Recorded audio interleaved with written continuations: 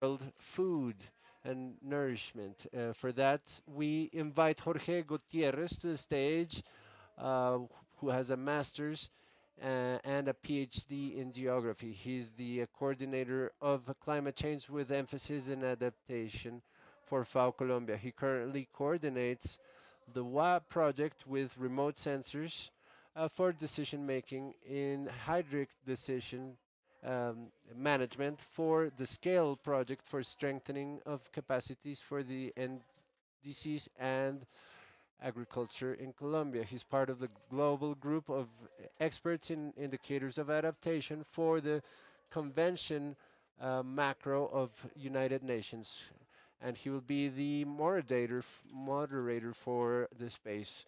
And our panelist will be Stephen Gillians, with GeoLab, Paula Andrea Cepeda Rodriguez, General Manager of ICA, Heather McNair, scientific researcher with the Ministry of Agro Nourishment of Canada, and a member from the IGAC, and Dora Inés Rey Martinez, Director of Planning Rural. Welcome all of our panelists and our moderator to this space.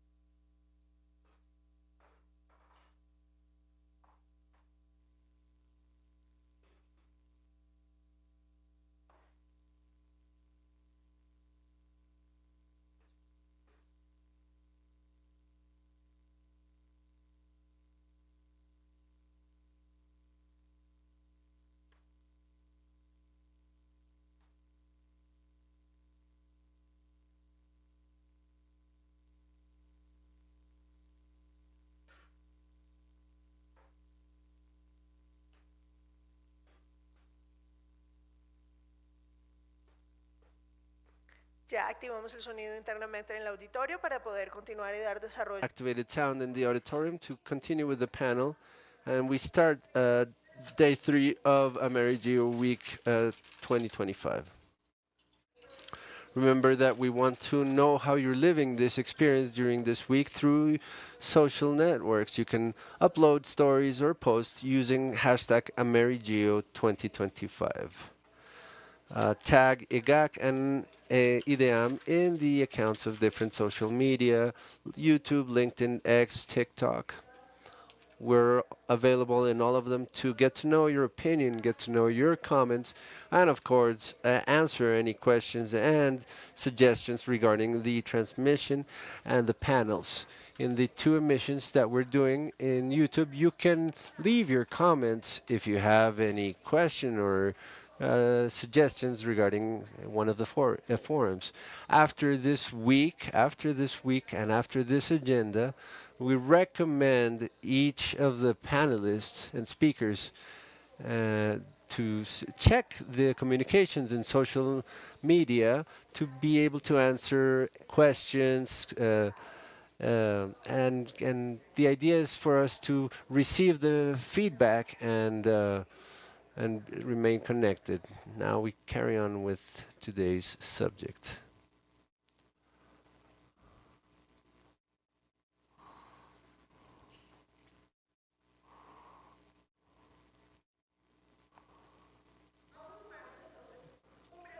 We'll take just a very short break to correct some sound issues that we're dealing with. We don't want you to miss out on any information this morning. We will be back in just a few seconds. Uh, we'll be just back in a few seconds.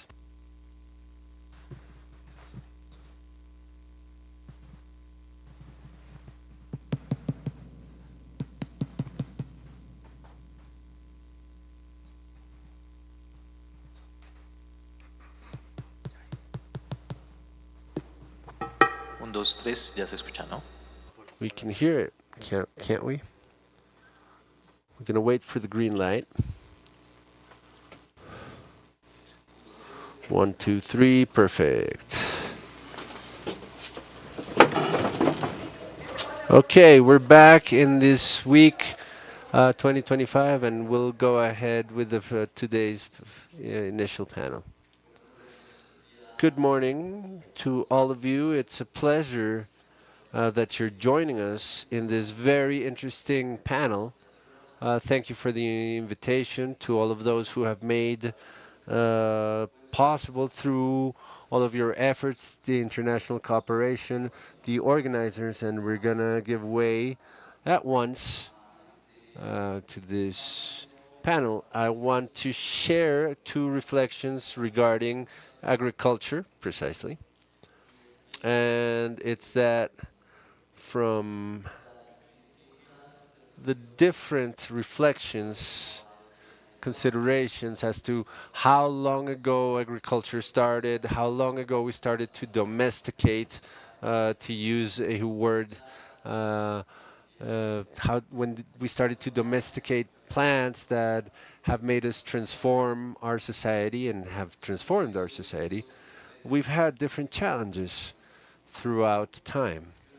And one of these are the technological advancements and developments. Without a doubt, this Earth intelligence that gives us this reflection, this considerations today is one of these great pillars, how we have been transforming this know-how to do.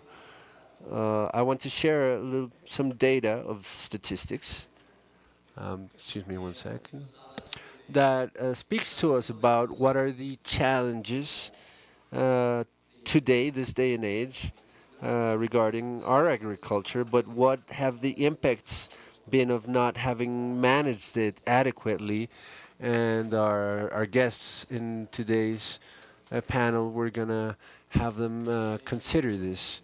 In the report that we present annually, named Sophie, regarding the state of food unsafety, insecurity, according to the updated statements, hunger in the world has diminished over the last few years, and this is great news, but let's go in depth. It's estimated that 2,300 million people in the world were affected by food insecurity in 2024. So if we're thinking about the populations of each of our countries and we look at this number, we know we have a great challenge. We calculate that between 638 and 720 million people went hungry in 2024. So the big question is, what are we doing for these type of situations to diminish, uh, to reduce? And precisely in this panel, we're going to be taking on some of these thoughts, starting from this great focal point of the Earth intelligence in agriculture and food safety, food security. Once again, welcome. We want to welcome our panelists. We have a select and nourished group of experts. Uh, uh, Y quiero presentarles and I want to introduce real quickly, we're joined by Sven Gillians from the regional GEO, who will be giving us international context and view. We're also joined by Dr. Paula Andrea Cepeda Rodriguez, General Director of ICA, a very important institution for our country, in particular for agriculture.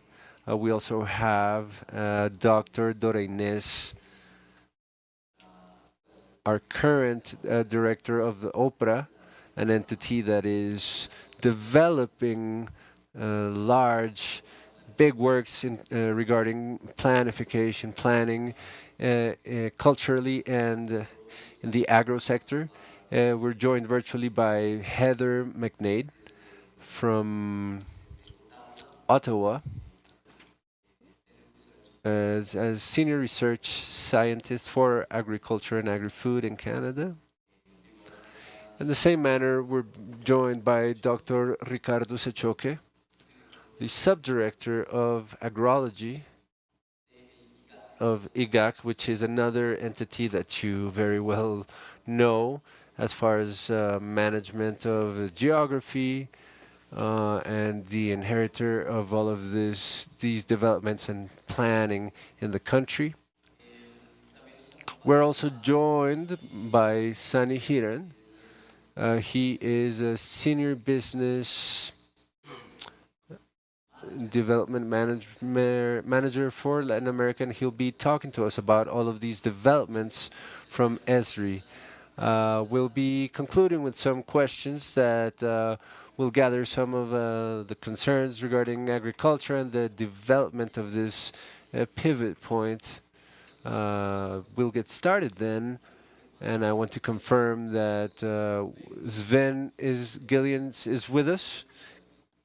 Can you hear us, Sven?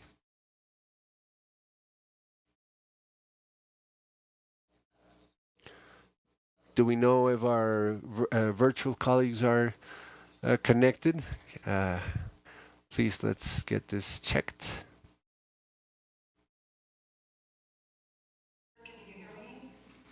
Hear you. Ah, perfect. Can you hear us, Sven? Can you hear us? Okay. Colombia, we are expecting about you, and tell us please about GeoGlam in this context. The floor is yours, Okay, should I share? Sven. Thank you. Thank you. Should I share my screen or is the slide deck available there?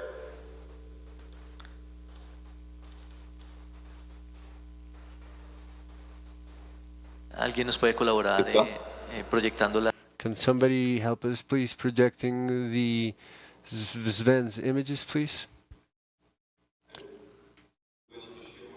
Or is it available on the... Let me check it 1 minute, please. Sure. Okay. Hi, now we can see you, Sven.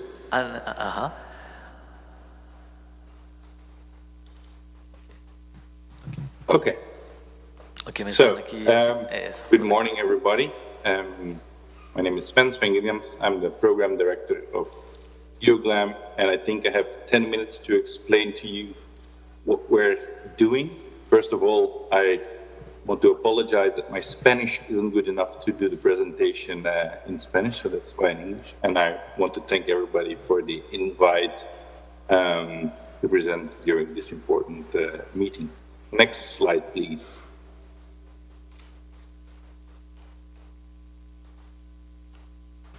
Siguiente diapositiva, por favor, para quienes estén en el equipo técnico. Gracias. Next slide. Not important. So, for those who don't know GeoGlam, GeoGlam is in fact an open community of practice with members from all over the world, experts working around the world with use of Earth observation for agricultural monitoring. We started in 2011 by the Ministers of Agriculture of the G20, and the launch actually came after 2 food price spikes, one in 2008.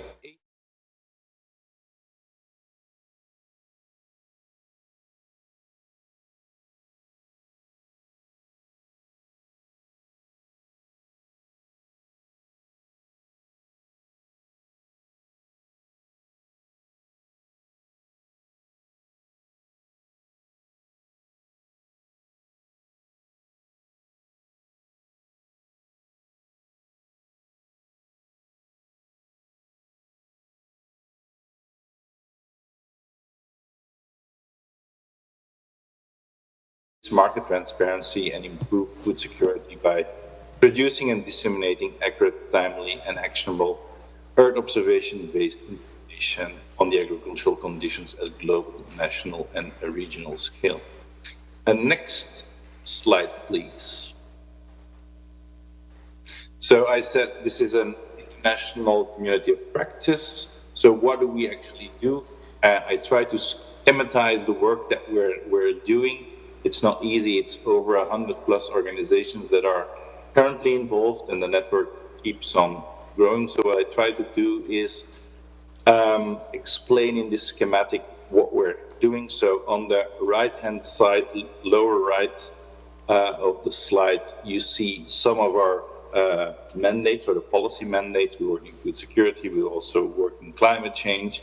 We have different products for that. The most famous are the early warning and food security bulletins and the AMOS bulletins for food security, but we also work on adaptation with NAP guidance. We work in mitigation with the global stocktake and the Afulu roadmap. That's mostly through SEOS, which is the organization that combines all space agencies. Those products are not perfect, so they provide needs and requirements, also because of policy and policy mandate changes. And that goes into the top left, which is the R&D component of GeoGlam, where we have the essential agricultural variables. We have JCAM, I'll come back to that as well. The work that we do is mostly based on open data, but also open source tools that provide, we do the testing, we do research, we make operational products in combination with a strong in situ data coordination, because we need in situ data to calibrate and to validate our EO-based models.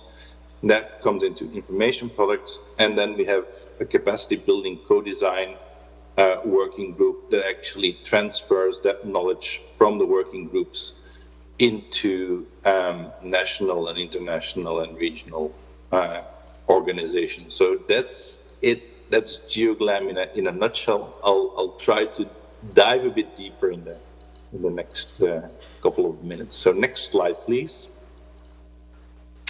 I can't talk about GeoGlam without talking about the crop monitors. There's actually 3 of those. I'll come back to that as well. So what you see here, and I want to highlight those, the maps that you see are not EO-based maps, they're consensus-based EO maps. So what we have on a monthly basis, we have experts from all over the world coming together in conf calls, looking at their EO data, their analysis, so their combination of EO and in situ data, their terrain knowledge, looking at what the actual conditions are in certain countries, discuss those. Are there discrepancies between analyses? Those are discussed, and we come up with a consensus-based report. So the reports cover around 97% of global agricultural production, and you get like information on ongoing seasons, where is it seeing, what is the amount of production, how much of the production is affected by a certain event, etc., etc. The bottom right shows the map of the countries that are covered.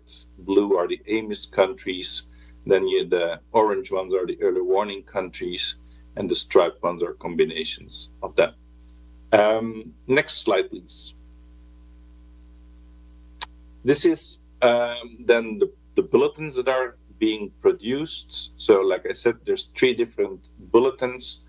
One is dedicated for AMIS. AMIS is an FAO-based organization and agricultural market information system. So that is actually where the original mandate of GeoGlam is based.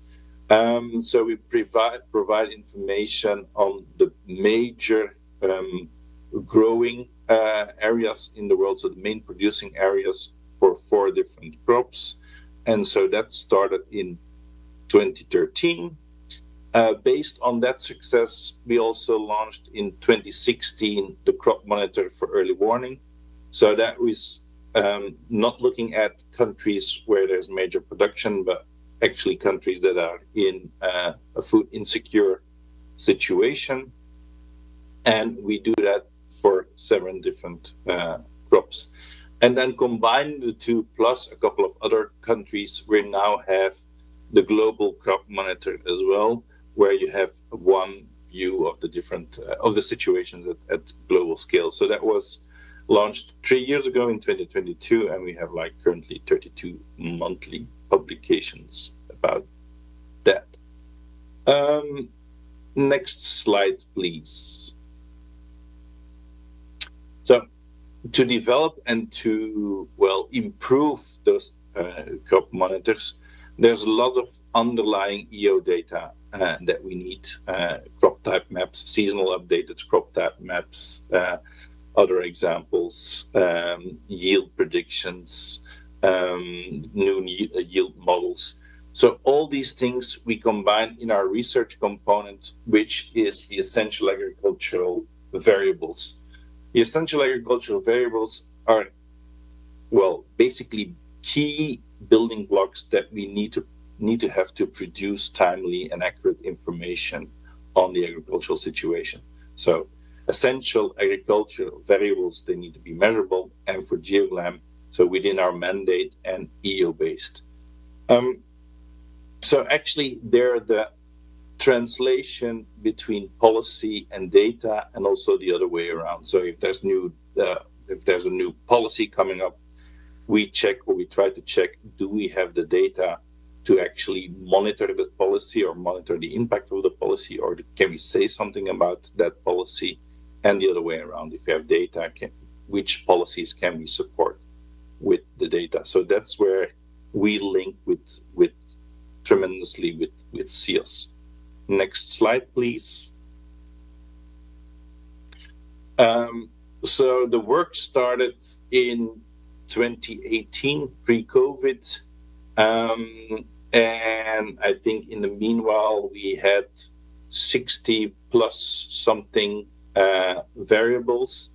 That's a huge task to really monitor. So one of the things that we did in the workshop earlier this year is have a look at what data what is for the community, what are the most relevant essential agricultural variables, what are we going to focus on, and how can we reduce the work, and give a couple of examples of what we want to get at with the essential agricultural variables so that the larger community can support us with that work. So next slide, please. The outcome of that workshop was actually a timeline and a list of the 6 essential agricultural variables that we're going to focus on for now.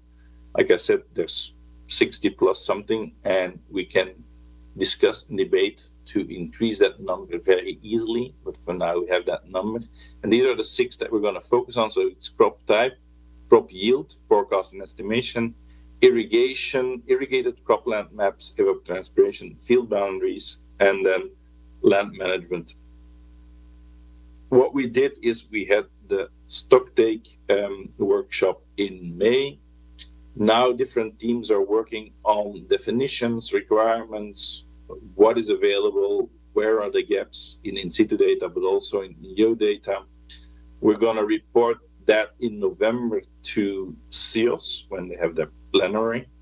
And then from there on, we're going to have like a work plan and workshop on the prioritization, but also look at the space agencies to come up like, if we need new data, what are the plans there? Can we also have support for new variables that we want to discuss? So that's the plan with the essential agricultural variables. Next slide, please. That is closely linked to the other research component within GeoGLAM, which is JCAM. JCAM is a joint experiment for crop assessment and monitoring. It actually predates GeoGLAM, so it started a bit earlier. It now has 30 sites, or 30 plus sites at global scale, so distributed in different agroecological zones over the whole world. I just took a snapshot zooming in on Latin America here, where you see different sites in Argentina, Brazil, Chile, Costa Rica, Paraguay, and Uruguay. And so the link with the EAVs is pretty straightforward. What we did in JCAM previously is test different methodologies. And the good thing is that we can test immediately different methodologies over different agroecological zones. So it's really a research network of people hosting and doing field measurements on agricultural experimental fields, share data, and then you can actually scale out to other agroecological zones. I think Heather, speaking later, led one of the SAR experiments that was a big success, testing different SAR methodologies over these different sites. Next slide, please. Then, after all that, we do quite a lot of capacity building and co-design. The co-design is because some of the products, of course, need local adaptation, and there's no better way to do that than designing it together with the local experts. But we built the capacity development group within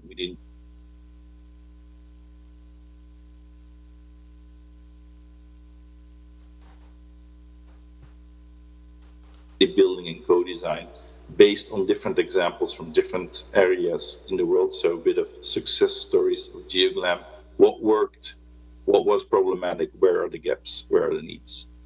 Based on that approach, so next slide, please. Minuto más, por favor. Gracias. One more minute, please. Thank you. Can you move to the next slide, or is there something wrong with? Yeah. So what we did last year is a big workshop in East Africa where we brought together 13 countries.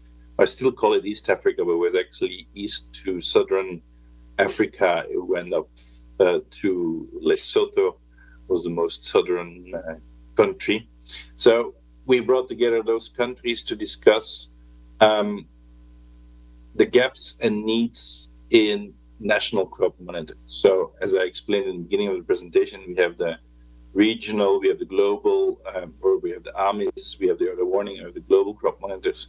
Ideally, the information from that is coming from national crop monitors. And for lots of countries, or especially the major producing countries, the information is there. For the early warning countries, it is more challenging. And so we brought together a number of countries, so 13 countries, and in that workshop, they could discuss what problems, what gaps, what needs, what success stories they had on implementation of national crop monitors. They could discuss and get trained by GeoGlam experts. And at the end of the day, we got a report for all these countries with gaps and needs that they can go to donors to see and strengthen their case to get funding for national crop monitors, and in that way support GeoGlam with the information coming from the country. Next slide, please. Next to that, all the information is in close collaboration with Geo and the Geo Knowledge Hub on the Geo Knowledge Hub. So we do, next to the in-person training, we also have webinars from different experts, and all that information is stored on Geo Knowledge Hub in the GeoGlam community. There's webinars there, there's training on software there, there's different data sets available as well. And next slide, please. I think that for me was the short overview that I wanted to give on GeoGlam. And if there's questions, you can always ask them and reach out to me through GeoGlam. Thank you very much. Muchas gracias. Thank you, Sven, for your participation. No. We're so happy that the development of GeoGlam, that without a doubt has played a fundamental role in monitoring of crops, is getting more popular in other countries throughout Latin America. And we'll have opportunities to ask many questions about the developments in this sense. To continue with today's agenda, I thank the panelists for your time. After this perspective, this global perspective, we will be identifying exactly what developments have occurred in terms of the intelligence of Earth, agriculture, and food security. Now, Paula Andrea Cepeda, our General Director from the ICA, is going to share some slides. Well, good day to everybody. What an honor to be in this space here today, this cooperation space. It is an honor to share different experiences with my colleagues. For us, the responsible parties, and that we contribute to the agricultural sector in the country, that we make decisions that affect food security in these spaces. This strengthens our decisions as well. This strengthens our needs and our expectations as well, related to data about the observation of the Earth, and also related to our sector, which is agro. So for me, it's an honor. A special greeting to my panelists, co-panelists, and about opportunities and challenges faced by the Earth, as was mentioned. Well, I wanted to speak about certain structural challenges that in these last few days have us in quite of a jam. And another important thing is the climate variability. We as the Colombian Agricultural Institute, ICA, in terms of health and sanitary issues, this topic of agriculture and cattle farming is very affected due to climate variability. Persistence in the gaps to access of health and phytosanitary services, and that gap is important to us because we're involved in every state or province in the country. And apart from that, we have to begin the identification from the prevention side of things in terms of preventing risks related to plagues and different disease that occur in the borders from other countries as well because of the climate climate seasonal changes and the fragmentations of information management at an agricultural level and bioeconomic data, which is very fragmented. We, in terms of our jurisdiction, when we talk about vegetable safety, food safety, animal safety, and while we have this as a responsibility in terms of food security as well. And this is a bit complicated sometimes to translate this to other people or transfer this information, but our role is necessary and we need to strengthen it in different aspects in order to be able to have better interactions that is most effective and we can that can help us in this decision making in facing those challenges that we have. That's why we see institutional co-working together is so important. The reliable and timely data supply and identifying critical events with enough time and not just immediately. When we talk about prevention, we need some time. Everything is connected, obviously, with different dynamics in our national development plan, especially in terms of the digital government plan, and obviously with our SDGs, Sustainable Development Goals, when we talk about zero hunger, when we talk about climate action, when we speak about land ecosystemic life, and as we mentioned, in a specific goal for the National Development Plan, which is land use planning surrounding water and food sovereignty.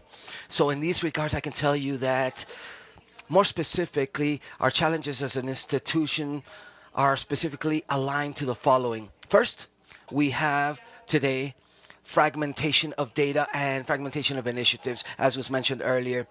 To be able to cater to all of this, we need to have many things like institutional working together, timely usage of data, and the capacity to anticipate things. That's when we speak about fragmentation. We have the responsibility to find a common ground that allows us to not simply see this as a challenge, but transform it into an opportunity instead. And in this regard, that's why our initiative today is the Geo portal for the ICA that potentializes safety and the quality of the agro-food industry, which allows us to see this as an example where different data can converge, not only that we generate from the Institute, but also that is generated from other entities like the DANE National Planning Agencies, like the UPRES data, like those data generated by the Agustin Gotasi Institute as well. And apart from that, as I mentioned, the working together, articulation at the sector level is very important. This collaboration, this technical working together allows us not simply to share technologies, but it allows us to optimize, obviously optimize resources that we have that sometimes seem to be scarce. And apart from this, to be able to ensure that the tools are aligned and with one similar common language that is available. And we also have an issue of digital transformation, a holistic, comprehensive digital transformation. Not only should we see this as adoption of new technologies, no, but we have to see this like drones or sensors that we're implementing today in many parts of the country in order to manage for THLV and citrix and other diseases as well. But also, we have to look at this above the technological modernization. We have to see this as a standardization, as a collection of data that not simply reaches this, but it's transferred and translated and analyzed and disseminated with the purpose of being very transparent and giving access to it and having open data for our users, which seems to be our Colombian territory is very rural, so many people in our country are working without the use or analysis of any data. So it's very important to make decisions based on data, with information, with critical and truthful information. And that's why it's so important to have that culture of using our information systems, not simply the Geo portal, which, as I said earlier, is an initiative that we have from the ICA Institute, but other systems that we also have in order to incorporate this space approach that allows us to have institutional knowledge and information be in over 50% of these information systems already included, in more over 50%. And the technical and institutional challenges as well have to be covered. And we have to say that these are accompanied by the public administration, and they seem to be a constant challenge, consistent challenge. Digitalizations of the logs and the registries. As I said, we're an institute that covers the entire country, not simply in the major cities, but we cover all municipalities. In fact, this means that there are technical and institutional challenges faced by us and of working together that require additional strategies so standardization can actually work. The standardization of this data can actually be translated or transferred and can be in one way or another used by other entities as well in an efficient manner. And I wanted to speak about a specific topic, and this is the paradox of agriculture in Colombia. We are facing more people with less resources and with great climate uncertainty. And that is one of the biggest challenges that we have as an institute today. The dynamics, the seasons, not only in Colombia, but the dynamics are changing all worldwide, and at a health and sanitary level, this brings us huge challenges. So in areas of the country where to date it's not even raining, the best example is Bogota. We should be in a different climate right now. These in different areas, the climate is completely different, and this has us in emergency situations because the appearance or the propagations of different insects and vectors lead us to have to face this challenge to try to prepare ourselves from the prevention side of things now. So this is in terms of challenges and opportunities that we're dealing with from the Colombian Agricultural Institute, ICA, ICA. Thank you very much, Dr. Paula Andrea, for your super efficient use of time, but also for allowing us to understand these messages. We're going through a constant process of transformation, and the speed at which the driving forces of transformation occur normally is greater to that we are transforming ourselves at an institutional level. It goes faster than our transformational capacities, but there's a clear message here in terms of how this digitalization, for example, like with the geoportal that you're working with and managing from the ICA agricultural department, allows you to facilitate that democratization of information so that decision makers and at different levels can all have access now as quickly as possible with a timely fashion and risk management due to climate variability. We're going to continue to advance in this regard, and thank you so much for updating us about exactly what that role that the ICA is playing, the Agricultural Institute, in this transformation and the strengthening of Earth intelligence, which is the purpose of this event. Now we want to go with Dr. Dora Inés Martinez, Ray Martinez, our current director of UPRA. Dr. Dora Inés, the microphone is yours, the word is yours. If you have any presentations, we ask the technical team to please put it on the screen, and thank you once again for your presence here in this auditorium to enrich this discussion. Thank you so much. Thank you, Jorge. As an introduction to my presentation and to the use that the UPRA has been providing to observation instruments for Earth, I would like to mention that in these issues related to food security that you talked about earlier in the introduction to today's session, effectively speaking, in Colombia, we've also reduced food insecurity in the data of the country. However, the gap that currently exists in food insecurity for the rural populations in terms of the urban population is 11 percentage points. So we have at a rural level 37% food insecurity, an issue which challenges the agricultural sector to not simply improve production and productivity for food at a national level, but also to be able to ensure that this food reaches the populations that need it and to guarantee not only distribution, but access to food.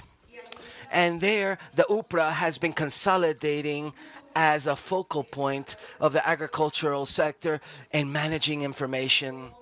We are leading something called ESNUIDIA, which is a system, an information system at a national level, which is unique for agricultural information that is not It's a data infrastructure at a space level from the agricultural sector. There we've been actually trying to feature all the different information systems that the sector has. Over 250 different information systems we have available in all the entities of the sector, with huge dispersion and scattered all over the place, as the ICA directors talked about.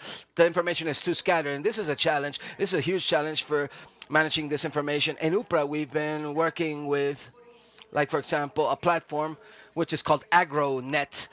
AgroNet is a platform that reaches farmers and producers and gives them much information. And we also have our information systems for rural and agricultural planning, which is our institutional portal, our institutional visor, where we always publish with open data policies. Absolutely all the information is published that the UPRA generates. We've also been collecting information using agricultural statistics that are called EVA, where they talk about an exercise with all the different municipalities, the different secretaries of agricultures in Colombia, called UMATAs, collecting the farmed land, the crops that are farmed, production per tons per hectare of over 250 production systems. So in that regard, this is information that we have been generating. This is information that is declarative knowledge that has many difficulties, and that this is statistics at a municipal level. We're trying to certify this with the National Planning Department, the DANE, but this is data that we want to improve, and that in an improvement policy, trying to improve information to make better decisions for those things that are happening in the sector, like, for example, when there's a strike, the rice farmer strike or the potato farmer strike, so we can actually provide data for decision making, for public policies, via the Ministry of Agriculture.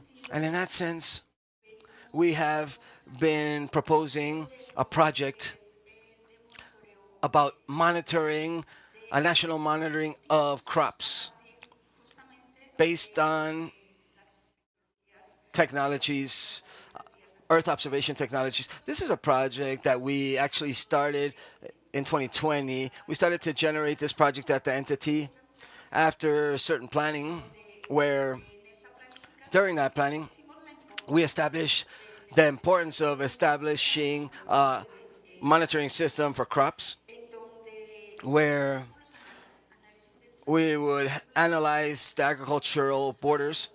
That year, we established certain methodologies. We did some conceptual tests or concept tests, and the drafting of a monitoring plan for crops that began to give us a roadmap from the UPRA to be able to propose this monitoring and to improve the agricultural statistics that the UPRA generates annually, and that National Planning Department, DANA, also generates using the National Agricultural Statistics called ENA, but it's not annual. What they do is a census. It's a different type of instrument, but they're both complementary. In 2021, we began to implement that monitoring plan, and we began to apply different technologies, state-of-the-art technologies using artificial intelligence during those practices. And the year 2022 and the year 2023, we had the opportunity that via a program from the World Bank, a biocarbon project for the Orinoquia region in Colombia. This project will be financed for the Orinoquia region with satellite imagery, high-resolution satellite imagery, to be able to interpret productive systems at that moment for palm, improved grass, rice farming, different cashews and different crops that were of interest to the Orinoquia region. And this left us a platform, a technological platform, and the preparation, and the team was trained and prepared to be able to focus on that point forward, what we've been working on since that moment. And after that experience, today, we now currently have a series of 3 years of monitoring of crops of 8 different productive systems, where we do monitoring of potato, technified corn, rice, irrigation rice, sugar cane crops, improved grasses, musaceas, and onions. 8 different productive systems that already have a different series of data and that we've been improving with our interpretation algorithms, with the different synergies between satellite imagery, radar, both optical and radar-based imagery that have allowed the technical team from the UPRA to offer different statistics and data that very different to the EVA data now actually provide us exactly the where. But they tell us the where, but there we do have a challenge, very important challenges, in fact, challenges associated precisely to the diversity of the national territory. That diversity that, as we all know, makes things complicated from the point of view of the quality of the images that we can actually take due to climate conditions, due to the country's topography. But apart from that, we also have challenges due to the systems themselves, the productive systems that we have in Colombia. The family farming agriculture, according to analysis that the UPRA has made, generates between 55% and 70% of all the food that we all consume. Small farms produce that amount, and that family farm agriculture, traditional farmers in Colombia, normally occurs in mini plots, in very small plots of farmland, which is very difficult, or it's a huge challenge to interpret that data, interpret those images in these small plots or farmlands. And also the farmers don't use monoculture. They use production systems, mixed production, so they have different crops. So this is a challenge for these processes, trying to interpret the crops. So there, well, first of all, it's a very big need for many users, huge need, not only for the sectors and institutions in the sector, but also for the producers and the farmers themselves, and in general for all the people to actually be able to learn about what is being planted, where exactly it's being planted. And in that sense, based on this monitoring and based on the historical data that we have captured to do predictions and forecasts for harvests and crops that we're fine-tuning now for the case of potatoes and for the case of rice, precisely because of the strikes that happened, to try to complement this. This is an information that the sector has with the results that the Earth observation is providing us with. So we have been working with, as I told you, with different images of different natures, optical data and radar data, and also doing flow processes and doing analysis processes together with Phyton and on the cloud as well, using Phyton and the cloud. All of the information that we've been publishing is available in our institutional portal, and anybody can query it.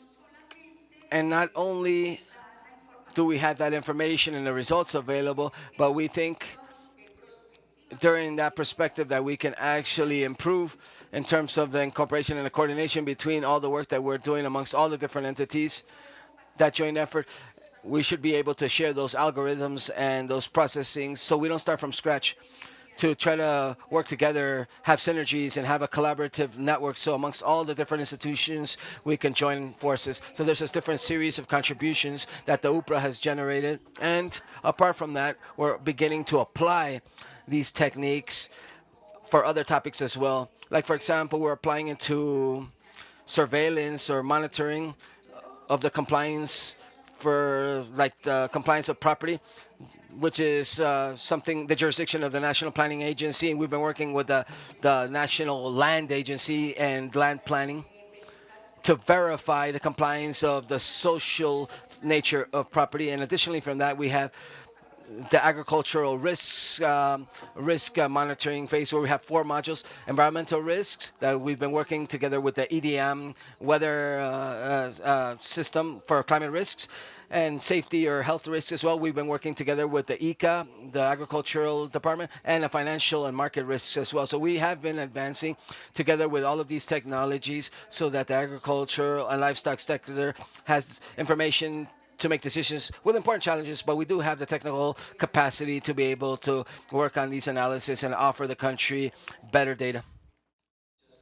Thank you very much, Dr. Dora Inés. Without a doubt, it is known to all of the users, and this is a group that without a doubt manages information via the UPRA portal, and we have seen how the evolution and how showcasing the traceability of the information and is important, and what Dr. Dorenes talked about where we're heading in terms of these developments and being able to begin to provide information, more specific information, broken down by crops, going more into depth in our monitoring systems. We were talking earlier about managing losses and risks, climate risks.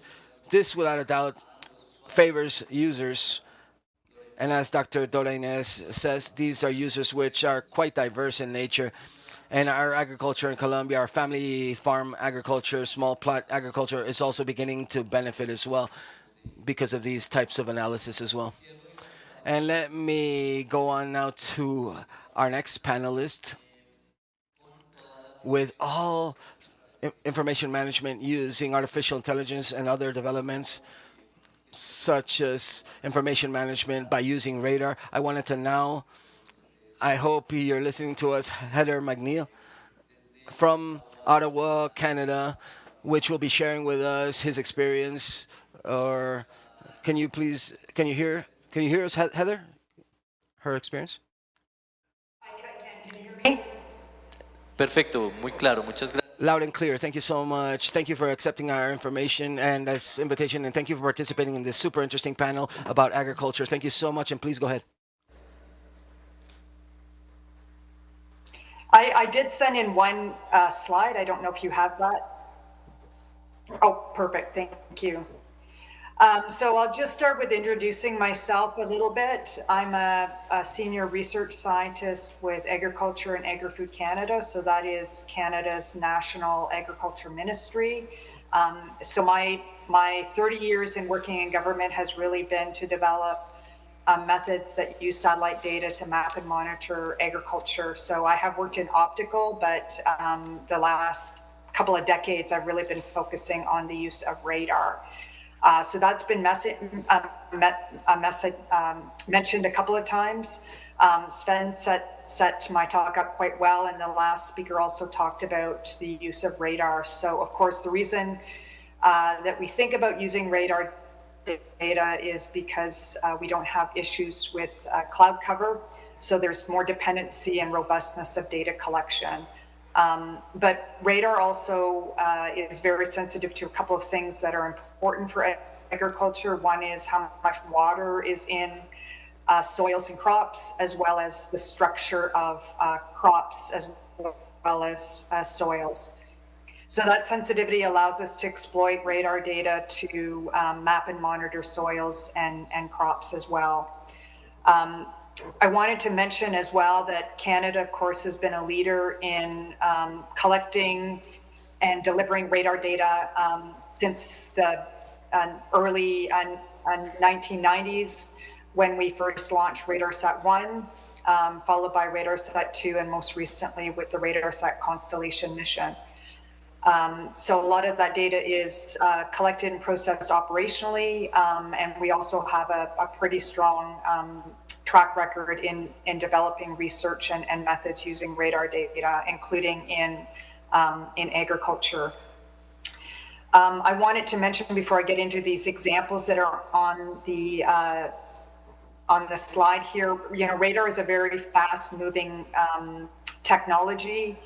There are many more radar satellites that are being launched than ever before, and the satellites are more sophisticated and more capable. So that means that they have more information in them, as well as higher resolutions and wider swath coverages. So these new engineering technologies are really of great interest to the agriculture community. I also wanted to mention that, as Sven mentioned, I led the JCAM SAR intercomparison experiment that happened about 5 years ago, I think. And that was an experiment where we collected radar data over different sites around the world, including some in Latin America. And this allowed us to test different methodologies to see how they performed in some of these different agro ecosystems. And there are some publications that we've generated with that. Our team has also been involved in delivering. in delivering radar training, both directly as well as through the NASA RSAT training portal. So there's lots of opportunity to train up on the use of radar. And I think it's really important to for us to share data across different regions to make sure that these methodologies are working. And our previous speaker talked about the use of AI, and there's nothing more important in AI than good data.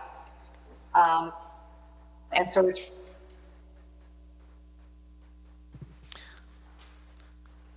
Muchísimas gracias. I think you froze. we develop these roles. So just take a couple of minutes to speak. Oh, if you can go back. If you could, I wanted to talk about those 4 examples. Do we have a minute? ¿Nos pueden ayudar, por favor? Can you please help us putting the slide back up? I'll only take a second here. I just wanted to mention some of the areas that we are working on methodologies using radar. So Canada on the top left, we developed annually for the last 15 years crop type mapping across Canada. This uses radar as well as optical data, but our research has demonstrated that by using multi-frequency radar, we could probably reduce our reliance on optical data. The bottom left shows an example of using radar data to estimate and track crop phenology. So we've done that for canola, wheat, soybeans, and corn. The top right shows an example of using radar to track changes in soil tillage. So this is really important for Canada to look at the uptake of beneficial management practices around tillage and soil carbon sequestration. And the bottom right is a method we developed that uses radar data to track crop development. And this is similar to NDVI, but is based solely on radar data. So I think I'll leave it at that. I know we're short on time, so I'm happy to discuss opportunities to collaborate with Canada in this field of research. Thank you. Thank you very much for your contribution to this panel. We can see how different technologies can help us fill these gaps. One of them is being able to monitor, and once again, we see a constant regarding monitoring of the phenology of our crops and the heterogeneity in geography that we have at different altitudes. Diversity of crops are a great contribution to the development, to the technological development. We want to give a dialogue to this type of developments with our next speaker, Mr. Ricardo Siachoque, from the Institute, from Agustin Codazzi Geographic Institute, which is a institutional pillar for our country. So welcome, Dr. Ricardo, and thank you for your contribution to this panel. Thank you, Jorge, very kind for your invitation. Good morning to everybody. I think I could not begin without indicating that on August 13th of 1935, the Military Geographic Institute was founded. Today, we're turning 90 years old, so it's good to mention this because it's an institution. It's a very valuable institution that has had about 4 generations of professionals that have contributed to the country in cartography, as cadastre, as geography, and agrology. Today we have to do with the agro, with the grounds, soils.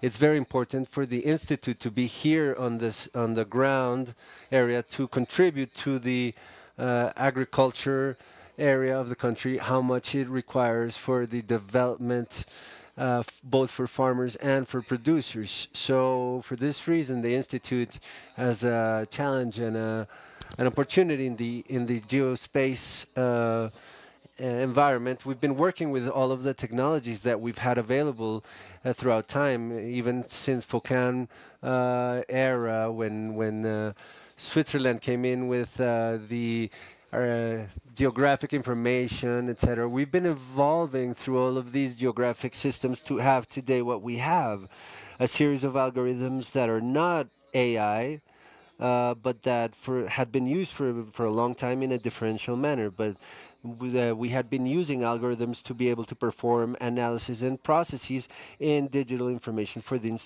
institute. We acquired and we're acquiring currently processing of images for the ground subjects, for the processing of pre-fields and fields in studies that the institute performs. But it's key to indicate that said processing is done on the basis with the help of images and the optical sensors for the spectrophotometry and spectroscopy that the speakers have spoken about in terms of crops, in terms of biology, flora, fauna, and climate subjects, because the images provide this information, but we're also using radar images that serve to us with a synergy with the optical images to see the terrain and be able to see the landscape, the heights, the production, the relief, what grounds we can find at certain mountains, valleys, etc., and the relationships that we have with the risks as well.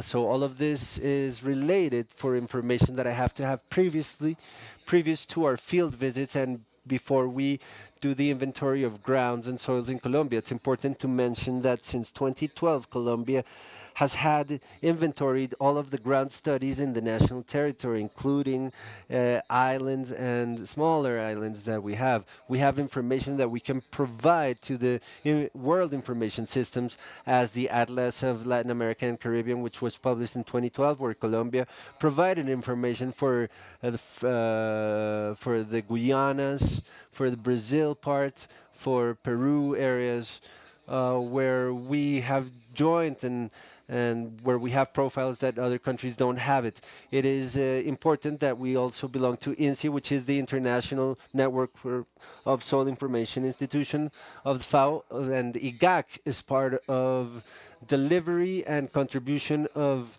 soil information for decision making. And the decision making here is key for the agricultural sector. Our information is primary information. It's very quite used by OPRA, given that all of the unifications of aptitude that are performed in OPRA start from supply and information, like a stable one, as a natural resource, which is the ground. And the ground, the soil, is the factor of forming factors, the flora, fauna, ground, and there we're working also with ICA.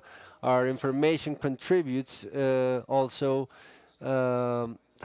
see how a mushroom fungus moves, how this humid ground can be here or there, how with a quarantine therm.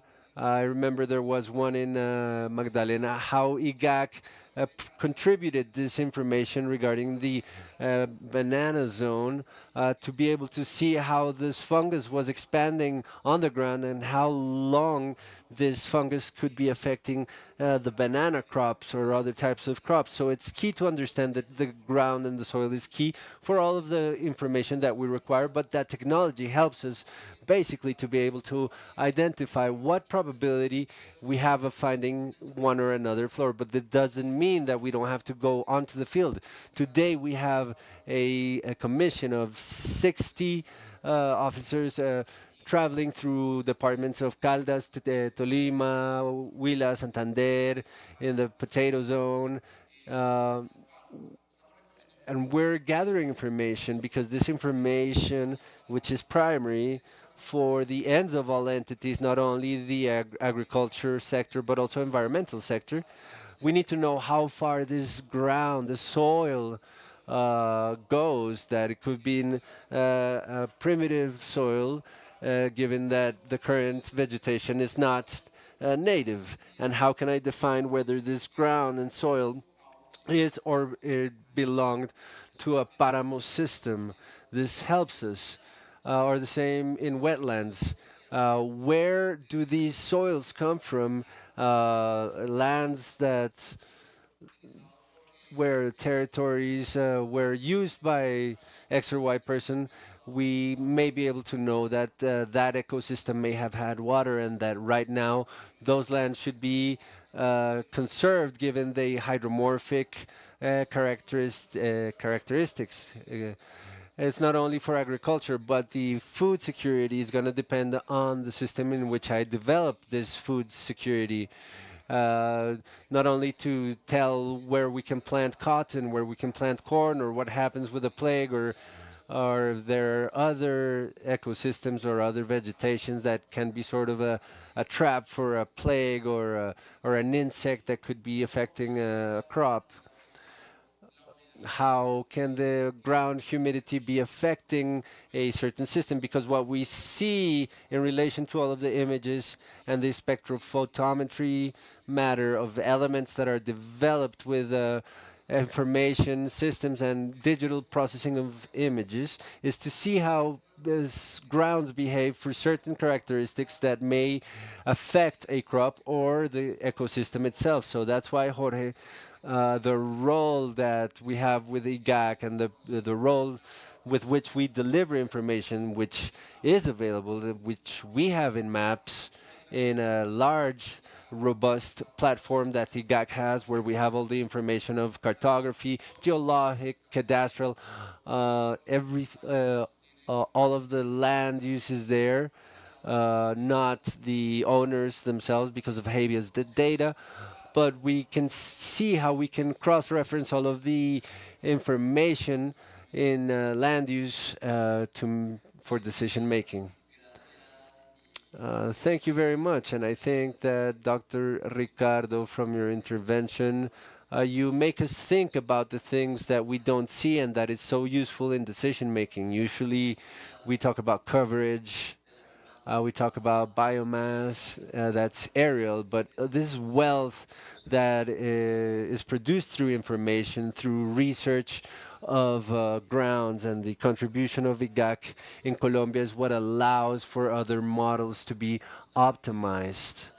Now, to continue with our conversation, we're going to give way to Sunny Hiram, who is the Senior Business and Development Manager for Latin America. Go ahead, Sunny, with your contribution to this panel. Thank you very much. Can you hear us? Yes, I can hear you. Good morning, everybody. Can you hear me all right? Perfectly. Thank you. Thank you for the invitation. It's an honor to be here with you in this important panel. I shared a presentation, so if you could please share it as well. Next slide. Next. Okay, so for those who don't know Esri, we are a company that helps to develop tools. We develop a software called ArcGIS. It has more than it's been used for more than 30 years for maps and analyses. But I'm not here to talk about technology, but to share a little bit how we understand that these tools, these frameworks, can contribute to this discussion that we're having today with agriculture and food security. I think that we can coincide that independently from where it is in the production chain, or if it's a small grower, or it's a large industrial group of production, which are the two examples that we see here, maps are a common language for agriculture. This is because many of the decisions, or almost all the decisions that we make for the production of crops, are based on a location. It could be a draft map drawn by hand, or more sophisticated maps with connected sensors and management. They help both farmers, growers, but also government institutions to have better decision making. Next slide, please. And in that context, we look at three challenges that we have that are connected with the tools and the digital frameworks that continue to evolve today, which are the geographic information systems. Challenge number one, which was already shared in previous presentations, is related to climate changes. But the discussion today is not whether it happens or not, but the speed at which it happens and the impact that it can have in in our regions. And in here we had a very emblematic case that we saw in Argentina, I think about 2 years ago, where the thermic waves impacted almost 40% of the soy production. 40%. Another challenge here that's perhaps a little more technical, but since we're in a world that's more and more so digital, it's also a very important challenge. And it is the interconnections between databases, systems, of everything that we're digitalizing. There is a very important data fact here. We ran research in the US government agencies, and more than 50% of the agencies they put these barriers between are a huge difficulty for decision making. Today we've been listening to examples from Opera, for GeoLand. These are very important systems, very interesting systems. So we need to guarantee that they are interconnected between there's interconnection between these systems. Technical word being interoperability. And lastly, another challenge that people that are on the field feel it every day is the difficulty of turning that sensor world of images, of information that we already have, turning that into indicators, into decisions that truly allow to have a better management of crops and of decision making of governmental policies. I spent about 3 months in a panel in UPRA, and the conclusion was precisely that. We were talking about artificial intelligence, about tools, but we still don't see as clearly that reaching the field as a decision that can support the smaller farmers, which we understand in Colombia are the great majority. Next slide, please.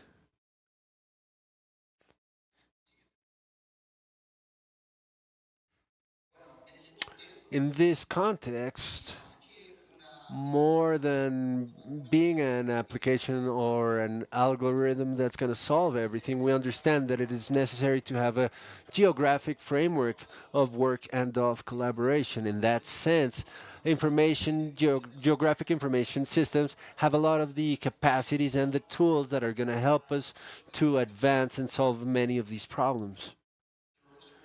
I could say that geographic information system have a very basic concept on the back, which is to distract us from what we're looking at in layers, in maps. So I'm looking at a crop. I have a layer of culture. I have a layer of the climate.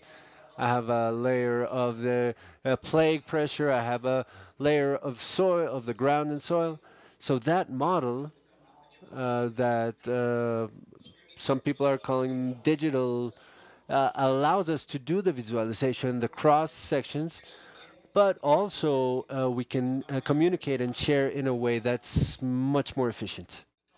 And of course, here we're always looking at actions, at decisions that are made. These are going to make us advance and improve what we're doing today with the challenges that we've been looking at.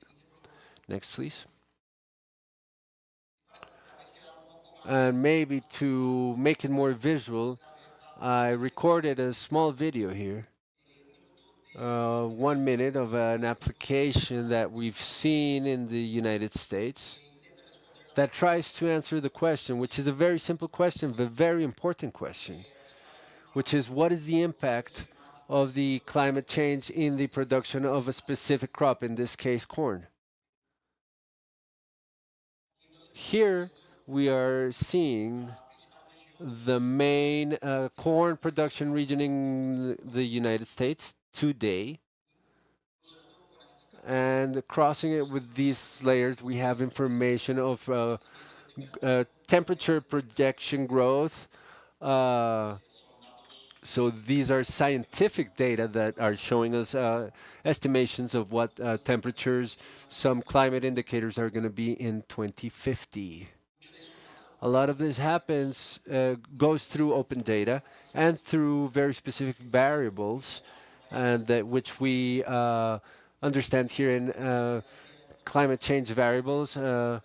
This open data for this information is hugely important for this type of analysis. And in this case, we took a layer of rainfall, a layer of temperature in specific months of the year to generate the susceptibility of corn production versus today. So the map that we see today, the darker it is, the darker the green, the larger susceptibility today. That is to say, a better area for better corn production.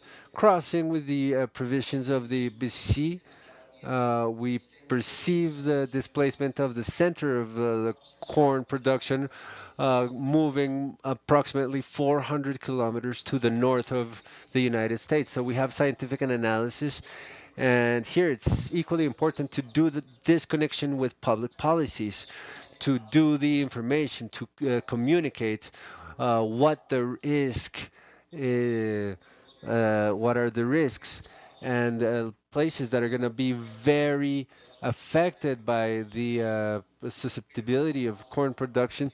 There are some counties that are going to be very affected on the south, but others, counties towards the north, that are going to have better climate for corn production. And with that, that's basically a summary. Yes, we find ourselves in a very interesting moment when we talk about technology, algorithms, systems. What's important is to be able to translate that into environments that are open and that they are connected to decision making and decision makers. Thank you very much, Sani, for this example that you give us from each of our countries with the scenarios of climate change. We have these challenges. Recently, IDEAM launched scenarios for Colombia on a national and departmental level. We're going to be closing this panel, and we apologize for the extra 5 minutes. But two final reflections, and I apologize as well with our virtual panelists, perhaps our speakers. We're going to ask our in-person speakers for two fundamental ideas before we close this panel. And thank you for your presence. One of them, the role of monitoring in the development of the technologies. More and more, we have new information and new tools, but on the other hand, it is important to widen the type of education in the use of information and management of scale management. There's an important call to the intelligence of the earth concept with our partners that create these developments for the territories and for the decision making in different scales. So here we have an important consideration to be had. Number two, information that, for example, we've shown today in this rich panel has talked to us about innocuity, about traceability, about data availability, about what's Sunny, where we can manage this data, what we see, what we don't see, the coverages, the monitoring of phenology and crop, but also understanding the ground, and an additional contribution from FAO that we haven't put yet the hydric subject explicitly, but we have a WAPOR development happening, wherein for Colombia we have satellite information, pixel scale for 100 meters, where we can download information regarding 9 indicators that can help us to make decisions in agro systems in the country. I would like to conclude asking each of our guests today in one sentence. What is the message that we're leaving on the table towards going? Where are we going? A small sentence from ICA, UPRA, and IGAC. What's the next step? And we'll be closing with this. It's we're planting a seed, right? It's a seedling. Let's not forget those who are visiting us virtually as well. Let's go to visit websites, CIPRA, Colombian Maps, GeoVisor. Let's visit these websites, ICA, GeoGlam, all of the developments that are happening, open data. We've developed from FAO information on risk management and vulnerability for 18 productive chains that are also placed in an open data portal in Colombia. So please, with this final message, please, and without a doubt, this is the beginning of our conversation, and there's a lot more to talk about, but we want to have your voices.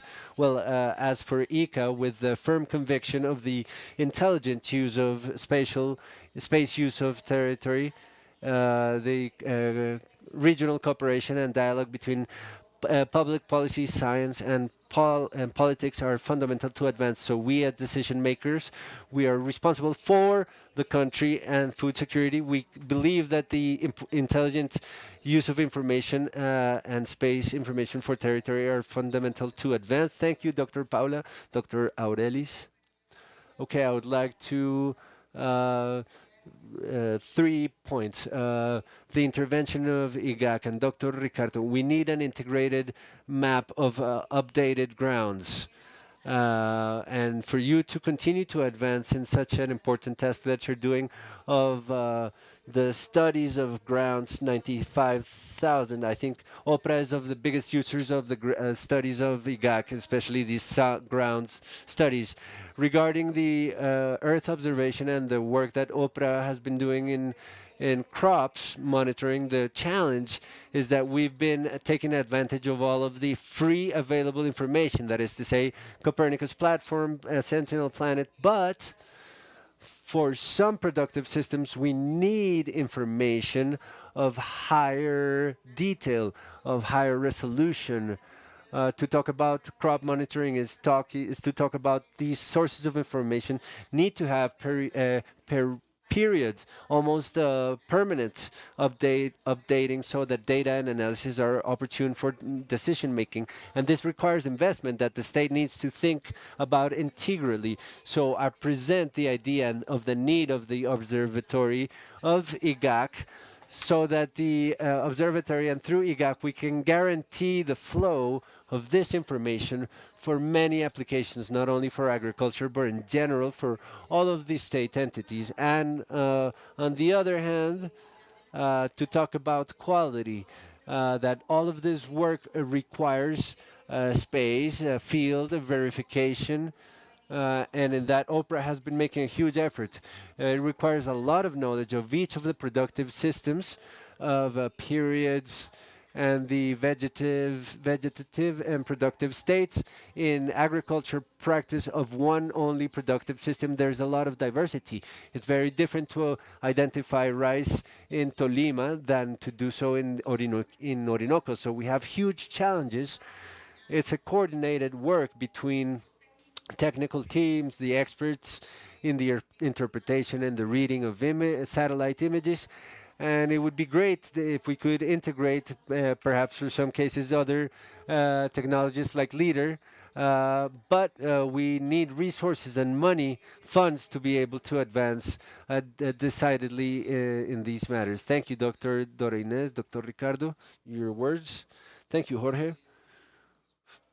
To answer your question, Dora Inés, basically the Institute has, in a way or another, completed the 7 departments of the Caribbean coast, except the north part of Guajira, because of difficulties that we haven't been able to access. But we have 7 departments that are very important for the agriculture sector, even though there are zones with drought or zones with drought probability. These are zones that we know that are very agricultural grounds and soils. They have a huge potential for agriculture. So we have been updating the map of grounds, but at a 25,000 scale, because the scale 100,000, we already have it, and we want to go down into detail, and we want from this government to advance 15 million hectares in 15 in 2.5 or 3 years that we've been working, and we're currently advancing 6 more million in the coffees region of Colombia, Zona Caldas, Tolima, and we're finishing Santander, which is large, Boyacá, of course, and a part of Cundinamarca with support of the CAR Corporation and the Cundinamarca Governor's Office. So the idea is we're going to be closing department by department, not the 32 at the same time, but we're developing these agricultural sector on a national activity important for exportation as the Caribbean coast, as the family agriculture that happens in the Andean zone. And to finish the sentence, research. If there's no research, we cannot go anywhere. Innovation, development, and implementation. That's where IGAC is working on. Also into implementing new technologies, but developing in one way or another and implementing them to be able to validate them. Thank you, Dr. Ricardo, also for answering the question you were posed. All of you, thank you very much to our colleagues who participated online. Thank you for your contributions. I invite you to continue to visit your pages, and this is sort of a teaser per se. We're fall short in time. We could continue talking about it, but we had to share with you in this AmeriGEO where we're standing and where we're heading to. We're going to give a round of applause to our speakers. Thank you very much.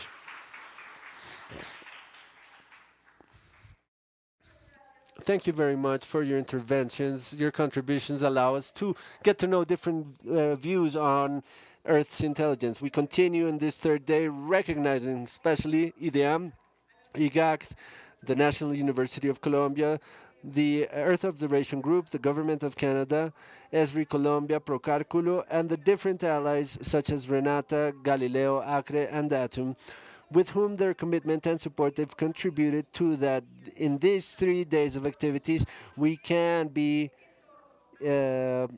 surrounding knowledge. We want to invite all of you to participate actively of the parallel agenda that will be happening on days 4 and 5 of this week.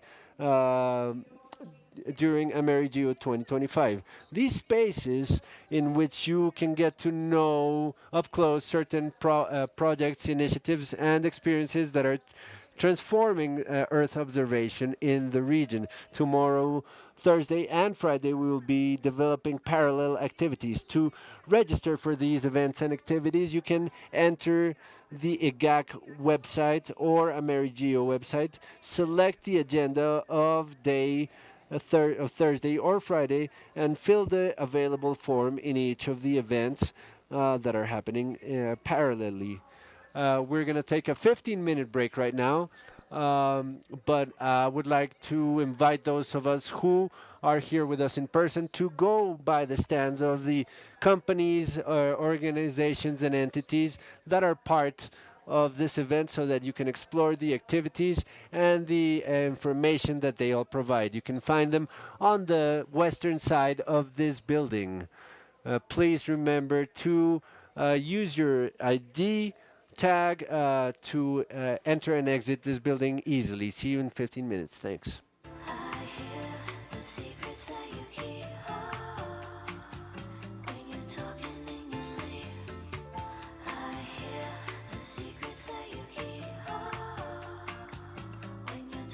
in your sleep.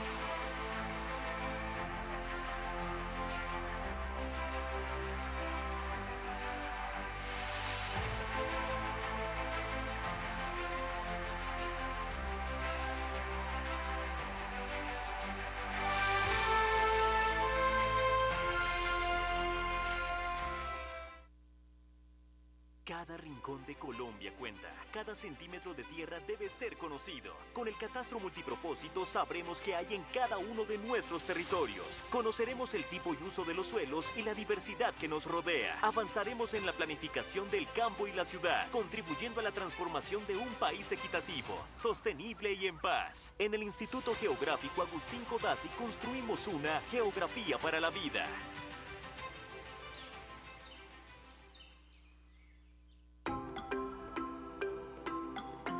Nadie conoce mejor su territorio que las comunidades. En el IGAC sabemos que es con ellas que avanzamos en dignidad, equidad y paz. Gracias a la Escuela Intercultural Geografía para roles de 170 municipios en 25 departamentos de nuestro país, fortaleciendo su participación social para el catastro multipropósito y una geografía para la vida.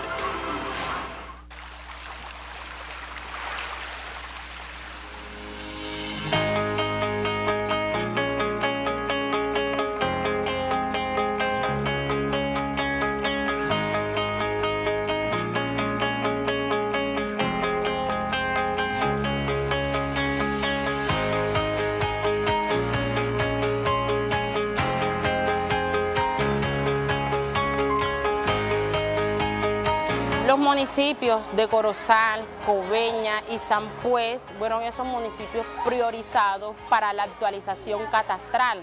Entonces, lo que buscamos en estos municipios, lo que buscamos en las comunidades es liderar ese proceso con ellos mismos, porque son ellos los participantes de las comunidades, los participantes de la escuela, los que hoy se certifican como auxiliares de campo, quienes acompañen ese proceso de operación catastral. Bueno, la experiencia ha sido maravillosa, ya que he podido aprender mucho sobre el catastro multipropósito, sobre todo los ítems jurídicos, económicos y físicos que enmarca todo lo que tiene que ver con dicho catastro.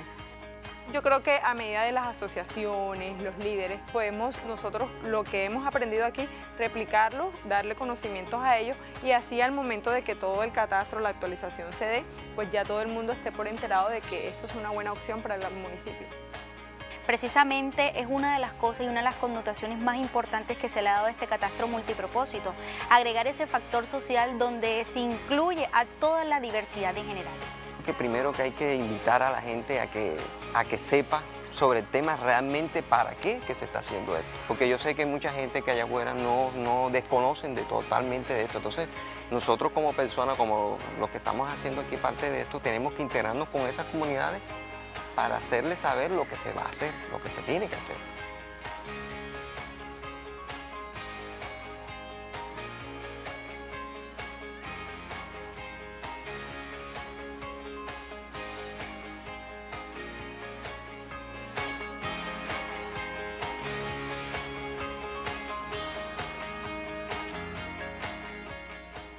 El IDEAN se encuentra en territorio monitoreando la degradación de los suelos por desertificación. Nos encontramos en el territorio insular de San Andrés, Providencia y Santa Catalina, nuestro archipiélago de San Andrés, realizando con un equipo de expertos de la Subdirección de Ecosistemas e Información Ambiental del IDEAM. La degradación de los suelos hace referencia a la disminución de la producción de su calidad y de su capacidad para cumplir con las funciones y servicios ecosistémicos. Por lo tanto, el diagnóstico de este proceso, de sus causas y de sus consecuencias, es de vital importancia para la toma de decisiones en lo referente a la gestión sostenible de los suelos a nivel nacional e internacional. El IDEAN, en el marco de sus funciones, lidera la implementación de la línea estratégica en cuanto a la política para la gestión sostenible de los suelos. Como resultado de la implementación del programa de monitoreo y seguimiento de la degradación de los suelos, el IDEAN, con el apoyo del Ministerio de Ambiente y Desarrollo Sostenible, la Academia, el IGAC, los institutos de investigación del SINA y las comunidades han avanzado en la formulación de protocolos y la determinación del estado actual de la degradación de los suelos en Colombia. Desde el IDEAN estamos comprometidos con generar la información para la toma de decisiones en lo referente a nuestros recursos naturales y en especial a la degradación de nuestros suelos.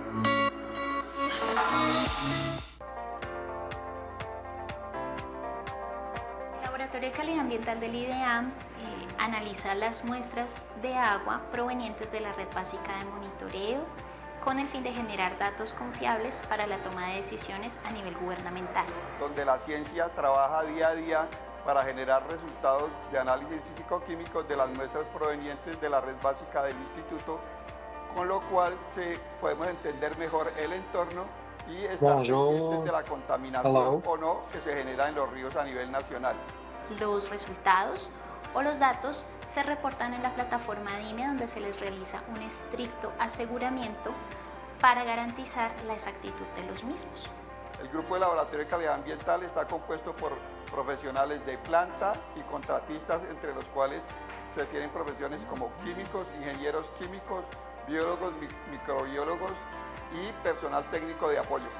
El grupo de laboratorio de calidad ambiental monitorea 75 parámetros, 4 de ellos en campo y 71 en el laboratorio. Algunos parámetros son benéficos, nos hablan sobre la calidad del agua en temas positivos, y otros, como los metales pesados, pesticidas y otros compuestos que son nocivos para la ciudadanía, se monitorean de igual manera. Nosotros aquí en el laboratorio de calidad ambiental tenemos una tecnología que se llama espectrometría de masas de triple cuadrupolo, de las más avanzadas en el mercado. El objetivo de esta es hacer una fragmentación, una ruptura de las moléculas de estos pesticidas que conocemos usualmente como clorpirifos y otros. Los rompemos, los fragmentamos, y el equipo se encarga de analizar y contar cuántas de estas moléculas están llegando. Con esto nosotros podemos determinar su concentración. Aquí hacemos determinación de mercurio por medio del analizador de mercurio que tengo aquí atrás. Este analizador es un equipo de última generación que nos permite determinar mercurio en concentraciones muy bajas. Utilizamos a fusión atómica para analizar muestras de aguas y sedimentos. El equipo lo que hace es una descomposición térmica de las muestras, ya sean de matrices de aguas o sedimentos, y con esa descomposición térmica se libera el mercurio que ingresa al equipo. El equipo lo que hace después es una absorción atómica. Esta absorción atómica nos permite cuantificar las concentraciones de mercurio desde una parte por billón en adelante. Este es un equipo muy sensible, fue una adquisición reciente del IDEAM y estamos orgullosos de tenerlo con nosotros. Con la generación de información de la calidad del agua en los principales ríos del país, se aporta a la toma de decisiones y la generación de políticas públicas que permitan el cuidado de los recursos hídricos a nivel nacional, generando confianza y cuidado de la salud pública de todos los ciudadanos. El IDEAM es ciencia, innovación e información ambiental para la vida.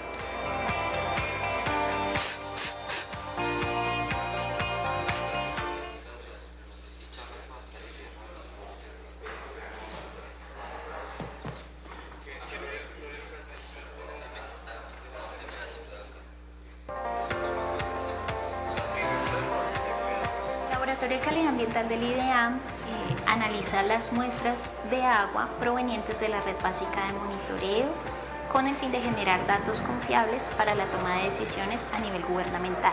Donde la ciencia trabaja día a día para generar resultados de análisis físico-químicos de las muestras provenientes de la red básica del instituto, con lo cual podemos entender mejor el entorno y estar pendientes de la contaminación o no que se genera en los ríos a nivel nacional.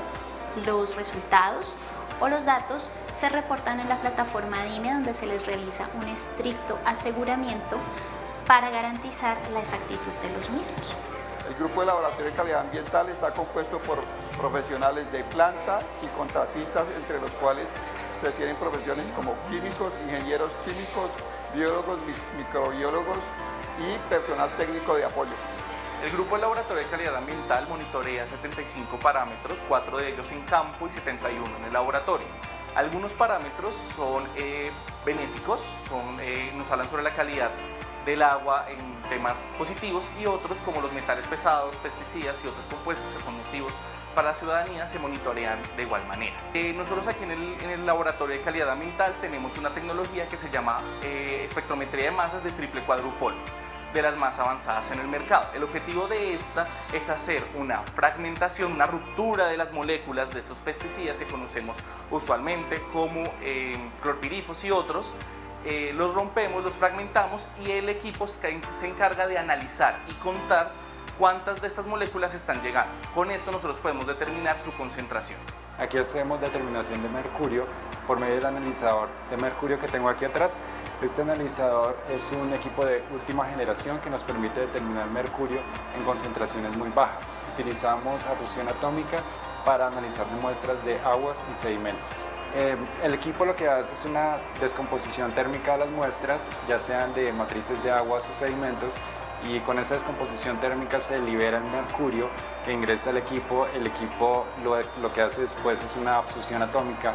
Esta absorción atómica nos permite cuantificar las concentraciones de mercurio desde una parte por billón en adelante. Este es un equipo muy sensible. Fue una adquisición reciente del IDEAM y estamos orgullosos de tenerlo con nosotros. Con la generación de información de la calidad del agua en los principales ríos del país, se aporta a la toma de decisiones y la generación de políticas públicas que permitan el cuidado de los recursos hídricos a nivel nacional, generando confianza y cuidado de la salud pública de todos los ciudadanos. El IDEAM es ciencia, innovación e información ambiental para la vida.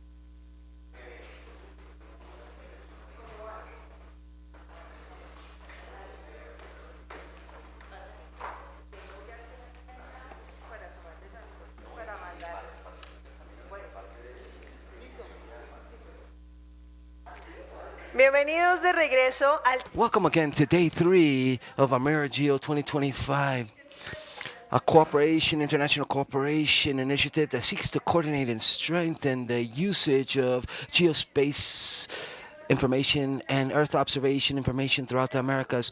Up next, we will have a plenary promoting applications of Earth sciences in order to improve partnerships, alliances, Just One Health, and surveillance of public health throughout the Americas. In this plenary, we will be discussing health alliances throughout the region and how these are being applied and how science of the earth science is being applied in order to improve public surveillance for health in Americas. With us we have Carlos Barboso Pizar, whom is a specialist in geomatics, and he works as a focal point in the Ministry of Health in Ecuador, a government institution in Quito. His role is related to the use of tools and geospace data in order to support administration process and decision making in the health sector. He has broad experience as a specialist in geomatics in the Ministry of Public Health and in the electoral cohort. His academic training is diverse and guided towards managing geographic information, applied geographic information to public sectors. His experience reflects a commitment and institutional strengthening via space data analysis. With him, he has Nicolas Reyes Amares. He's a biologist from the Industrial Santander University and a PhD in biological sciences in the National University of Cordova. He's a specialist in mastosology. He has broad experience in collecting biological samples in Colombia and in Argentina. His history at an investigation research level works with epidemiology of development, morphology, functional morphology, and evolution of small mammals, as well as ecology and the conservation of the spectacled bear, the Ornatus spectacled bear. Currently, he works as the curator of the mastology of the von Humboldt Institute, contributing to research, conservation, and management of biodiversity throughout the country. They will be our moderators of this space, and our panelists that will accompany them are Diego Moreno Heredia, leader of climate change and biodiversity from the Ministry of Health and Social Protection from Colombia. Mayra Vargas, veterinary and pathologist from the Ministry of the Environment and Sustainable Development, also from Colombia. Rodrigo Gonzalez Floria, researcher from the District Observatory for Protection and Well-Being at an Animal Setting, and a specialist in climate change from the Secretary of the Environment of Bogota. Hugo Mantilla Meluk, professor and researcher from the University of Quindío and a member of the OLEP and SAN. And Jose Andres Corredor, coordinator of the Climate Change Center for Health in Latin America and the Caribbean. Welcome, all of you.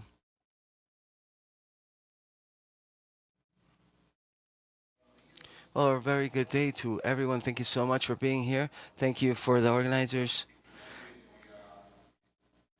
I simply wanted to introduce the committee from the Community of Practice for One for Health, and also Dr. Idian. This executive committee is composed by John Haynes from NASA, Elena Chapman from NASA, Diddler Davington from the Meteorology Service of Canada, and Anna Stewart Ibarra from the Inter-American Institute for Global Change Research.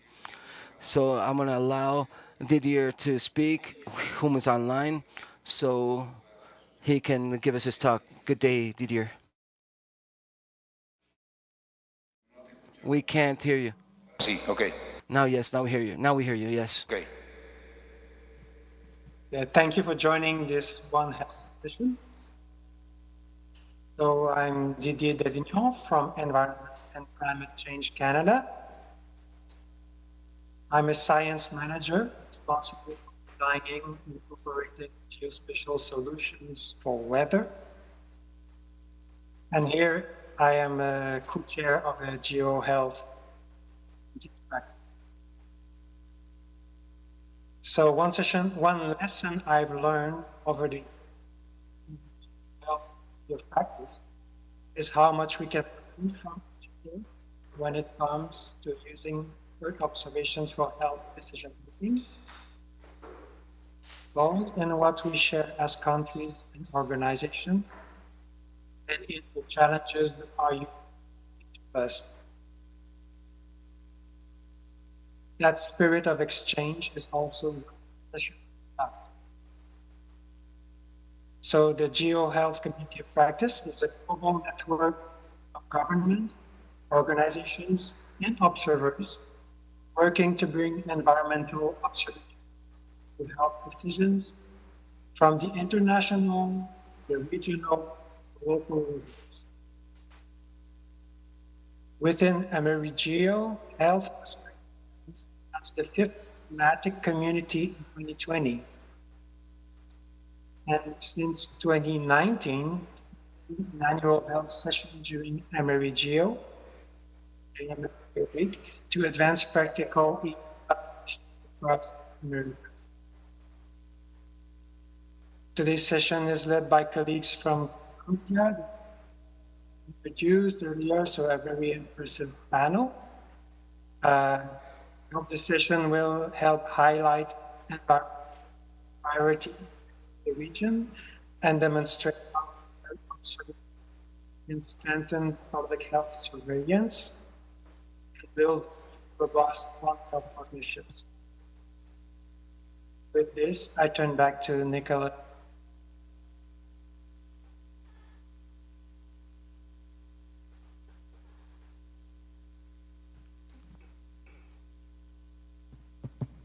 Okay, muchas gracias Didier por tu... Thank you very much, Didier, for your presentation.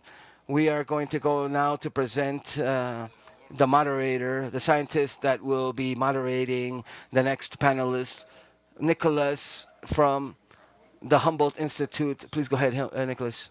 Thank you so much, Carlos. First of all, I wanted to give a warm greeting to everybody that is present in the space. Thank you for your participation. Thank you to the different institutions from different sectors of civil society have seen the importance of such a key issue, such as the working together with information systems and Earth information systems within the framework of an ever-changing world.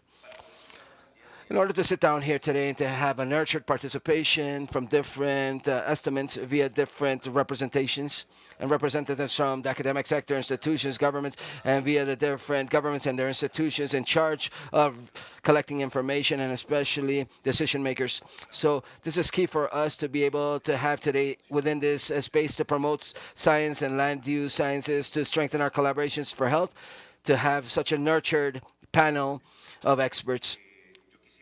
I wanted to introduce each of them. We have Mayra Vargas, and please come up when I call your name. Mayra Vargas is part of the Ministry of the Environment of Colombia and Sustainable Development. To our colleague Diego Moreno Heredia, he belongs to the Ministry of Health and Social Protection. And to our colleague Rodrigo Gonzalez Florian, whom is part of the Secretary of the Environment of the City of Bogota, to our colleague Hugo Mantillo Malug, part of the Academy of Sciences of Colombia, and to our colleague Jose Andres Corredor Martinez, part of the Climate Change Observatory of Javeriana University.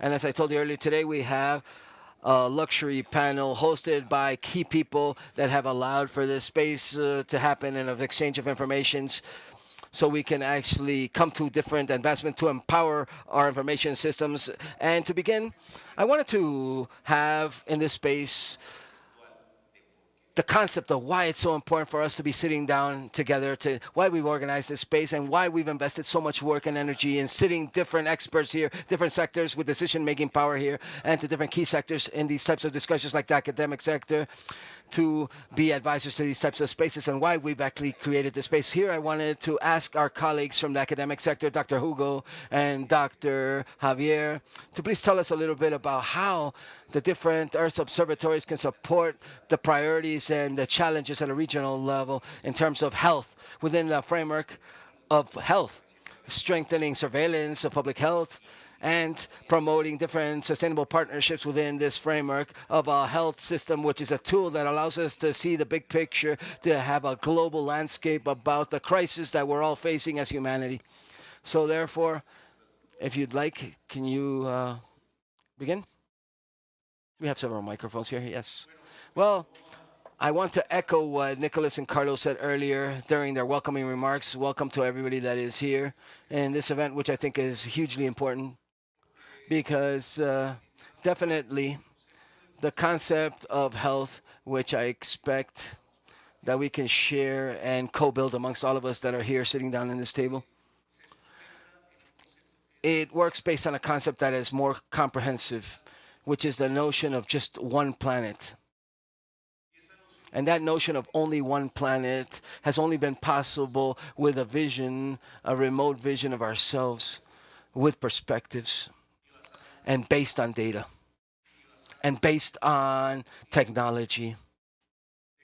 Technology that I expect we can talk about during this discussion, and that we can incorporate to help us solve the fundamental questions that lie before us as humanity. In one of the moments, in one of the most difficult moments that we're going through right now as humanity, we just went through a pandemic that not only left us with millions of sad human deaths that are irrecoverable, and a legacy which is very committed in terms of financial terms, a huge recession that has led us not only to hurt economies, but also new conflicts have arose that we thought these conflicts had disappeared in the past.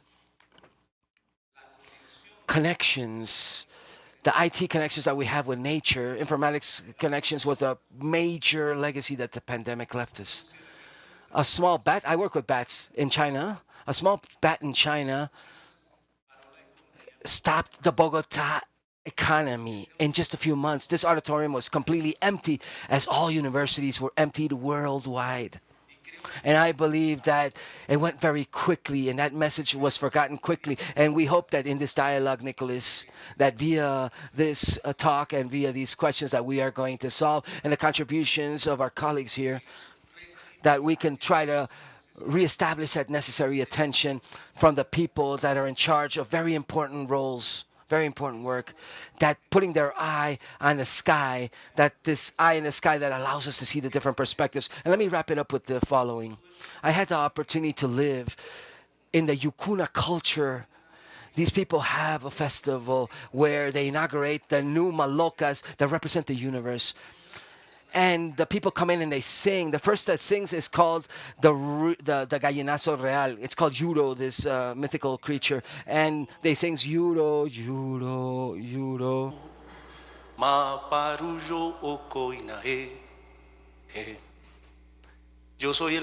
I am the one that flies the highest, and I can see the furthest, says this indigenous teaching, and that data will help us with decision making that we may need at a local and global level. Thank you.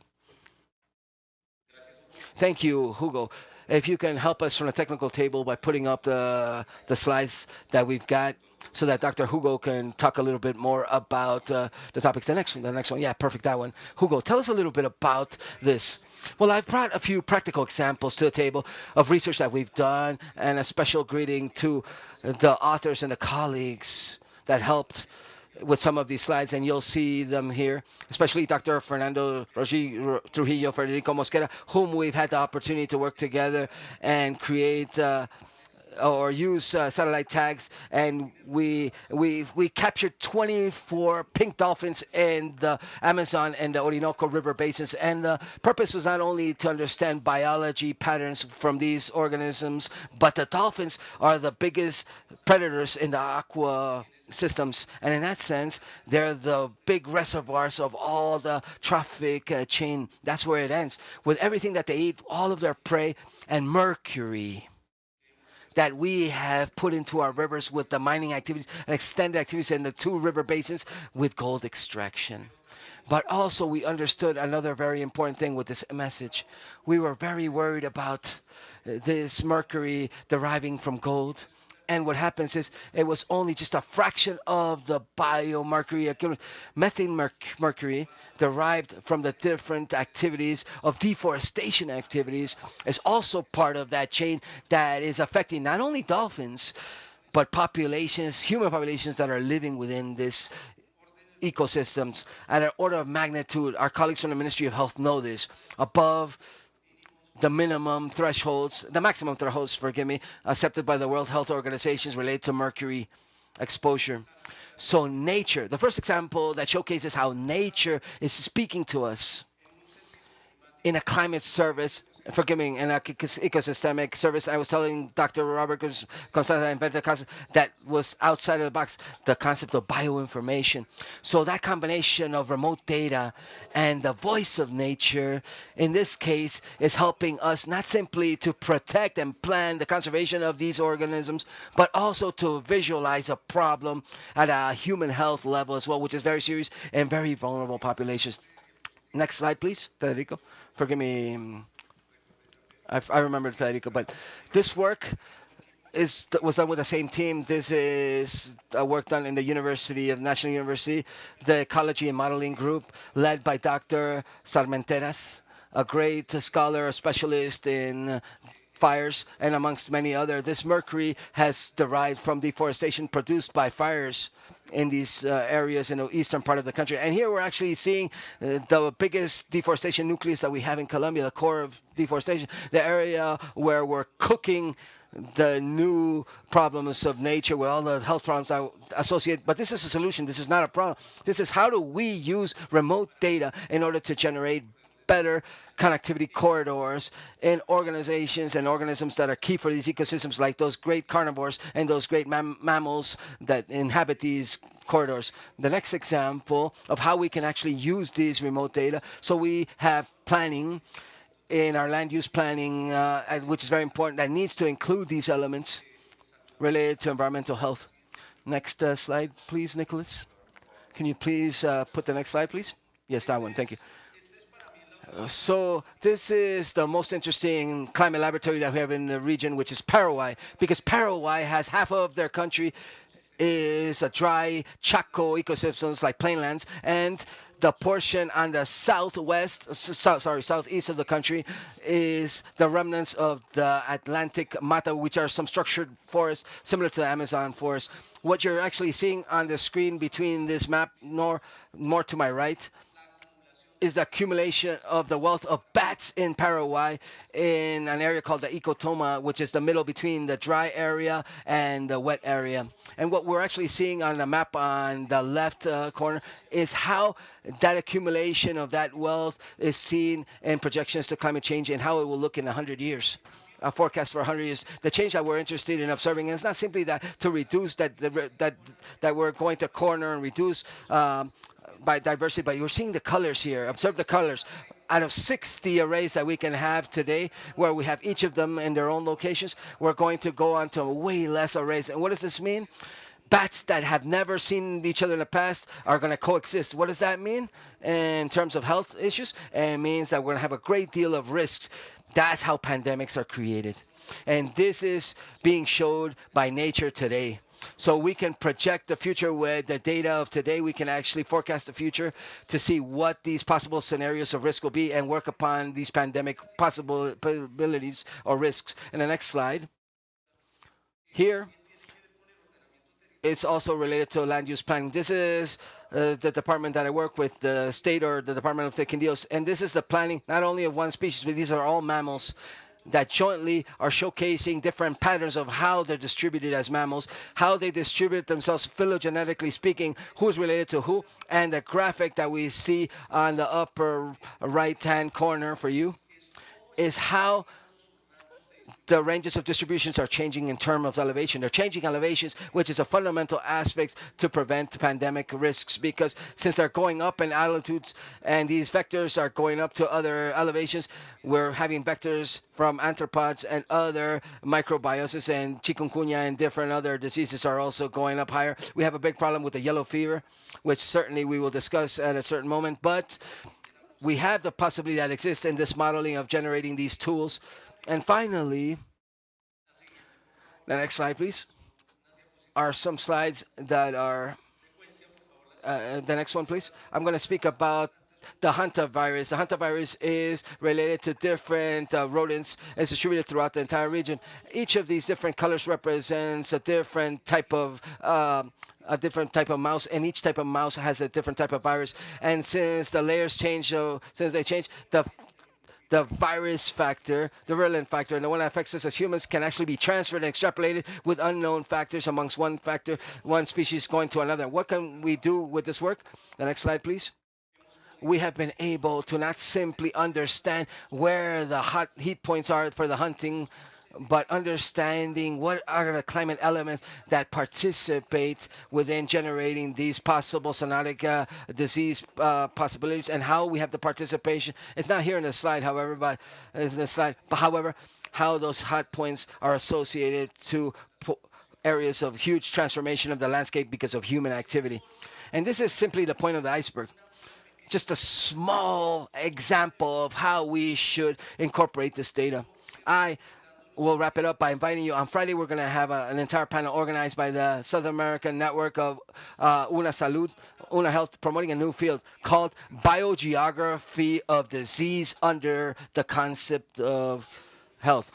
And this is a common space where we expect for all the people that are working on geographical data, all of this variety of data, the human side that doesn't represent but that is contained within this, climate data, projection data, the different time series, is how we can unify this to the concept base of the biodiversity that allows us to, biogeography that allows us to understand things, temporalness and space of what is living in this planet.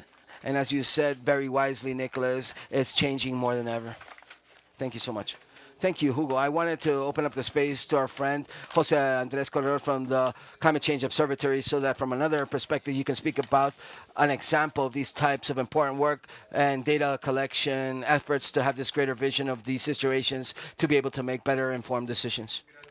Thank you, Nicholas, and thank you, Hugo, for that tremendous talk and small but wonderful introduction. I'm going to also try to speak as quickly as possible in order to try to answer something very key here. We can try to map different ecosystemic processes by using information of soil, information related to the weather and climate, specific information about the habitats of the host and the host vectors.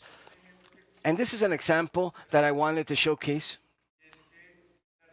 that wealth has a problem, a specific problem, that its symptoms is very similar to the dengue disease. In Colombia, obviously, there's a hypothesis that this disease is affecting the population. However, due to these symptoms, it's confused with others, and it has another aggravating factor that its lethalness is above 95%.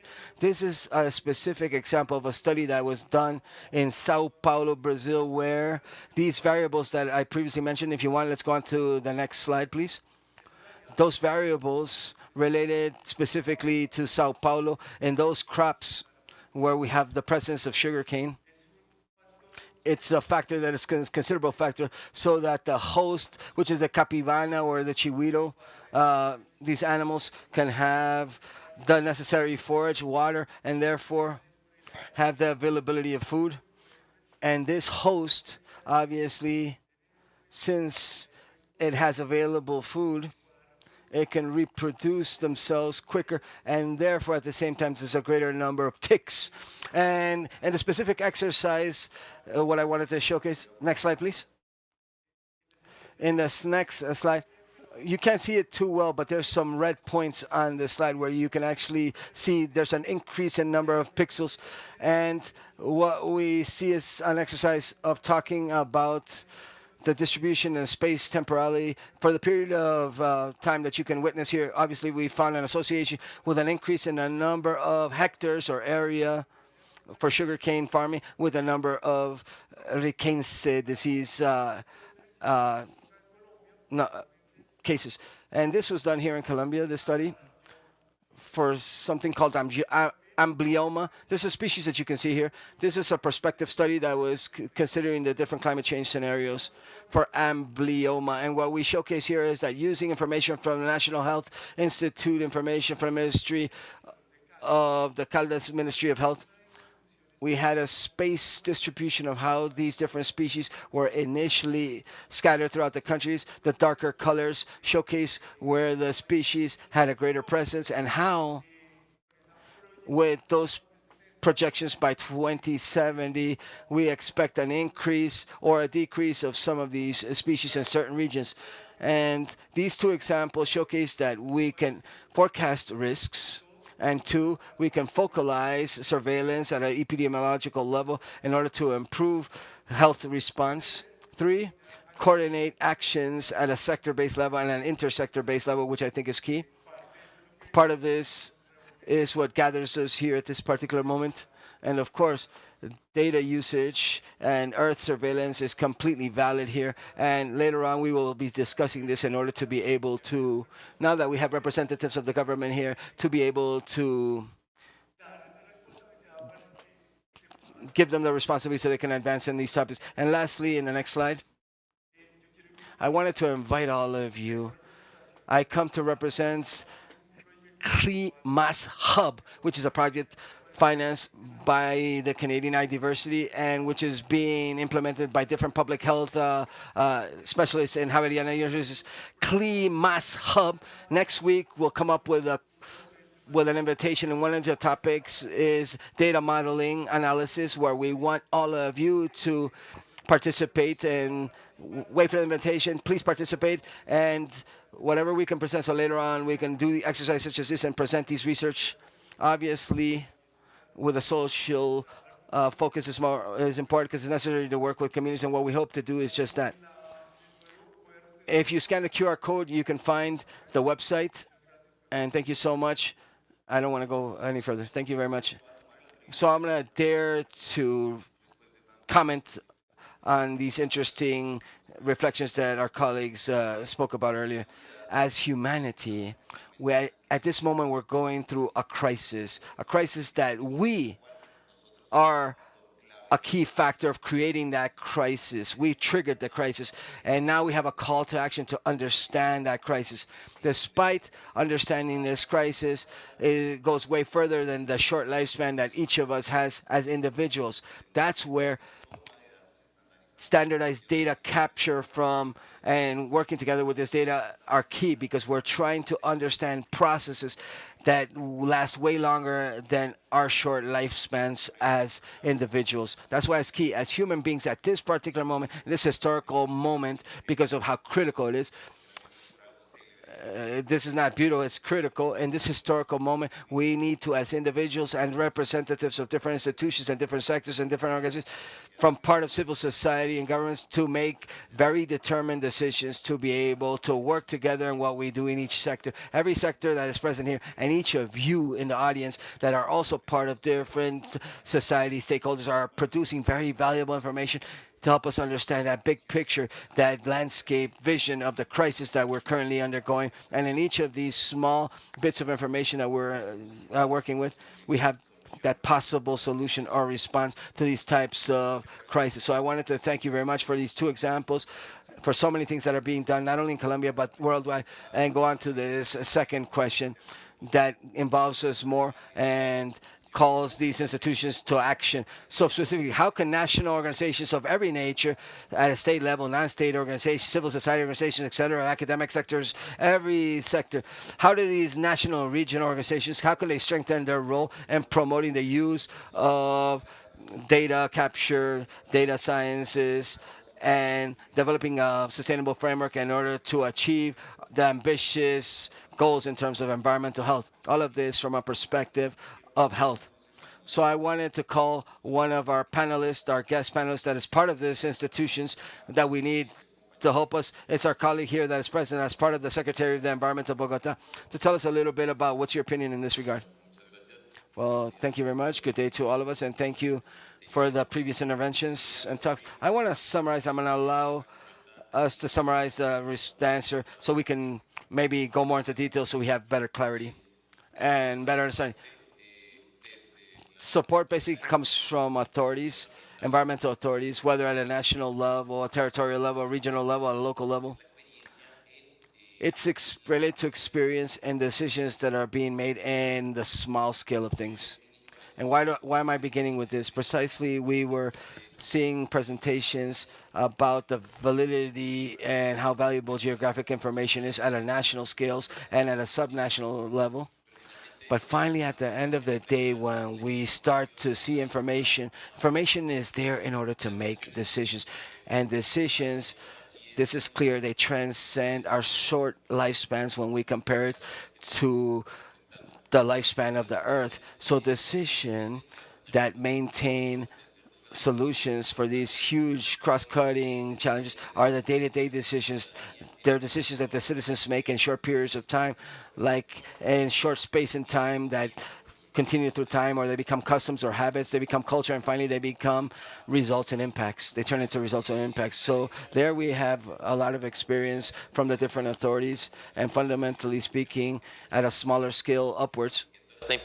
That all of this information ends up in how can we do to promote these changes that bring solutions to these transversal challenges. And I mean to the ones that are bringing us, like here, which are health, the challenges in environmental health, human health, animal health.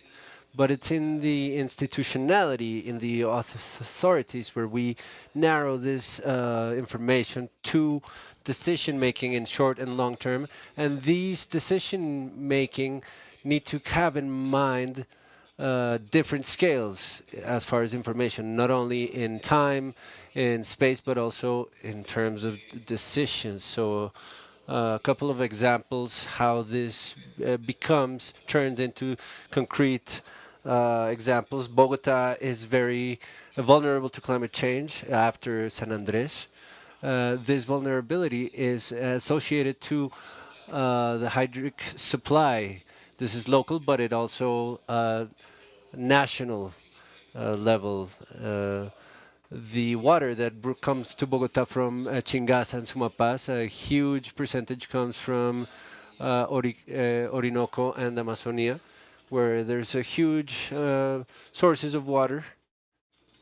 And so we have a national problem that affects certain localities, and that it depends on a quality of information, for example, land coverage of the entire transit of water that guarantees that the hydric cycle is being fulfilled and met, and that it reaches its end places.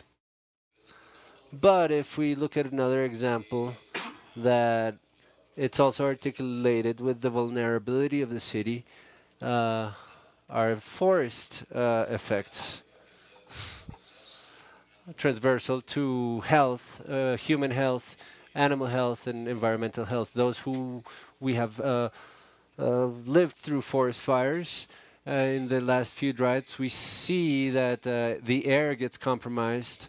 The people who co-inhabit in the areas find fauna that escapes the areas. They don't know how to face that. And when we face these problems, is how we wonder, how do we access enough information to be able to make decisions in long and medium term? And we depend to know the eastern mountain range to establish a system of early alerts that can allow us to have action plans or zones, because acting requires investment, and then investment always invites to prioritization, because we cannot take care of everything at the same time, right? One step at a time. So we need to know what we need to tend to in the mountain, in the hills. So we need information that's very particular. Also because the exercise itself of tending to certain emergencies invites us to evaluate other elements that on another scale are not accessible to us. For example, geography of the hills. Right, we know that they're susceptible to forest fires, but we need to have more detail to be able to act in more efficient ways.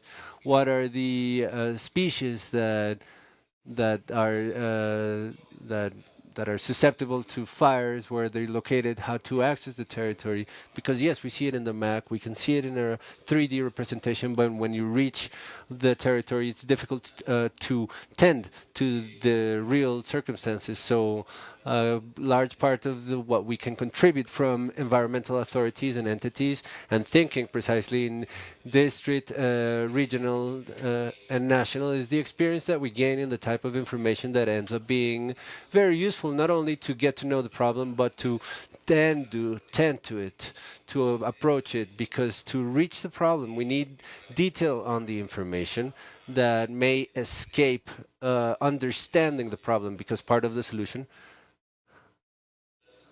is the sustainability of solutions.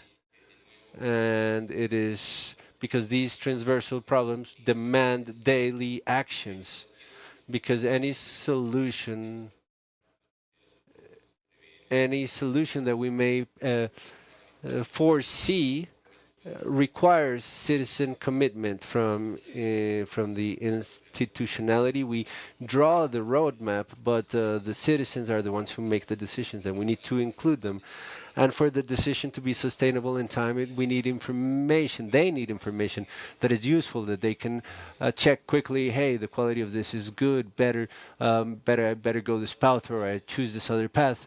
This is a preventive behavior in terms of health. So sustainability of solutions depends on the access to information on a scale that is useful to the citizens for decision making on a day-to-day basis. And that's basically the summary. Thank you, Rodrigo. And I think it's key of this expert panel is that we have representatives from the state sector, the environmental sector, like the environment secretary that faces the challenges of being authority, attending to crises. And we also have heads of the sector, like our colleague Mayra, or our colleague Diego, who are part of the environment ministry. Who of you wants to talk about that opinion from ministries, as heads of ministries from, and I want to make emphasis internationally, how do we articulate our national organization as far as articulation of this data with the international platforms that are key, with which we need collaboration because we need available information and we need to see the big picture and the information articulation not only on a regional level, locality, but and country, but on a global scale. We need to understand these processes that go beyond our short sight per se. Okay, thank you, Nicolas, and thank you for the invitation. I think Jose, Hugo, and Rodrigo showed us perfectly with examples the distribution of those anomalies that some species may have, and that this can generate a risk in health. What Jose was showing us regarding a concrete example of what one would think is this One Health focus that we're talking about, and it's how the agriculture sector is related to a specific disease, but also the environment sector is also linked to it. And what your thought was stating, Nicolas, regarding our short existence versus some longer processes that are going to outlive us. It's probably what happens with the climate scenarios and the modelings that we're going to do. Of course, yes, those of us who are sitting here are probably not really even going to get to see the effects that are being promoted to 2070, 2100, but it's a reality, and I think that's part of the discussion. How do we and how do these satellite data can serve us in institutions, and how do we take advantage of the tools that NASA provides us with in our decision making? And clearly, the information is there. The information is there. It's available to be used. However, I think it is how do we share that same purpose? If I know what I need that information for and how I'm going to interpret it and analyze it, well, of course, I can say, well, I'm gonna take air quality, climate variability, data, hydric resource with an end goal, with a need that the government is asking me for in this case. If I say that the conflict that's happening right now is a socio-environmental conflict that's happening in the Chocó department in mining, in artisanal mining, but we have a lot of factors occurring at the same time, then I not only need satellite information, but information from the institutions to work jointly. What I'm trying to say is basically that which we talk about, focus on health, the exercises that we're doing particular to each of the entities, because through the academy and educational institutions, more so than a paper, an essay, a scientific article, how does this become an input for me as a health ministry of environment ministry? How can we use this as something to be used in decision making? So this is like the quick of the matter. How do we establish this framework, which you were saying in your question, a sustainable framework, but also a technical one, a legal one, a financial framework, and functionally operative framework. So if I have this from whichever instance, then I'm going to be able to achieve it. And then the academy, educational institutions as an ally, NASA, and all of the data of Earth observation as allies. But I need that technical, legal, normative, and operational framework. How I'm going to translate this into the territory with concrete actions. Thank you very much, Diego. I would like to hear a reflection of Carlos Barbosa, one of our hosts of this panel, regarding what is being said. Just simply that I would like to be considered the following. The geographic information systems and cartography are models of reality. They're basically models, simply models. So outside of the high technical of satellite images and everything that we can do, there is something that we spoke about in previous days here that I thought was very interesting because it had not been spoken of in other sites. That is, please to consider that the adjustment of these models, something that's main to the adjustment of these models is being able to understand the local knowledge. Because if we don't understand this local knowledge, it's still a model, more or less precise, but it's still a model. And the vicious cycle, which is that the decision makers accompany and back up everything that was spoken of here, and that it can lead for this model to be adjusted to local knowledge, and that it has an impact and a development in local communities, which is a way of mitigation. If you don't have an adjustment of those models, how do you get a satellite image without internet, for example? So it's very important. We need to have a virtuous cycle. Decision makers, institutions going down to the territory, and the adjustment of these models with the local knowledge. That's basically it. Quisiera escuchar la posición del Ministerio de Medio Ambiente. I would like to listen to the Ministry of the Environment, Mayra, what could be that strategy of articulation between the different sectors of this society, each of them working on the measure that Diego was saying from the Health Ministry? How could be the articulation from the different entities of society, academia, ministries, the national environmental system that does not exist in other parts of Latin America? Colombia has it. We have institutes like IDEAM, like IGAC, that deals with climate. How can we articulate this with the productive sector, production sector, the health sector, and eventually in a scenario like this, how would the data governance be? Because each of these sectors has their own interests, their own agendas, their own missions, their own goals to develop. So how can we achieve an effective governance of data that allows each sector to maintain their goals and their missions, but share information so that we can have a general view of crises? Okay, within the work that we are advancing in the Forest Directorate, in the framework regarded to illnesses, biodiversity, and health, this is a subject that is quite new to our directorate. In fact, Environment does not have a permanent seat.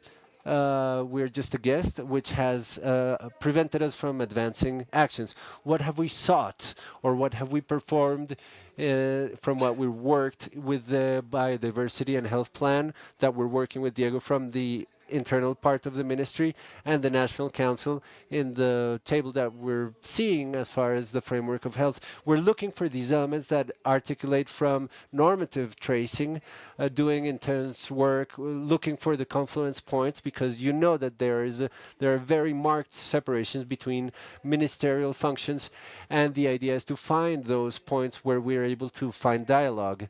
As far as the academy, well, we know that we get a lot of valid scientific data. There are methodologies that are standardized. We've created research networks.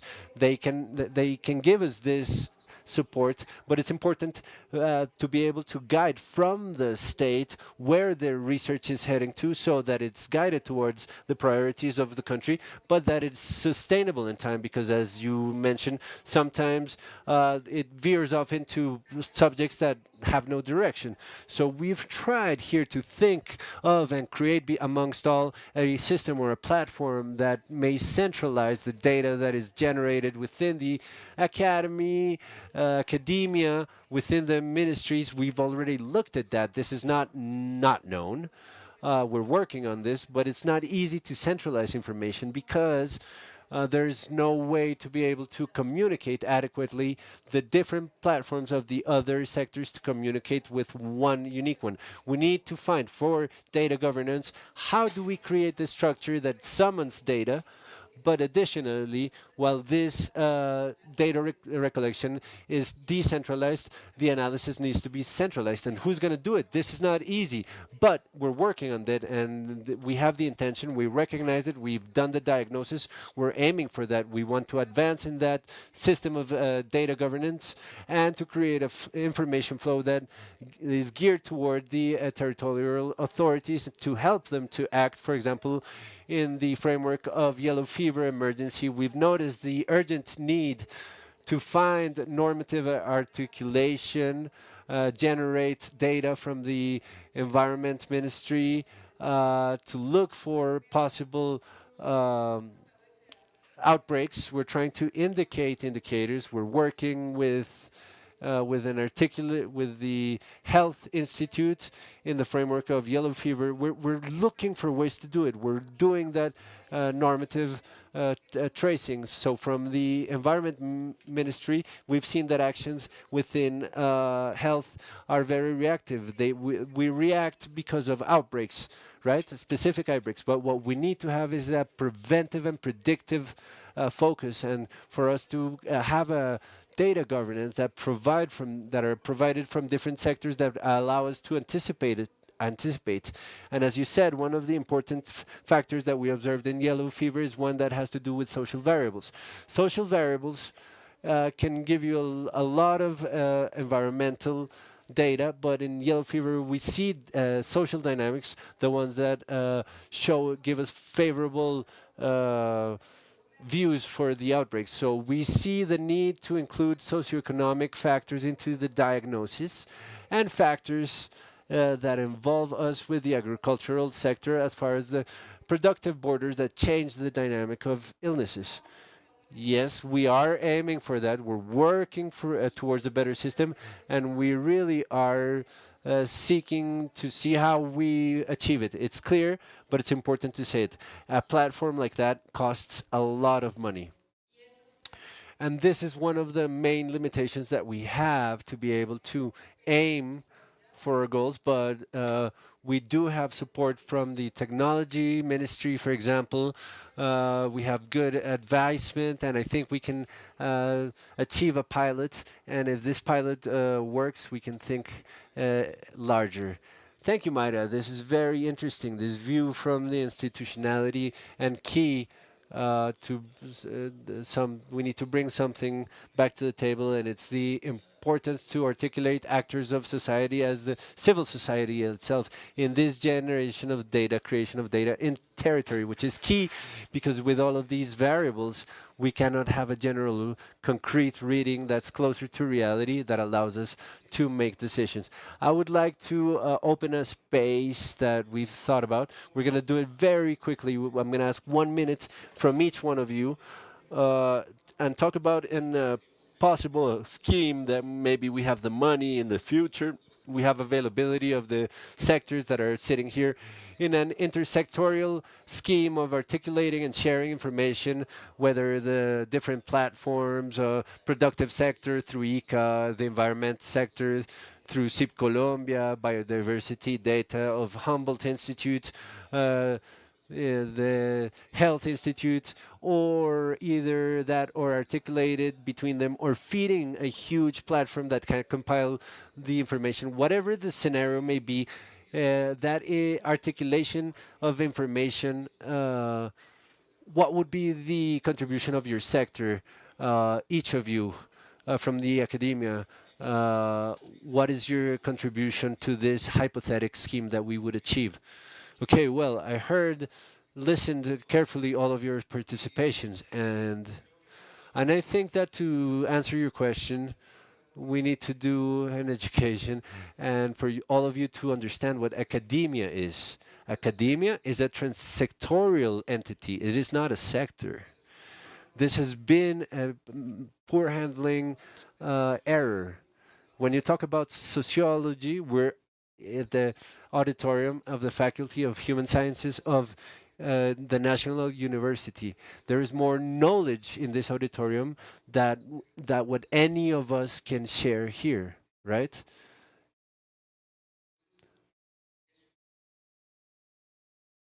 Biology, medicine, So we've underused the potential that is in pro of for example, environmental management. And we need to say this clearly so that we can all understand that the natural contribution for each institution, we can all together build a puzzle. So if we're building an environmental platform and you don't invite the people who have worked there, yeah, you're going to have a platform and you can have it very advanced, but you're going to have a platform that does not have the historic memory of trial and error that has been piled up over time. So that trial and error that's contained within the wisdom, which is something difficult to compile. These are not specific examples. These are examples that are at the tip of the iceberg of the base of the knowledge that has been generated transgenerationally. And when I say transgenerationally, I'm not talking about the past.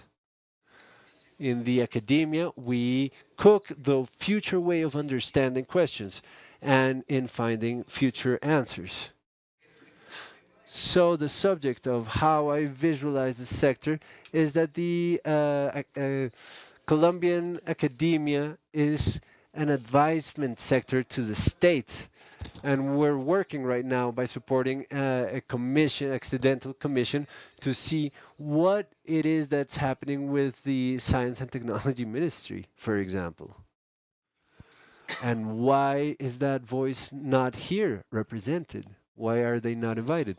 Why that power of advisement and articulation has been translated to other functions or has been translated to a specific condition. So I would say, in the best sense of taking advantage of the capacities that we have already built, we need to establish a new organizing in the governance of creation and environmental management, substantiated by knowledge. And I wouldn't want, Nicolas, for us to deviate from the main focal point of this meeting. And it's how are we going to not articulate for us of us who are here, which are preaching to the preacher, but I would like to know if my colleagues, geographers, climatologists, if you know what the subject of health is and you visualize yourselves in this space. We who are here already understand what that is and how to visualize that. How do we visualize it? How are we going to bring in Igaki de Am? Do they understand what's their participation in that role, or do they need translators? I don't think so. I think that they have a natural position of placement to contribute into something that's a global subject where there is a financial, like a potential for funding that has not been contemplated, because in a lot of spaces in which we've had the ability to coincide, I haven't seen enough representation from these colleagues, and you need these voices to speak. So I would call the geo communities and the geo system to incorporate like health policy and promote, like they did AmeriGEO in the EuroGeo, the AsiaGeo, that we are also having this discussion in those places so that we can have this important talk so that we can apply transsectorially a holistic subject, a holistic manner that invites all of the capacities around the world. So from the academia, our mission is to be that historic memory, to have the compass of the future based in knowledge, and to be able to provide advisement of articulation from the technical perspective. That's the role that the science academies have, academias, and the teachers of the world, academic teachers of the world. Thank you, Hugo. I would like to make a reflection, a thought, because I think that from the von Humboldt Institute, which I represent, which is an advisor, scientific advisor, we have the same call as you do from the academia, which is it's not a small sector, it's transversal to the society at large, and we have called open spaces to camaraderie from institutions and sectors of the city that are not institutionalized and who have not been able to be part of processes of this history. We want to call them to articulate efforts and be part of these articulations. I highlight what you just said. I share this worry. Those of us who are sitting here, we're here because we are care about. But those who are not sitting here are not really interested in it, right? And we need to call these sectors in, invite them, and they're not small actors. They're perhaps very key actors, and that's why I want to highlight that one of the objectives of this space that with a lot of work and thanks to the collaboration of everybody here present, is to generate concrete actions in the short term about what's going to be the first brick. What are we going to do? And that's going to be coming up later. We're going to be sharing with you about what we can do, what you can do. I would call from all of my colleagues from environment, from the health environment, from the academia, etc. What would be your institutional role in an intersectional scheme? Very quickly, with Diego from the COP16. As you well know, we're working on the Health and Biodiversity Plan. This plan seeks to articulate two large sectors with an initiative with a focus towards One Health. Diego is going to be breaking it down better, but it's important for you to know that from the national policy of animal protection and welfare, we have something already going. We've called the subcommittee of knowledge management that seeks to articulate seriously with the academia, recognizing the importance and the transcendence of informed decision making, and Rodrigo also participated there as well. Bueno, no, yo creo que I think I think that I think that to round it up and to come up with with basically what we've been doing already as far as commitment. Of course, the articulation is important. We've been doing it. We have consolidated exercises with the Andes University. We've done some sections with Columbia University, also with the Javeriana University. And this, without having told the academia, this is going to be translating into an input for policy formulation. It translates into an input. Why? Because we're strengthening the training of professionals in the health professionals. We're generating knowledge that we did not have from the ministries and from institutionality, and that it's helping us to lead specific actions on specific territories to generate inputs for the construction of that public policy. So we simply, what we're going to do is to continue with this formulation, and it's to invite you, and I think this is a space to invite all of you to the creation of the National Plan of Biodiversity and Health, because it's this scenario,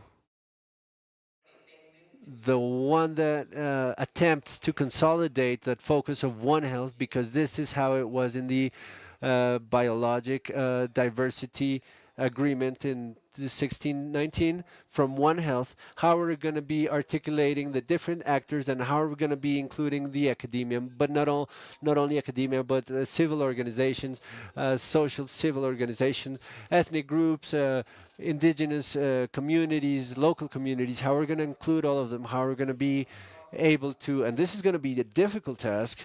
We're going to be initiating it in September, and it's going to be a tough task as to how we're going to be able to consolidate all of this academia knowledge, all of that traditional knowledge, all of these ancestral knowledge, and how we're going to be grounding it into an institutionality that transforms into public policy that today is called Plan of Life and Biodiversity and Health, but that using more encouragement. It could be called a plan of climate change, a plan of integral use for hydric resource. It's a long road, but we want to invite you today, and I would dare to say that Health Ministry and Environment Ministry, we're committed to the formulation and creation of this plan of biodiversity and health that the country committed to. We're going to do it with the largest possible participation that is within us. And of course, that we will try for the largest number of inputs can translate into what we as government would consider public policy. I'll be brief. I don't want to go on too much longer. I'm just going to echo a little bit of what he just said. Apart from having decanted the idea in all of us about what One Health is, naturally the problems that we focus from environmental authorities and other habitat authorities and local and district and regional authorities, we've called to action that we should work together on this, and this is something that we've been pushing in the different interactions, like in terms of climate risk, contamination, and health issues and mortality rates associated to the quality of the air. And this is just one of many other examples, and I think that the roadmap would be obviously to strengthen these cooperation efforts. And that beautiful scenario that the question proposes is to focus our efforts on the solutions, because sometimes we feel that the information is already there. I think the information is already had. We've already got it. But what is this next step? How do these efforts actually transfer into actions, like having solutions based on that information? And that's an exercise that we've already started to work on in different settings and different scales of government and others. Very well. Thank you so much. In reality, the time is quite difficult, and we've been discussing this topic, which is very interesting. But we wanted to, now that we've advanced in certain commitments, which I believe are important, that the assistants can ask questions. We're going to give them 7 minutes, starting with Jose, and 30 or 40 seconds they can answer these questions. And you can go a step further in the commitment and the actions, and see what the public can actually ask as well.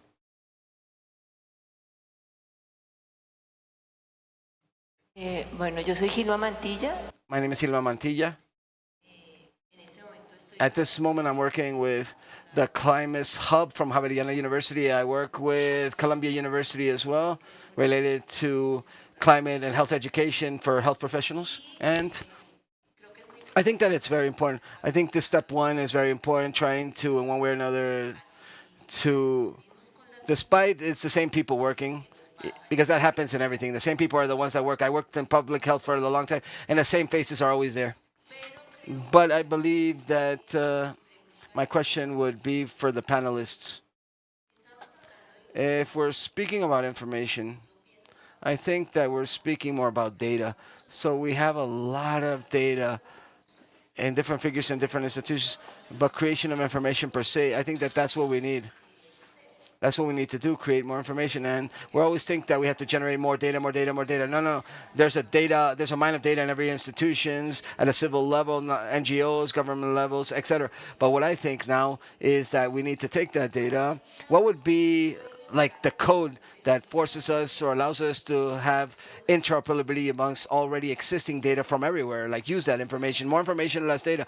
We already have the data. In our case in health, normally we have the number of the Colombian ID, and using the Colombian ID, we can pull a lot of the information that we have in terms of somebody's health. Normally in the Ministry of Environment, they may have other information, or maybe in the Department of Agriculture have other information. Every sector has some information, but I think that there's one that could eventually serve as a interoperability hub. But before I think about what I say, I would like for you first to think about that. What would be that code that would allow us to link all the data that currently exists? I don't think the information, but the data, because information is created based on the data that already exists. So we have to recognize what data is useful in order to anticipate what we need. I think the solution here would be more related to how do we anticipate things. we're reaction based, and we're reaction based. I think more or less more or less effective in certain things. But what we have to change in the paradigm is how do we anticipate things, and how does the data that we already have, how does that data allow us to accomplish things? So what would be the codes of those data that you work with and that you've managed and administrated that will allow us to have data interoperability to generate the information that we need in order to improve our decision making? Thank you, Ilma. Data diplomacy. Thank you, Hilma, for that question. Well, I think that we need to start to think about what the country has worked on these issues and with previous experiences as well. There are two exercises that I bring to correlation here for this panel. One was the building of something called IBOCA, and the first exercise of IBOCA, which our colleague Rodrigo has to consider this. Specifically, what was done there was working together with information from the environmental sector and health sector, obviously related with contaminants and particulate matter, and in terms of health, with respiratory diseases, opening up this space to what we have something called the CVHILA and CISPRO systems. These are information systems for health related matters. So here what we hope to create was a table, or using a table, to see how decision makers and from the technical specialists, they can have the information available to come to a certain political action. And I mentioned this from the generation of information perspective. And the Secretary of Environment, Secretary of Health was mentioning this. However, in that table, we also have the presence of the community as well, because they also generate data. So I think it's very important that these spaces where you can share and participate and have all the different stakeholders participate, so they can showcase the tools from a social angle, but also because it has to do with a technical aspect as well, because at the end of the day, we have the data, we have the information, but sometimes there's always roadblocks in order to understand how to try to capture that data. Because one thing is that it's there, but the other thing is we don't have access to it. I don't have the specific roadmap to actually obtain that information I did, or because the system is down, or for whatever reason. So I think we have to have both on the table, mainly these two stakeholders sitting on the same table and willing to work together, so this actually transfers into political actions. Because at the end of the day, that's what it's going to do. It's going to generate the community, because at the end of the day, this has to be the result of political action. And I think that's the case. I'm going to briefly mention another event that occurred in the city of Cucuta in March of last year because of forest fires or wildfires. The wildfires weren't in the Colombian side of things, but on the Venezuelan border. And due to the winds, obviously they affect the north of the Colombian territory. Well, the same thing happened there. What can we do here? That information from Venezuela, we didn't have it, but we did have the Colombian information. And we had to all sit down, all the major actors, stakeholders, to be able to make decisions. And obviously, that should benefit decision makers, as well as obviously the people affected. In this example, the community. I think that's the roadmap, despite the technological tools, because it has to transcend that, and so we can better publish that data. Does anybody else want to answer? Try to be brief. Well, I'm only going to say one word. Thank you very much for the question. And very well illustrated. I coincide. Transdisciplinary. We need ideas and scenarios that invite people, because the potential of data,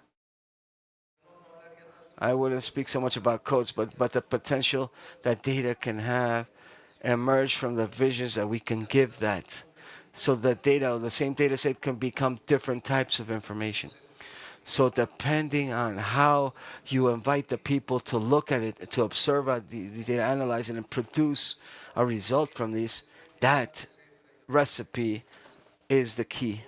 We, and what we do specifically, we have combined these three disciplines with another layer, which is called innovation.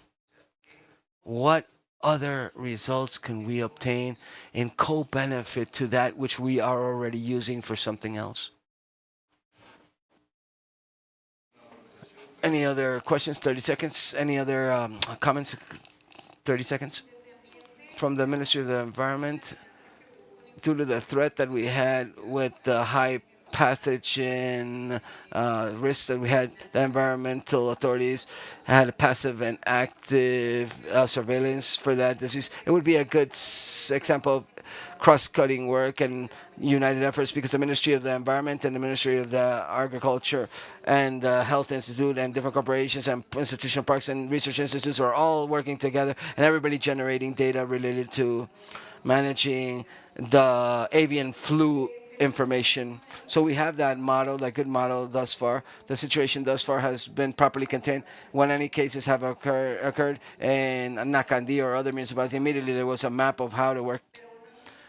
But one of the most important work and fundamental work is to recognize and identify the bird breeders in Colombia. This was done with communities. We train people and identify signs or symptoms that can be similar to the avian flu or bird flu, so they can report these to environmental authorities, to the parks, and quickly we can work together with the ICA to take samples, especially in areas that have already been identified as being hotspots or risk locations where there's agricultural and livestock exploitation, where it's possible, where we have wetlands, ecosystems, wet ecosystems, and that can be worked on together with the communities. So for the Ministry of the Environment and the Ministry of Agriculture, we did some good work with that.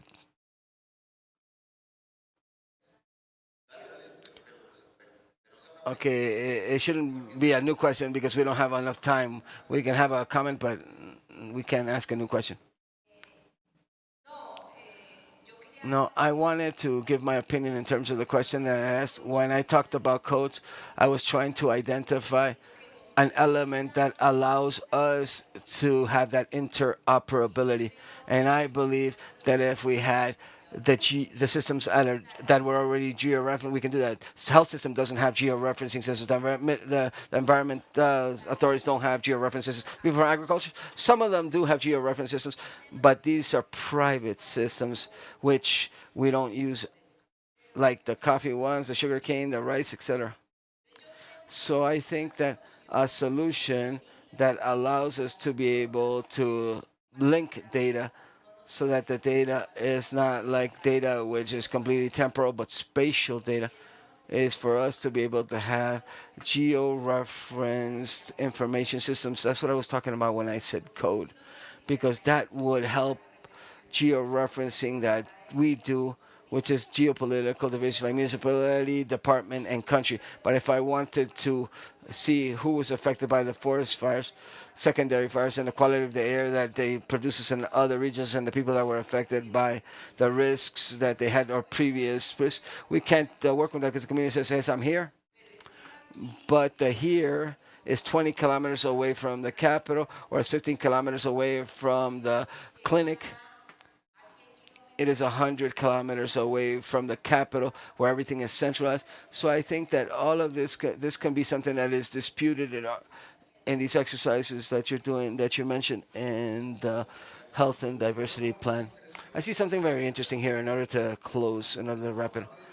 From the panelists and I guess from all of you, from the audience, we've identified now simply the need to create a scenario where we share data amongst the different sectors and the key stakeholders, which are not even considered a sector by the local communities in their territory, that every day they collect data permanently without even knowing it, to be able to have that governance and exercise that governance in the territory. We've identified the goal and objective of this needs as well, which is to be able to have reliable information from different approaches that allow us to make decisions. We've identified the feasibility factors. We have existing information systems with fragmented but existing from the production sector, from the human health sector, from the environmental sector, etc. We've identified certain challenges like money, obviously, because the willingness is there despite we do have some sectors that are not willing, but we've identified the challenges. But I would ask you, and I want to ask all of you, as different heads of the different representatives of the sectors, what is the first step that we're going to take for this to become a reality? From here, we're going to go out and meet again in the next AmeriGEO next year to speak about the same thing and perhaps see the same people again, or are we going to leave a task and have homework? I wanted everybody to actually make a proposal that we can actually work on. A concrete, a specific, yeah, let's commit them. Let's force them to commit to something. I think that we've already mentioned this, and we've been mentioning this with the Ministry of the Environment, with Mayla, and it's clearly we have to make data more interoperable. It's a specific need that we have. However, there are different instances that have already been created, intersector instances, so our duty is to see in which of these are we going to work. We're convinced that we don't want to create an additional instance, no more. Call it CONASA, call it the Technical and Scientific Information Commission for Climate Change, or call it what we can interoperate from biodiversity information systems that the Humboldt Institute has, which is very important. Call it Switzerland with Suiza, which is a unique environmental information system that is being promoted, headed by CONASA. It's called Suiza, or Switzerland in Spanish, Suiza. What is going to be the space? We don't know that yet. But we are certain that with what we're doing for the health and biodiversity plan, we can say, hey, let's see each other next year in AmeriGEO next year, and let's showcase the biodiversity and health plan with a component that can be called knowledge management or can be called information management. We don't know yet what it's going to be called. We began the workshops in September. However, that can be a real commitment, and we can see ourselves in our AmeriGEO 2026. And you can ask us, well, what happened with that biodiversity and health plan? The results was as follows. Thank you so much, Diego. Let me make a counter proposal. In a relatively near term, not necessarily 1 year until the next AmeriGEO, why don't you generate from these two very important processes that you've been telling us about, create the climate plan change involving the health sector and other sectors, or the biodiversity and health sector from the environmental sector, or led by the environmental sector that involves other sectors, so we can generate a space for working together. Not a new space, not a new CONAS, or not a new space, but we need to invite the different instances in a certain space to have them participate within the drafting of those plans that are already quite advanced, and they can lead from the information systems that currently exist from all the production sectors, human health sectors, environmental sectors, etc., to be able to generate an impact amongst all these programs that are already being drafted, being measured, or in data management and the diplomacy of data, which was so assertively mentioned by Carlos Barbosa. And from this point forth, we have a lot more work related to data diplomacy. So in next year, AmeriGEO, we don't just come to talk about that we're going to begin to work, but we're going to talk about what we already did next year. Thank you so much. Let me just add one additional thing. I think it would be good in the short term with the institutions that are here present to be able to simply achieve a declaration of intention so that in next AmeriGEO this can occur. I think data diplomacy is what Gilma said. There's two aspects: traceability of data, and we can also use blockchain directly for the data, but necessarily we need to have a declaration and data diplomacy to present this product in the 2026 AmeriGEO. Thank you very much to everybody. This has been a very, very beautiful space. Thank you. Gracias. Thank you to the moderators and the panelists for sharing your knowledge about public policies and exploring geospace technologies and artificial intelligence. Now we're going to take a small break for lunch. We'll come back with our agenda at 1:30 in the afternoon. Please don't forget to always use your name tag so you can come in and out of the space without problem. Remember that we're listening to you on social media. Please publish stories, post, use hashtag AmeriGEO 2025. And remember to follow us on social media from the IGAC and the IDAM websites on Instagram, Facebook, X, TikTok, LinkedIn, and YouTube, where we're actually live streaming this activity right now. The participants that are with us in person, we invite you all to invite the stands and the companies and entities, allies. You find those in the square on the western side of this building. We'll see each other in person again at 1:30 p.m. Happy lunch. Pronóstico IDEAM para el tercer día de AmeriGEO 2025, miércoles 13 de agosto. En la mañana se esperan cielos parcialmente nublados con probabilidad de lloviznas esporádicas en el norte de la ciudad, iniciando la jornada. En la tarde se prevé que predomine el tiempo seco generalizado sobre la ciudad. En la noche se pronostican cielos de ligera a parcialmente nublados con tiempo seco asociado.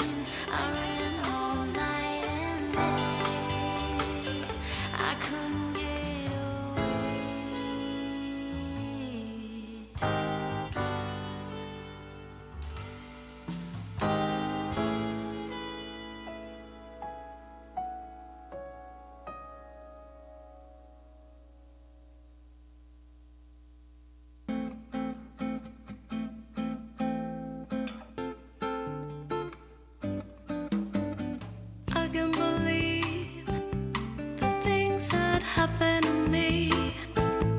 I guess that I should have seen a long, long time ago. Letters you write don't help me get through the night, so I just turn up the light and sleep here all alone.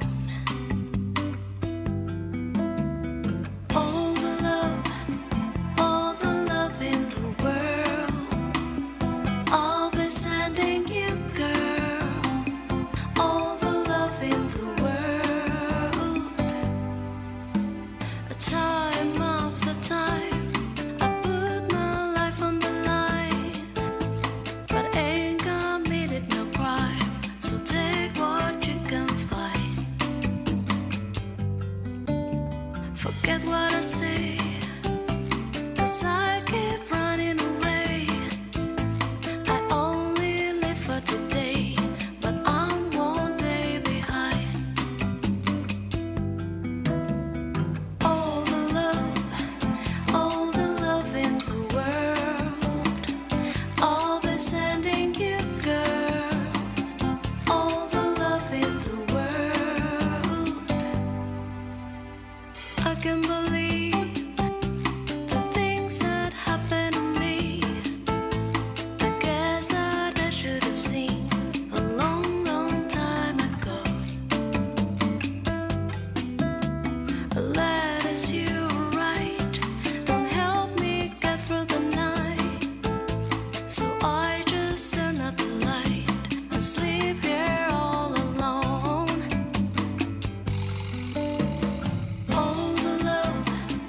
All the love in the world, I'll be sending you, girl.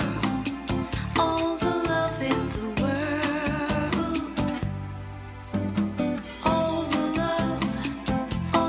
love in the world.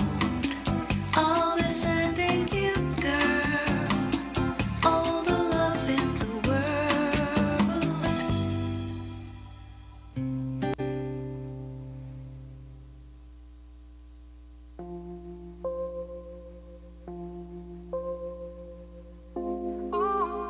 Can't anybody see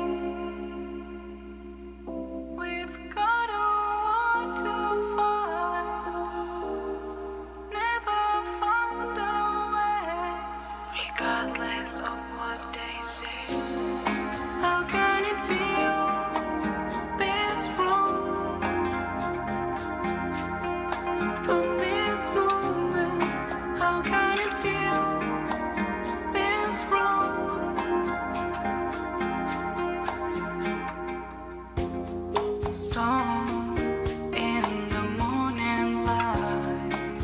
I feel no more gotta say,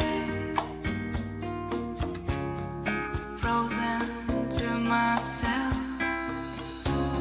I got nobody on my side, and surely that ain't right.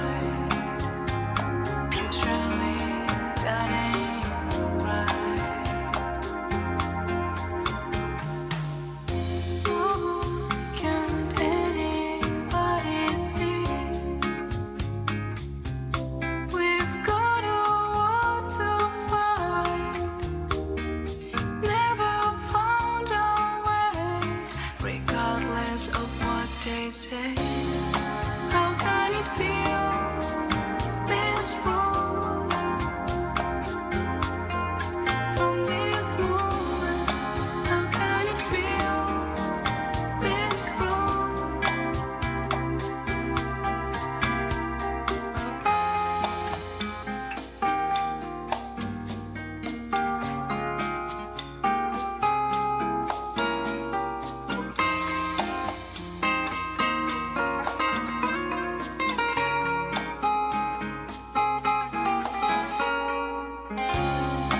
How can it feel this wrong from this moment? How can it feel this wrong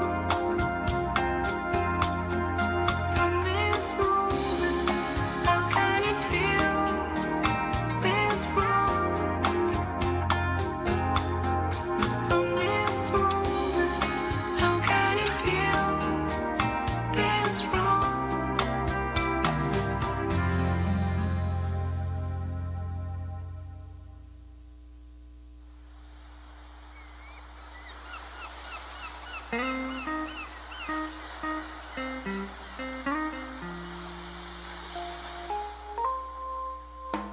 Between the eyes of love, I call your name. Behind those guarded walls, I used to go. Upon a summer wind, there's a certain melody takes me back to the place that I know. On the beach,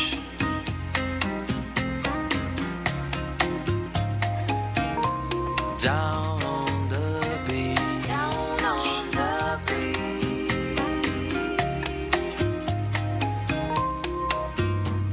The secrets of the summer I will keep.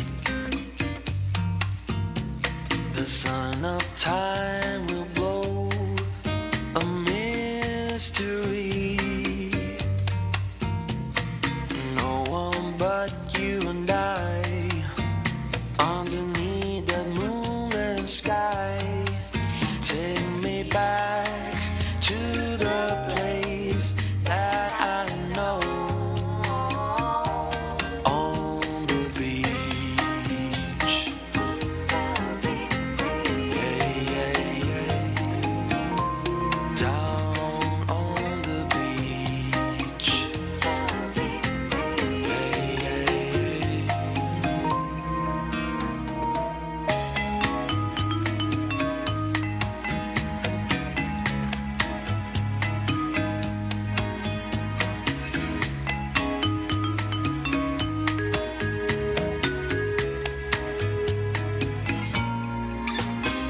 Forever in my dreams, my heart will be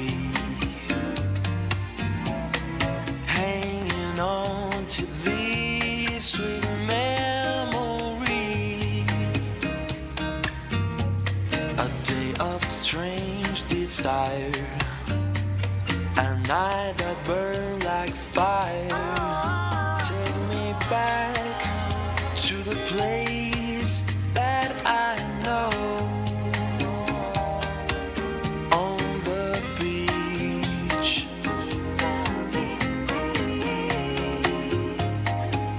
down on the beach, down on the beach, yeah, yeah, yeah, on the beach,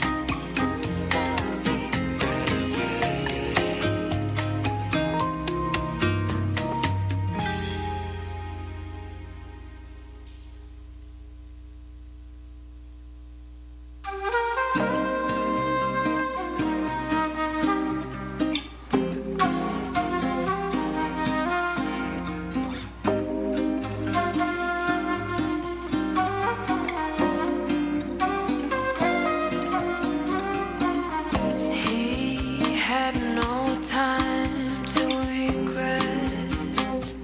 He kept his dick wet with his same old safe bet. Me and my head high and my tears dry. Get on without my guy. And you went back to what you knew.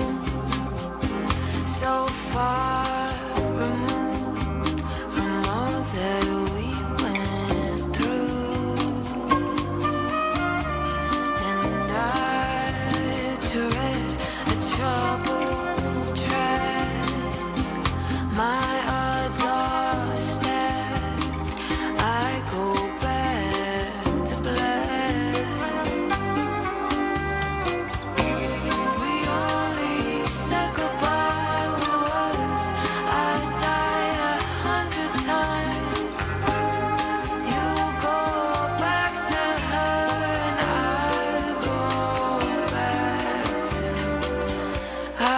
go back to us. I love you much, but it's not enough, 'cause you love blow and I love power.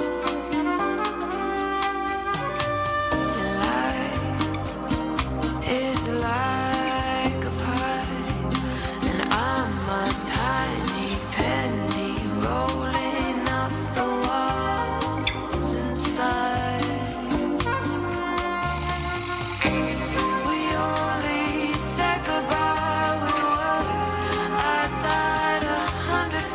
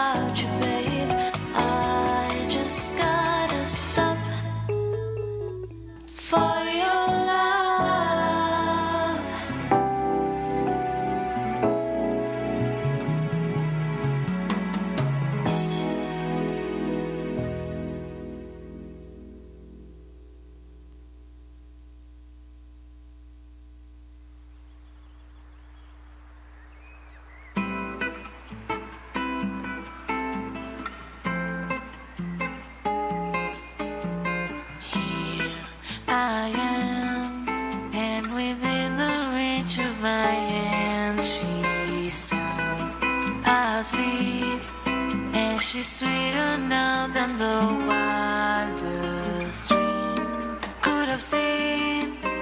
And I watch her sleeping away, though I know I'll be hunting high and low.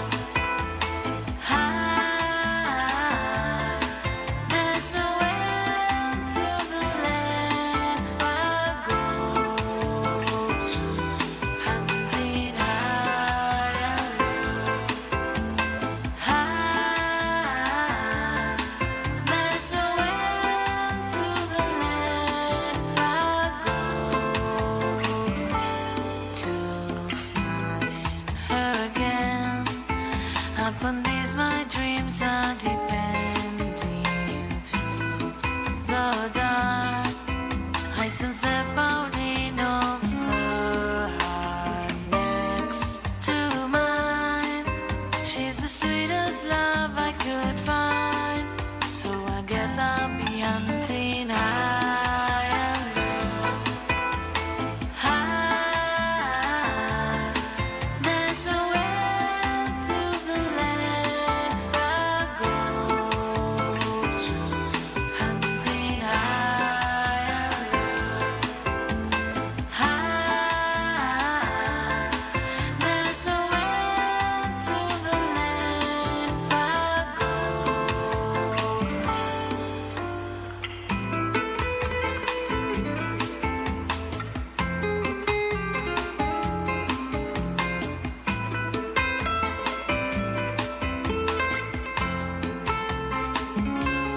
Hunting high, high.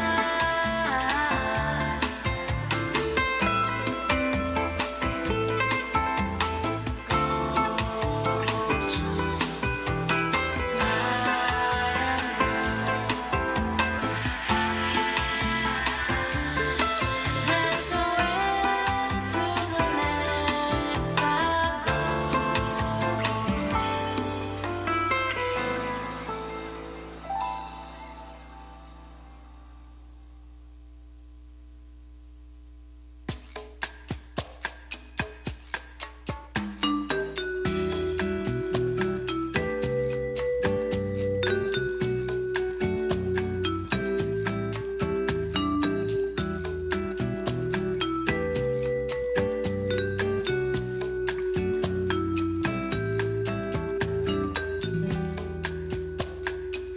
You could only be who you are.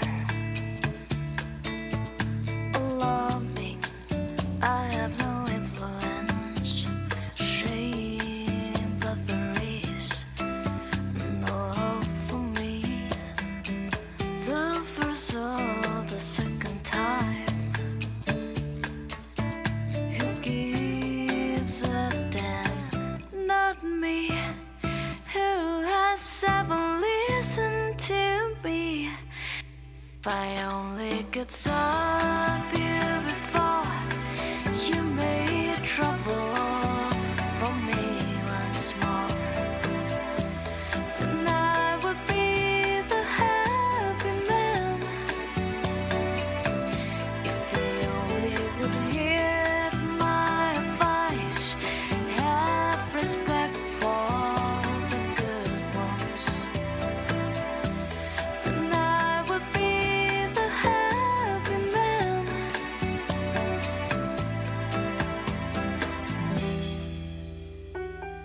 I have never been very far, so despite you, I've involved the sin, very depths of sin, and it moves me. Ooh, Lord. She has her hold on me, and need to feel that free. If I only could stop you before you made trouble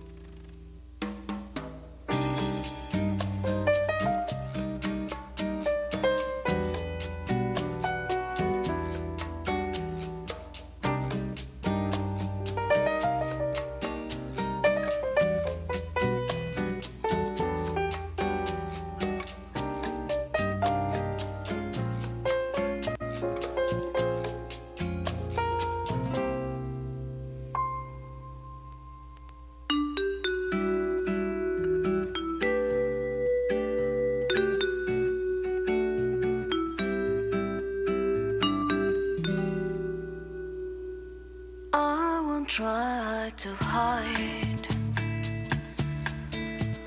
the old embracing feel that I'm in displaying here. If I only could stop you before you made trouble for me once more, then I would be the happy man.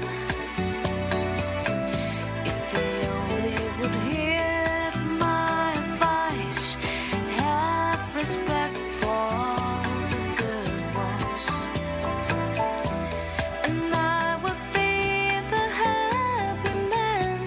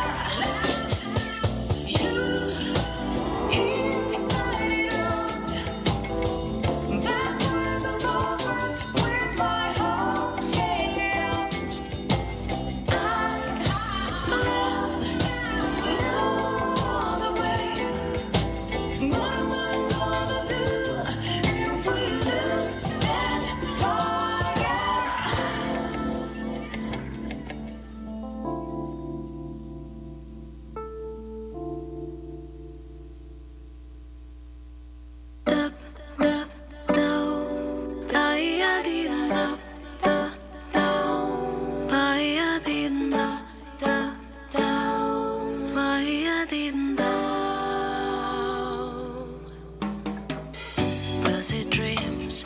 Life's a highway, too many roads bypass my way. Oh, they never begin. Innocence coming a grip at the hands of life's stinking cold thief. That's my concept of sin. Does heaven wait, oh heavenly, over the next horizon? Oh, look at us now, quit driving. Some things hurt much more than girls and girls. Look at us now, still cutting. What adds up the way it did when we were young? Look at us now, quit driving. Some things hurt much more than girls and girls.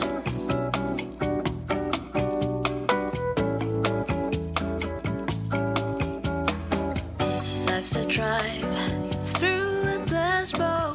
What's it do to a young soul? We are deeply concerned. Someone stops for direction. Something responds deep in our engines. We have all been burned.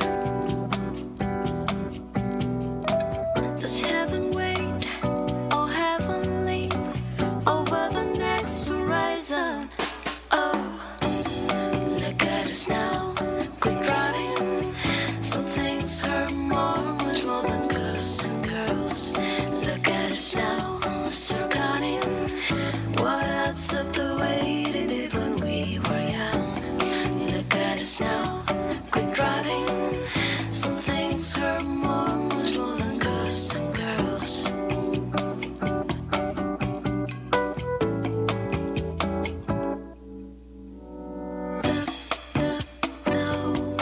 I didn't know, I didn't know, I didn't know. Little boy got a heart broke, thinks it makes him some kind of new god. This is one race he won't win, 'cause life's no cruise with a good chick. Too many folks feeling caustic, but it never pulls in. Bruises the thoughts, breathes dreamers, 'cause this world needs its dreamers. They never wake up. Look at us now, quit driving. Some things hurt much more than girls and girls. Look at us now, still cutting. What adds up the way it did when we were young? Look at us now, quit driving. Some things hurt much more than girls and girls. Look at us now, still cutting. What adds up the way it did when we were young? Look at us now, quit driving. Some things hurt much more than girls and girls. Look at us now, still cutting. What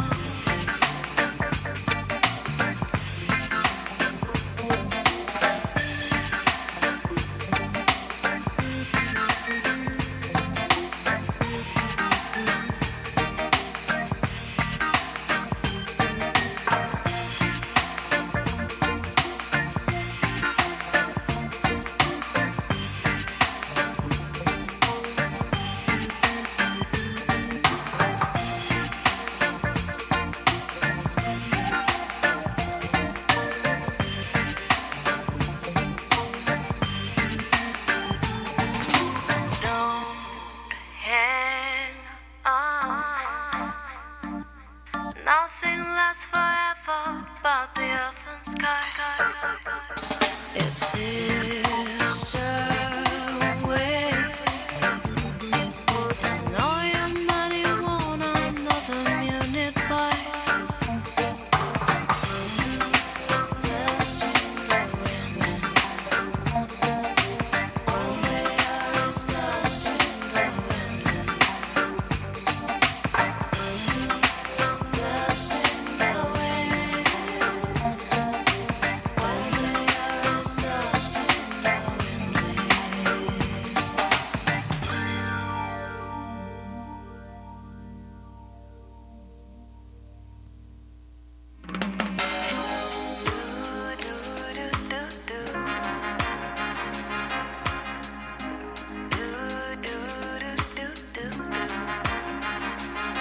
As around the sun, the earth knows she's revolving, and the rosebuds know to bloom in early May.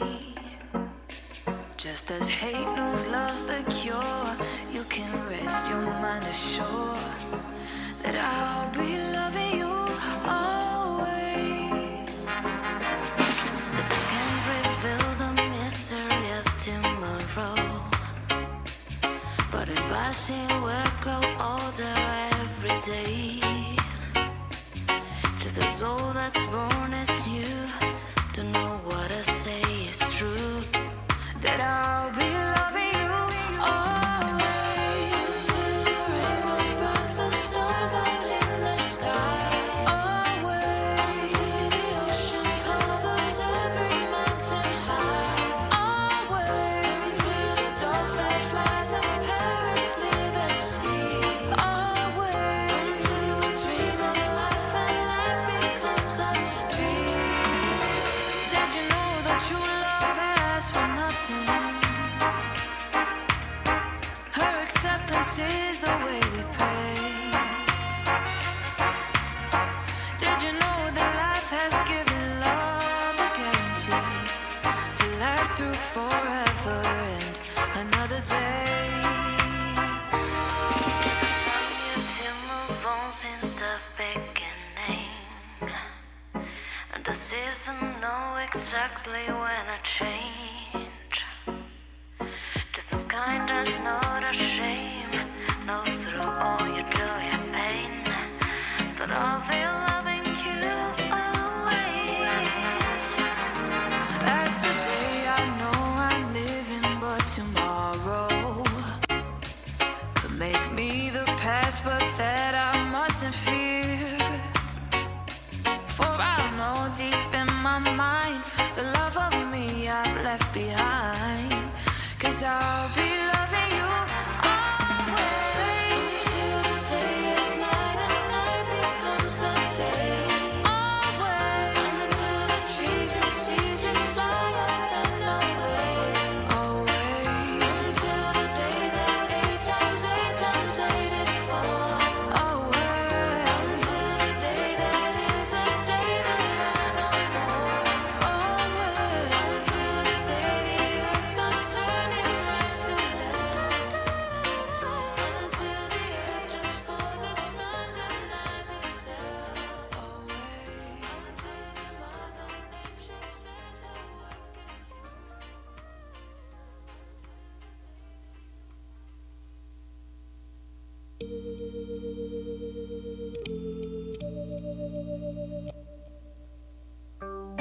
I'm gonna take a little time to think things over. I better read between the lines in case I need it when I'm older.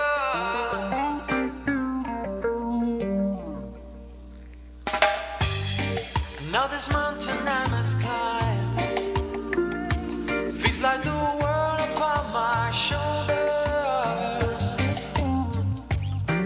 Through the clouds I see the light.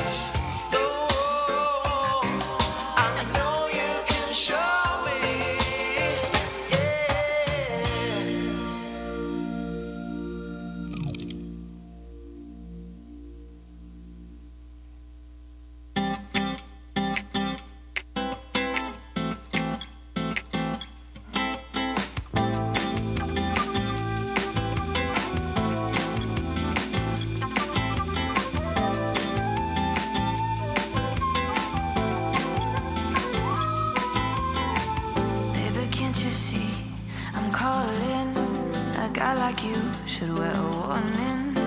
It's dangerous, I'm falling. There's no escape, I can't wait, I need a hit.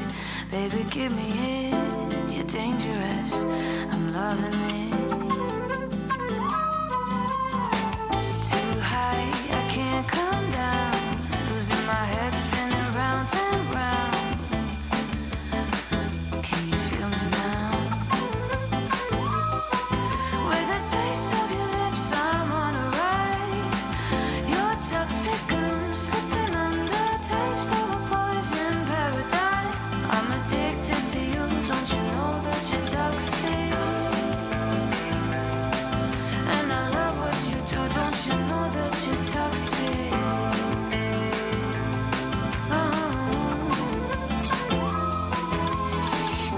It's getting late to give you up. I took a sip from my devil's cup. Slowly, it's taking over me.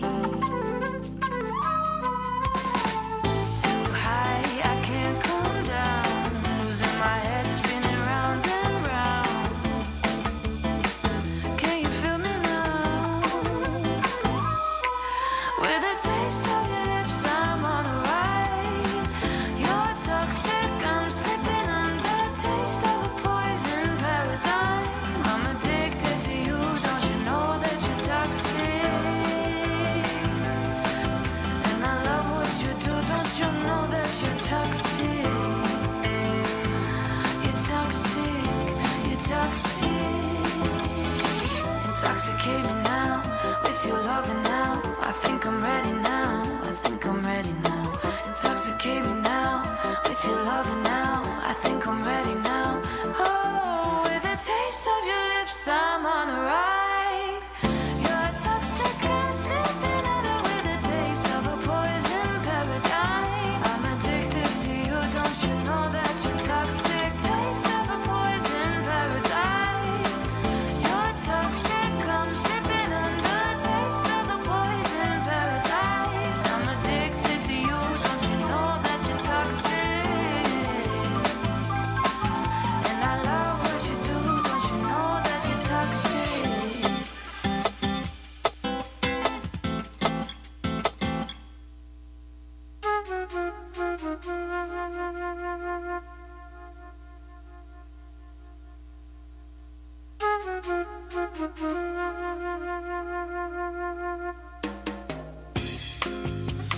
Hold on my heart,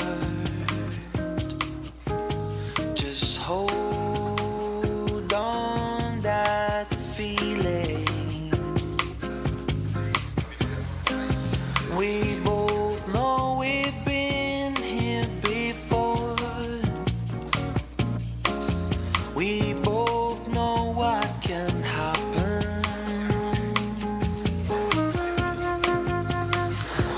Hold on my heart.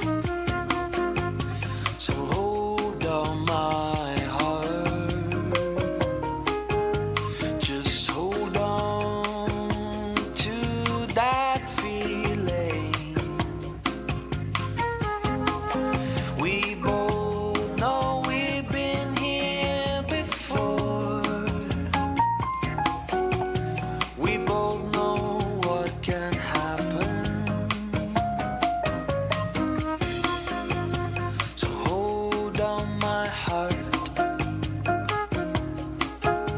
Just hold on my heart. So hold on my heart. Hey, hey, hey. Just hold on my heart.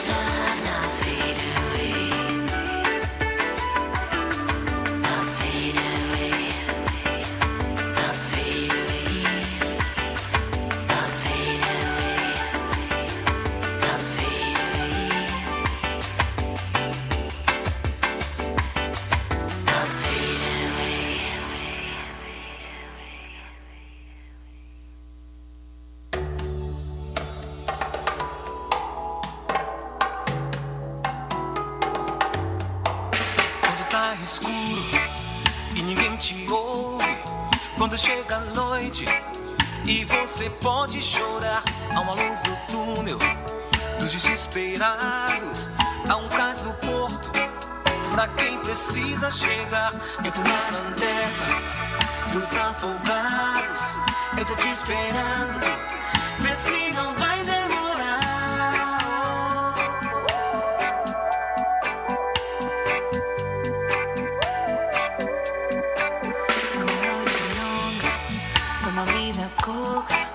Mas eu não me importo, basta poder te ajudar. E são tantas marcas que isso faz parte do que sou agora. Mas sem nascer me virar.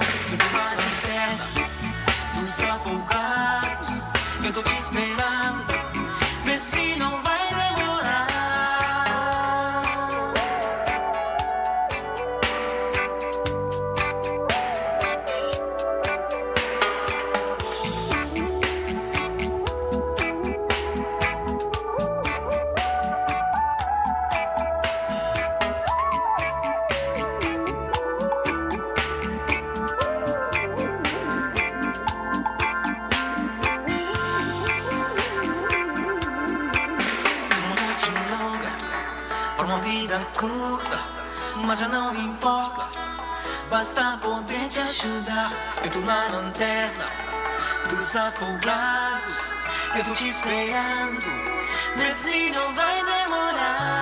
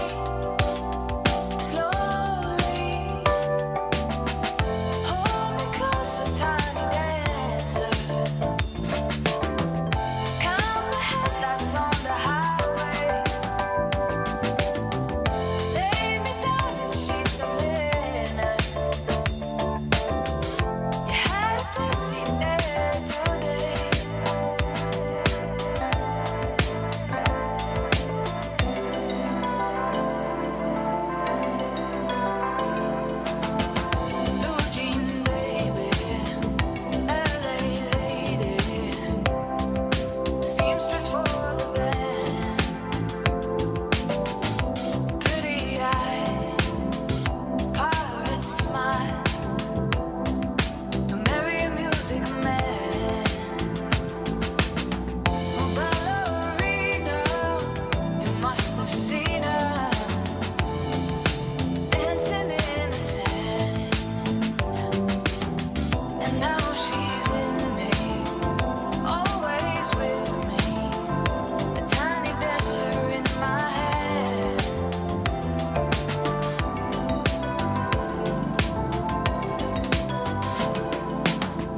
Oh, how it feels so real, lying here with no one near, only you, and you can hear me when I say softly, slowly. Hold me closer, tiny dancer. Count the headlights on the highway. Lay me down in sheets of linen. You had a busy day today, today.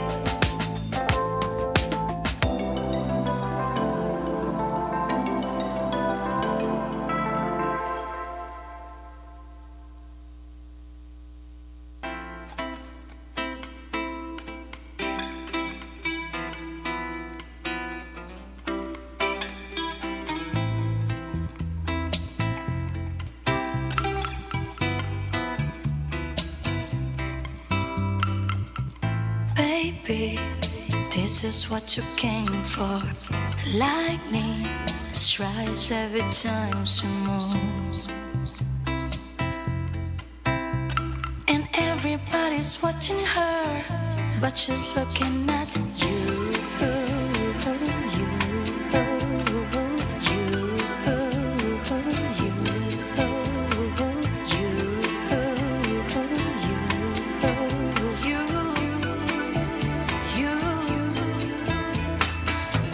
Lightning, this is what you came for. Lightning strikes every time she moves, and everybody's watching her, but she's looking at you.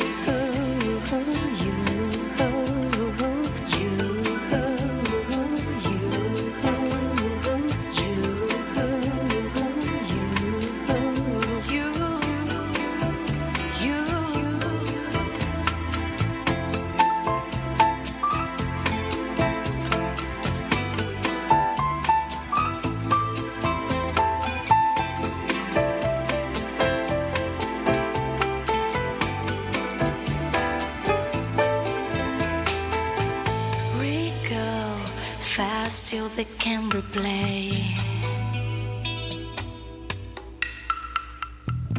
Who knows why it's gonna be this way? We say nothing more than we need. I say your place when we leave.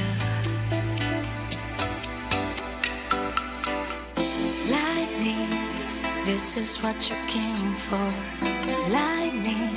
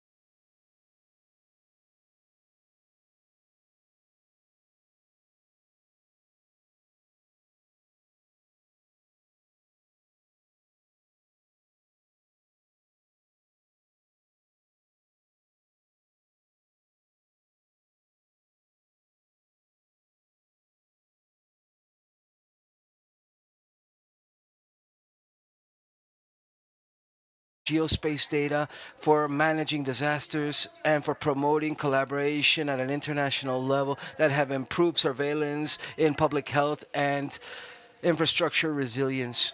As co-president of the work group for AmeriGEO Disasters Group, his leadership has been fundamental in implementing satellite data systems and in executing specialized strategies for risk management. Currently, he works with the Geographic Information Systems and the Geographic Agustin Codansi system. Together with him, we have Mrs. Marta Villagomez, who's a geographic assessor of the military Ecuador geographic system. She has broad experience in cadastre systems, drafting geographic information, geographic studies, applied geographic studies, and project management. He's an alternative member of the IPGH in Ecuador, co-leader of the work group of the Strategic Framework on Disasters for Earth for Ecuador, and her history combines knowledge at a technical level in geography and cadastre with the active participation of international networks, contributing to the strengthening of capacities and promoting regional cooperation for territorial management, risk prevention, and the use of geospace information. Who will be our moderators for this panel? These two people that I just commented upon, and for them, with them as panelists, we have Jack Gupta, ex-founder and CEO of HRSE Health, and behind him, he has an organization that sounds almost like science fiction. He Poseidon Plastic Tracking Systems, a platform, a geo AI platform capable of making satellite imagery and models at an ocean level into turn them into maps that showcase where we see plastic accumulation and how that affects the health of communities. With over 30 years of experience in cybersecurity and data analysis, he's collaborated with different organizations like the World Health Organization and LINOA, and he's also leads the health group from the Open Geospatial Consortium, and he's the author of books that are references in his field. With us, we also have, in terms of risk management for coasts, Adrian Santiago Tate, civil engineer and geophysicist, co-founder and CEO of High Tide. His company has developed Arcly, which is a platform that transfers risk of flooding and translates that into monetary values for every property, allowing millions of owners throughout Florida and Puerto Rico to understand and act upon those threats. His research about tsunamis and the rising sea levels have been published in different high-impact journals, and they have been used as tools like in Stanford Urban Risk Framework. Within the field of climate technology, we have Francisco Coleman, partner of Global Climate Tech, and he promotes solutions based on atmospheric ionization in order to induce rain, to prevent forest fires, and to improve the performance of wind farms. His vision combines science, innovation, and strategy with a global impact. With us, we also have Carol Nettleton, founder of Open Oceans Global, who works together with AmeriGEO in Ecuador to implement the Ocean Plastic Pathways Toolkit, which is a tool that not simply provides data, but it also provides an interactive map for prevention of plastic not reaching the ocean. And this is nothing new for him. His work on these topics is started in the 1980s, showcasing a commitment for decades now. From Ecuador, with us we have Rosa Cuesta, whom is a geographer and a PhD in geography, a specialist from the Geographic Military Institute, and a member of the Geo Earth Ecuador group. She leads projects of official cartography and geographic management hosted by the IPGH and combines technical rigor with capacity for dissemination and make decision makers use strategic geography for decision making. From Argentina, we have Marcelo Cili, a PhD in rural studies, the major researcher for the National Southern University, an expert in land use planning and rural development. He's with his personal seal, which is to build bridges amongst research, academic research, and public policies. always with an innovative approach and with the goal of achieving more inclusive territories and more resilient territories throughout Latin America. Finally, from the Deputy Direction of Knowledge of Risk, UNGR, Osvaldo Copa Dominguez, together, these people represent the convergence among science, technology, and innovation applied to a common goal to build territorial development and environmental development that is more intelligent, more inclusive, and more sustainable for all of us. Welcome, all of you. Please, you can continue with this panel.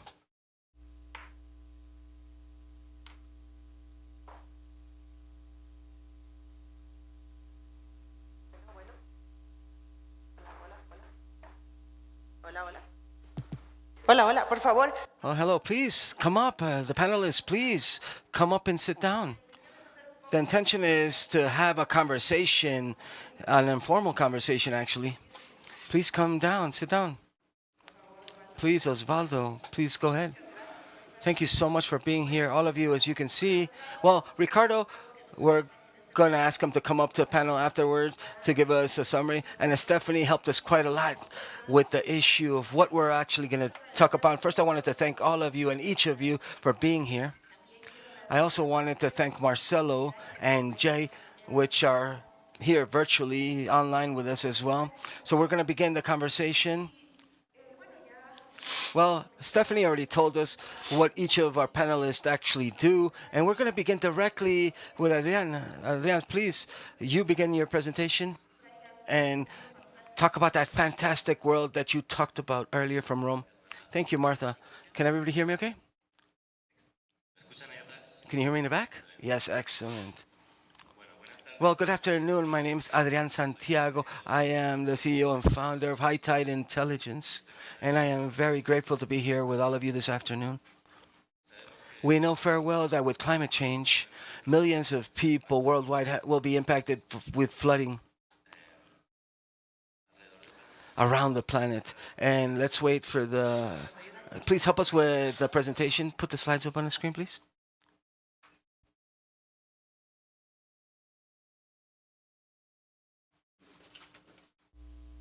Ahí está. Here we go. Thank you so much, Martha. We know that with climate change, millions of people will be impacted by flooding throughout the planet. In Florida, for example, according to a study that we did, there's over 1 million different buildings that will be permanently submerged underwater because of the sea rising after this century. And here in Colombia, the major impact will be because of extreme rain conditions that we know will worsen with climate change. So here we have to act. Our mission as a company is to accelerate adaptation to flooding with technology based on data. In this conference, we've spoken a lot about all data that is available, that is being collected and should be collected, actually. We are very focused on the issue of going the last mile to ensure that these data are actually accessible for the people that actually need it, and they should be useful for decision making in a proactive fashion. High Tide began with an initiative, an interdisciplinary research in Stanford, in California, where we developed this methodology to calculate the financial impact and socioeconomic impacts of flooding. We know well that flooding are the most costly disaster, and that's why it's so important to be able to calculate the financial economic harm plus the harm to communities. And that's why we developed this methodology that was published in Earth Future and received Stanford Rewards and Microsoft Awards as well. Our first solution is called Arcly. It's a platform where the owners can look for their address, look for their property, find their risk in dollars or pesos and compare it to what solutions for risk management cost, like mitigation solutions, for example, barriers that they would put on their doors or raising the building. Arcly is free of access to the public, and it's available in Florida and Puerto Rico in both Spanish and English. And I invite all of you to visit arcly.com to get to know the platform. Thank you, Adrian. Oh, I thought you were done. No, one more. Our other solution, Arcly Pro, is designed for governments, institutions, engineering companies. In the US, for more than 50 years, there are a lot of regulatory systems to handle flood risks. For example, you have the National Flood Insurance Program, an insurance program funded by the government, then the community rating system, program of management handled by local governments, and all of these programs are very they take a lot of time and a lot of money from governments. But with Arcly Pro, what we've done is to look for opportunities to automate these processes that are very costly so that governments can adapt quicker and more efficiently.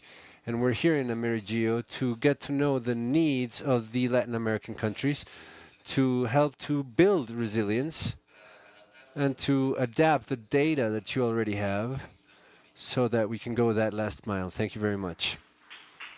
Excelente. Muchísimas gracias, Adrián. Fantástico. Thank you very much, Adrian. That's fantastic. He met the time we gave him. So in that frame, I'm going to ask you a quick question to start now that you're talking about Arcly. What have been the main challenges and the main opportunities that these platforms have, especially Arcly, to that they have an effect on the policy of risk management? And something that you just mentioned and that I like, and which is going the last mile. Could you explain what that means? You have about 3 minutes. Oh, 3 minutes, great. Well, as I mentioned, in the US, there are a lot of regulatory systems to handle flood risks.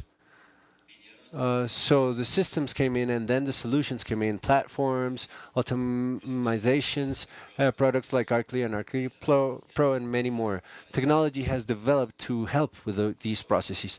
Then we come to Colombia, we learn about the situation in Colombia, how things are here in other countries, and we see that there's not 50 years of handling with this problem. So in this case, the platform comes first, and it gives the opportunity to accelerate that process because we can borrow ideas from other countries.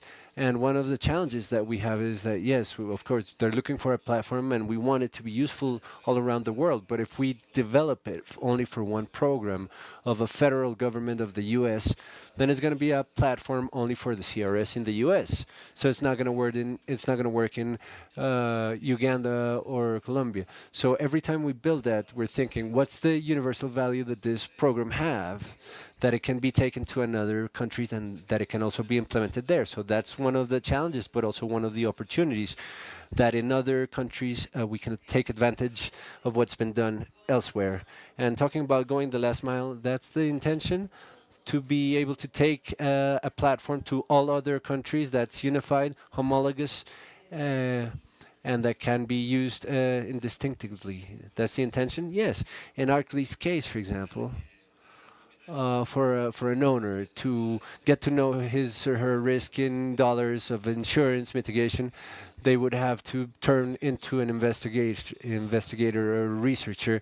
It's a complicated process. And Arcly's idea is to make everything easy, to have data one next to the other. This is your risk in dollars. This is what an insurance costs. This is what a project costs. So it's very easy to see the options that are available and basing yourself on your own situation with risk tolerance or financial, you can press a button and have that option executed. We have partnerships with insurance companies, with builders to have a decision at the push of a button. Okay, great. Thank you, Adrian, for your vision and for being such a good summary. Now I'm going to ask you to please help me with the presentation. We're going to continue with our next speaker.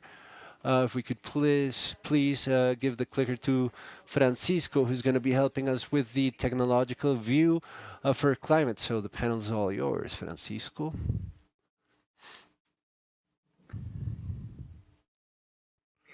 Thank you, Marta. First of all, thank you, AmeriGEO, for the invitation.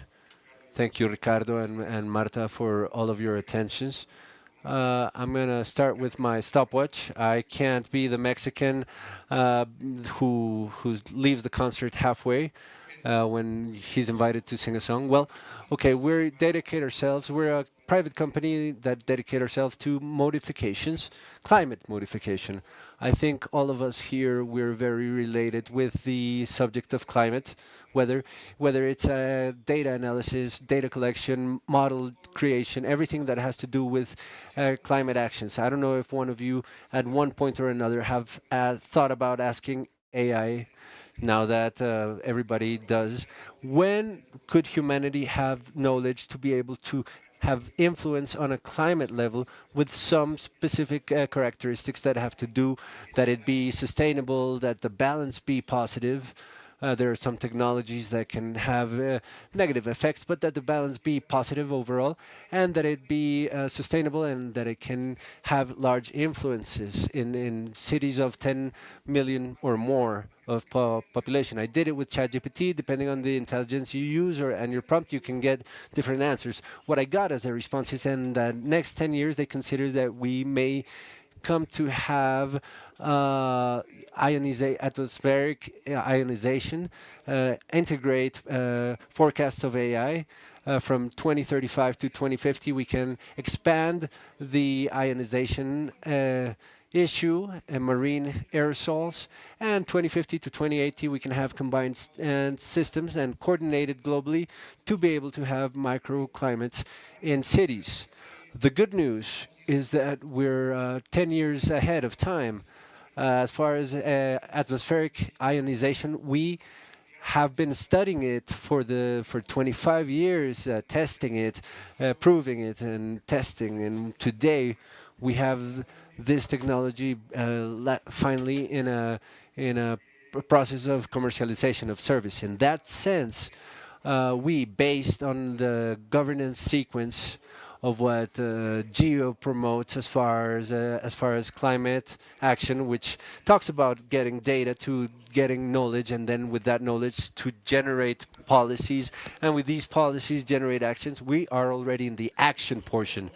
What we can do, that what we're doing and what we are seeing and doing, the whole subject of environmental challenges, the resilience that needs to be created around things like floods, for example. We need to take advantage of environmental intelligence, and we're going to get the volumetric freeing of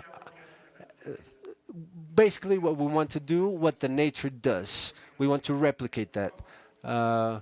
We are going from the bottom up. How do we do that? I just mentioned it. We have a load of ions, which is a land station that we can free volumes. They're safe, they're sustainable, and scalable. For what? Well, here's science fiction.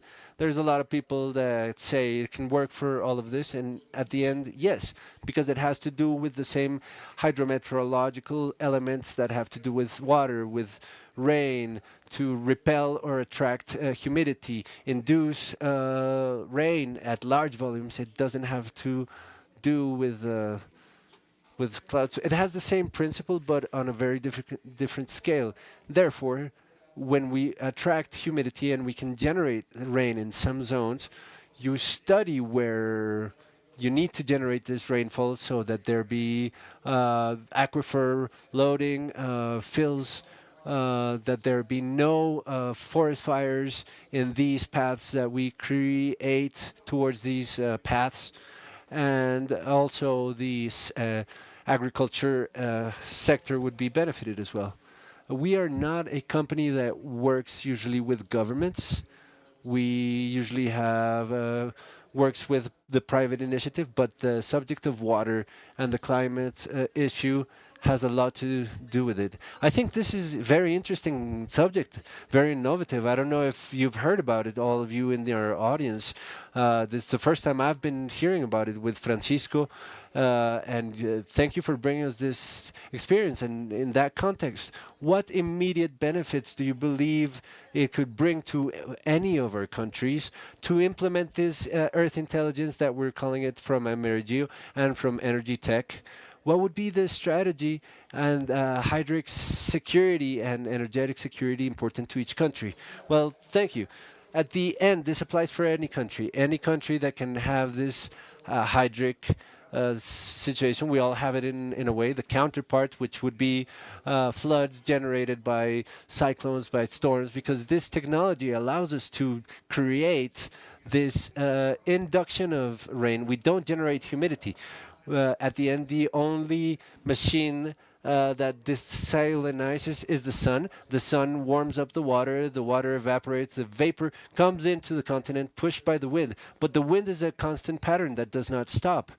A lot of times we wonder why a cloud forms in one place and not in another. And the reason is because in that place it gets trapped by electrical particles that flow as condensation nucleus that generate aerosols, then drops, and then the cloud which precipitates. At the end of this, we can all help the governments and population in general who are suffering from that hydric stress, from forest fires, that are suffering from agricultural losses, cattle losses for lack of water. And one of the things that we unfortunately don't think is that we're not only not affecting the superficial water, we'll be hearing about plastic by Carlos and all of that. But this surface water and the overexploitation of aquifers, it's also putting us in great danger. Today, the use of water that we're needing water everywhere is widening.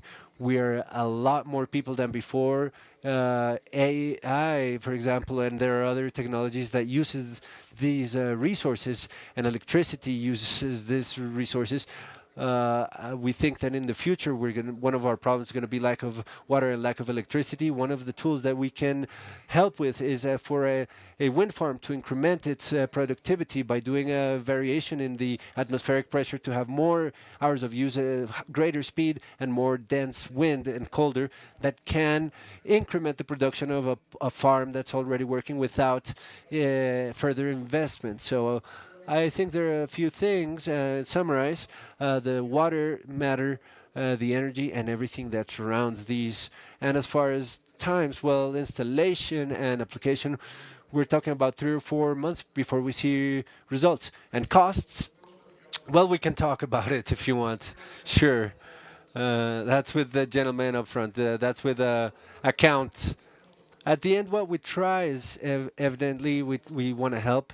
We've been investing a lot of time, years, and money in this, but we want to help with these technologies. This is very visionary subject, and we see how the observation of the Earth comes to a more applied and practical part of our systems and water. So thank you very much, Francisco, for sharing this. Bueno. Okay, up next.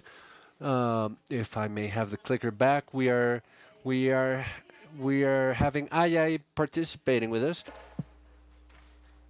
Yes, I am. Yeah. Excellent, Ayay. The floor is yours, please. Thank you. Can you start the slides, please?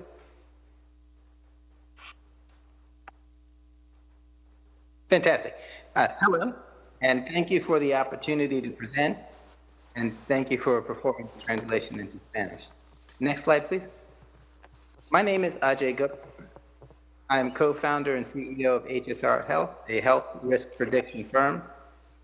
My firm is a member of the Group on Earth Observation, and I have been active with the GEO Health Community of Practice in the U.S.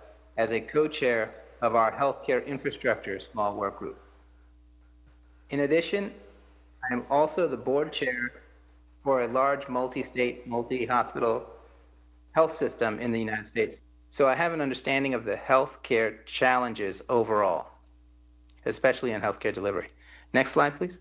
Or this slide, the problem slide. Thank you. Plastic contamination is an environmental crisis, we all know. It's also a health crisis, one that we don't fully understand. Billions of pieces of plastic and microplastics, along with their associated toxins, enter the oceans and our food supply annually. We are all exposed, but we lack real-time intelligence to pinpoint where plastics are and how they're moving. Most importantly, who is at greatest risk from the plastic contamination?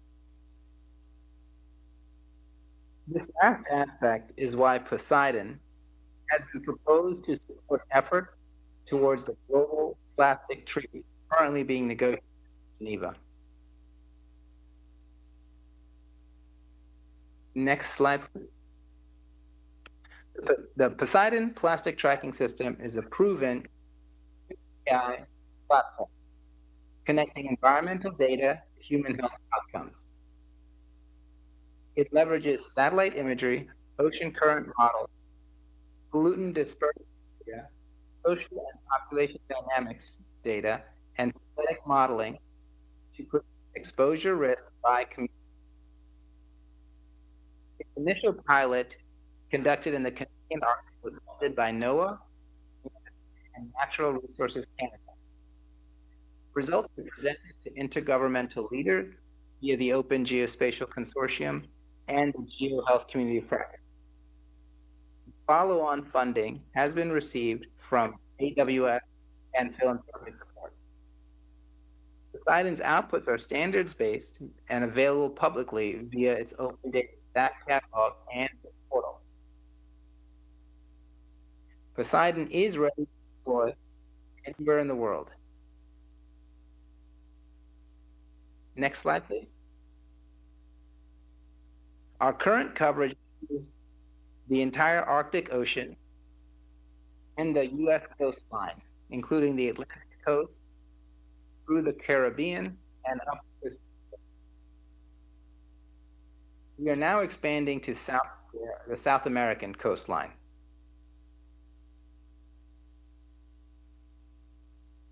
We have raised $325,000 towards our overall goal for global scaling.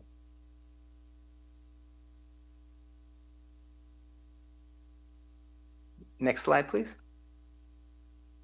We seek on-the-ground pilot project to showcase Poseidon's full operational value, linking ocean intelligence to public health interventions. We do seek sustained funding to scale and ensure real-time open data access.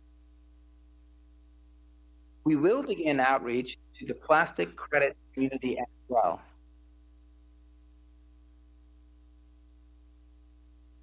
Our invitation to the AmeriGEO community is to sponsor a collaborative deployment in creating the first global health-focused ocean plastic intelligence network.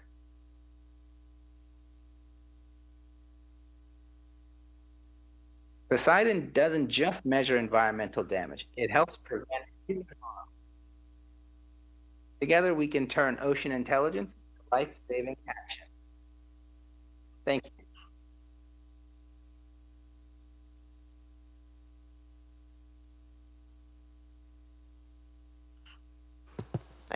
Okay, thank you very much, Ajay. Really interesting, and I love that name. Poseidon tracking is really good. I just have a question for you, Ajay. What makes the Poseidon plastic tracking system, while particularly its use as geospatial AI and synthetic population modeling uniquely positional to support both immediately pilot deployments and long-term investment in ocean health and public safety? Could you please help with us? Yes, thank you for the question.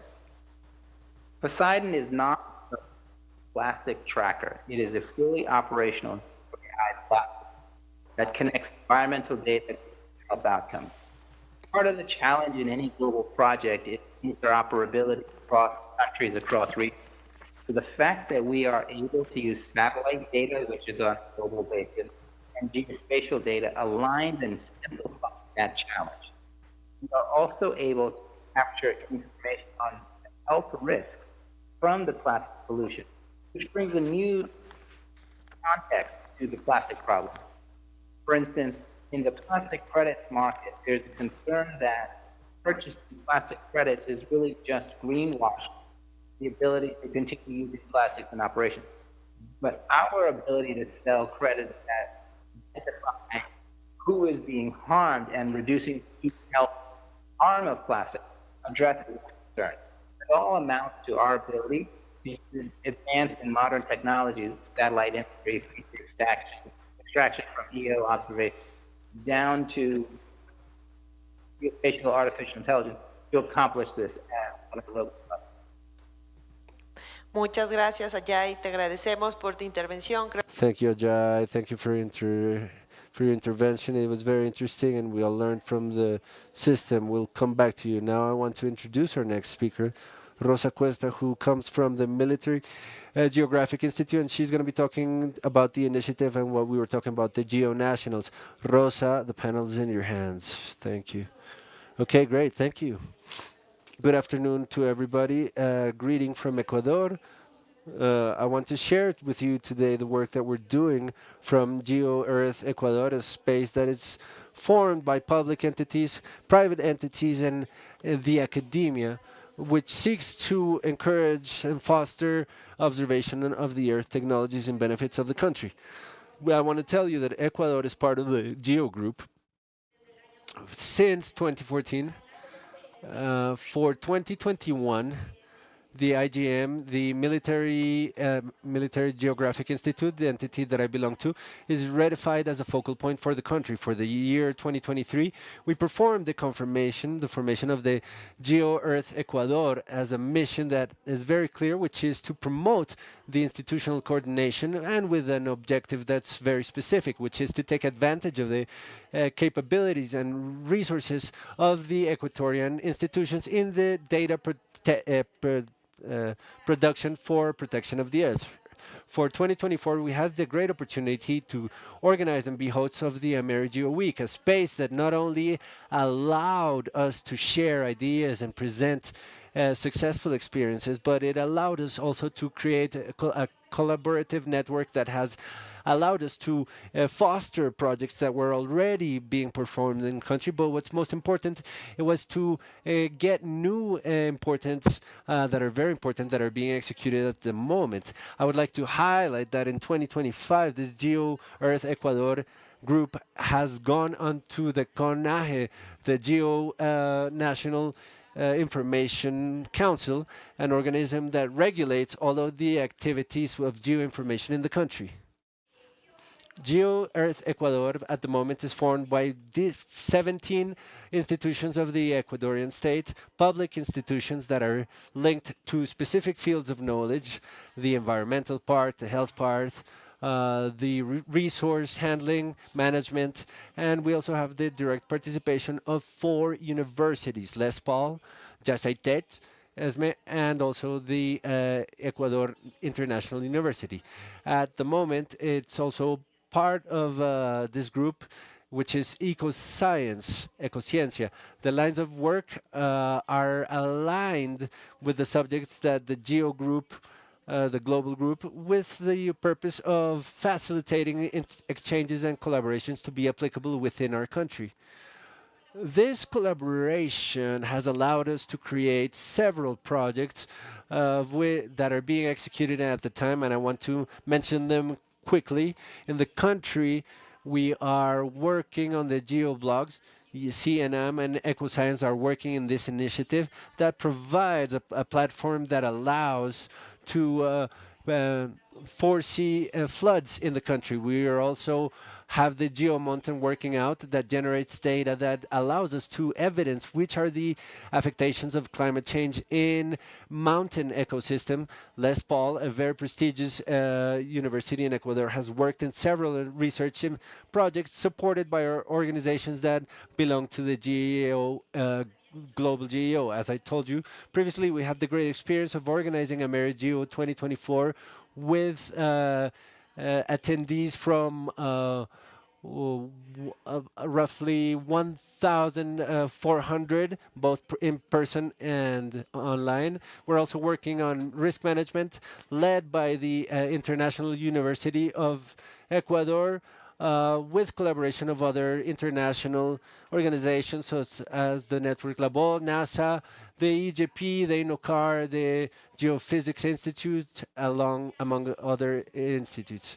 I want to make mention of a project that we've been executing this year, which is the root of the plastics, in collaboration with OpenAsh, with ENAMI, with Les Paul, with IGM, and with ESME and entities that are close to joining, which is the Environment Ministry and San Francisco University. All of this collaborative work that we've been developing from the Geo Earth Ecuador has allowed us to have an active presence in AmeriGEO Week, through the organizing of workshops and events that deal with important matters not only on Ecuador, for Ecuador, but on a global scale. I want to finish my presentation with a very important event that we're going to have on Friday, which is the description of the results of the project that we're elaborating, which is the plastic routes to the ocean.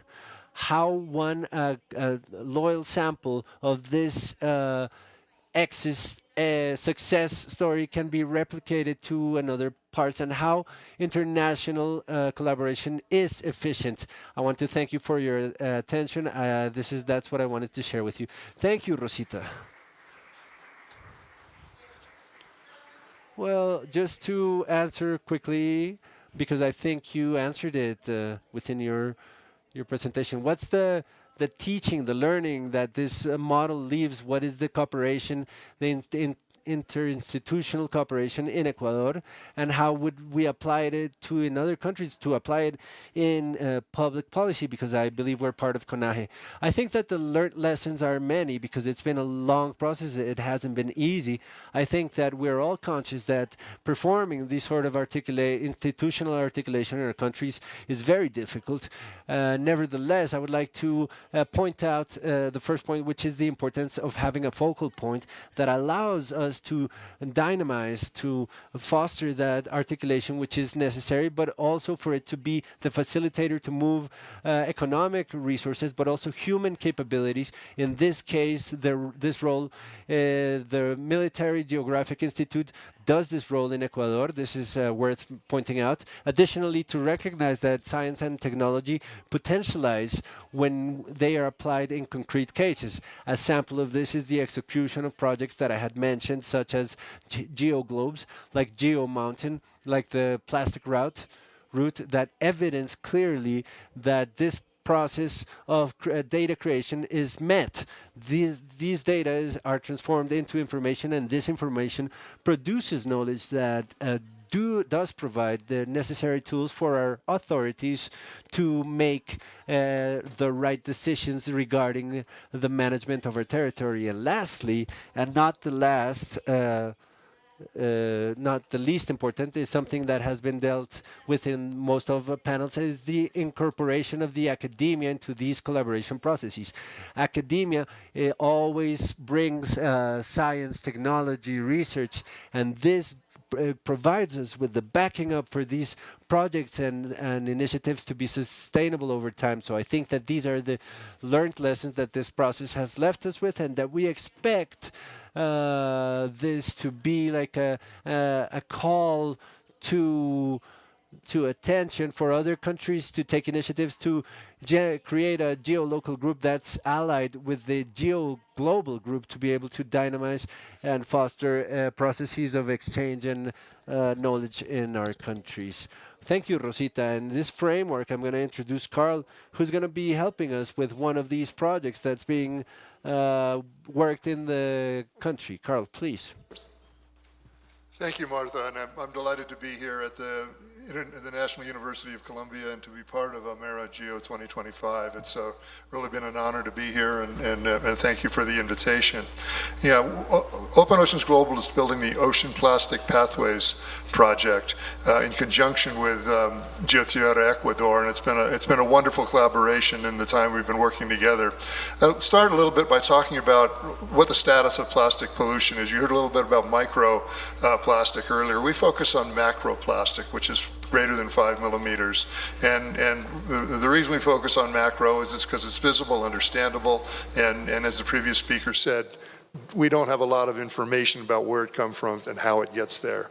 And so we are working and built a prototype to develop that. Just to give you a reason why, there's 11 million metric tons of plastic reach the ocean each year, and they're expected to nearly triple by 2040.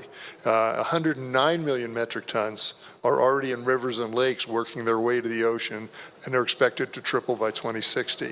Plastic production and plastic waste are also expected to triple. And as the previous speaker said, this is devastating not only to human health, but to the environment, and also to economies in regions where the plastic comes together. And while it's an international crisis, it's really a local problem. We like to look at it and say, well, we produce too much plastic, let's stop production of plastic. But really where it's impacted is on the beaches of the world. 75% of all ocean plastic is on a beach somewhere. It's not out in the middle of a mythical island, and most of the rest of it is in coastal waterways. So if it's in an area on a beach, we can find it and we have a chance to figure out where it came from, where we can intercept that plastic and help inform the policy and decisions that will be important to solving the problem. What's happening globally to try to solve the problem? Well, cleaning beaches are going on everywhere. And it's a little bit like mowing the lawn, right? If you've got a lawn, you've got to mow it every week. The beaches are continually fouled by plastic, and they have to be cleaned. The other efforts are, that doesn't get to the root cause. The environmental world wants to reduce plastic productions, stop the production of polymers by the oil industry, slow down and stop some of the plastic production of the companies that make products that have containers that we need. But that's going to take a long time to be effective, if ever. The politics and the economics of that are very challenging. I just came back from the International Plastic Treaty Negotiations in Geneva, and I can tell you the nations of the world are struggling. It's not doing well, and it's supposed to end with a treaty tomorrow, and I hope they're successful in the next 24 hours, but I'm not hopeful. And then the corporate interests want to recycle most plastic. Well, globally, recycling is at less than 10%, and it's only a partial long-term solution. There was a study that came out at one of the meetings in Geneva that said they're going to be able to increase plastic recycling by 77%. Well, if plastic production is 9% and it gets 77% better, we're still only at 16%. That's not going to solve the problem. We need a better way.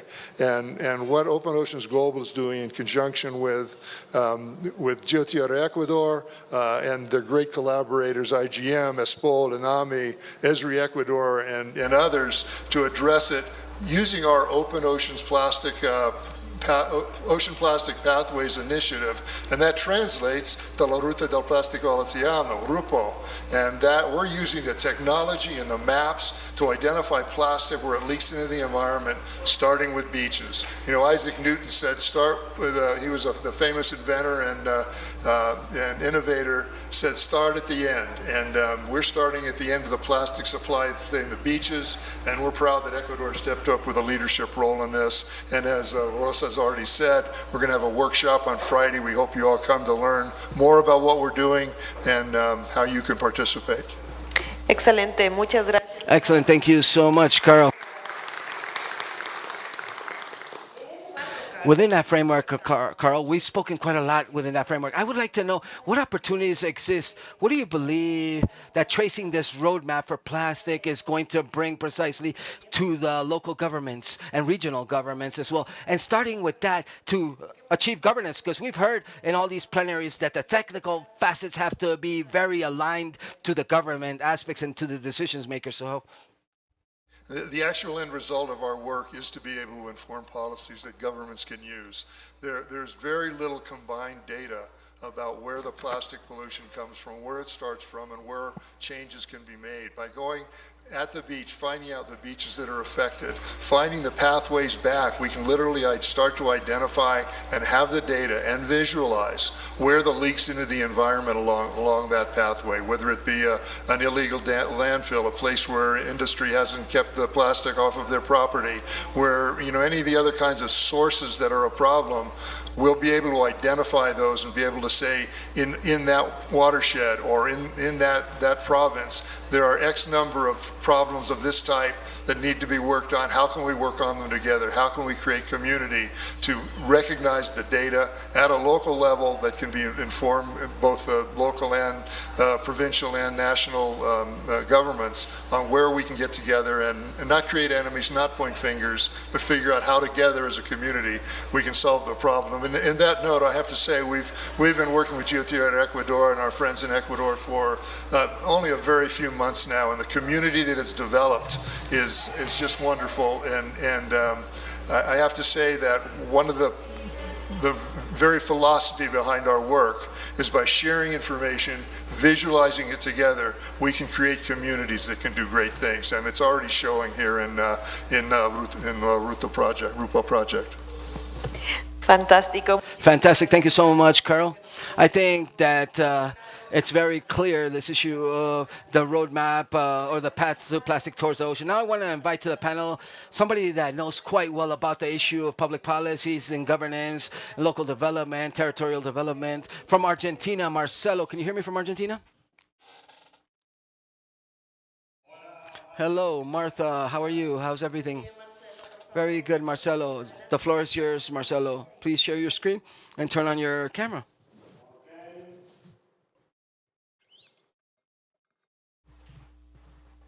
Sí, coloquemos por favor. Please put his presentation up.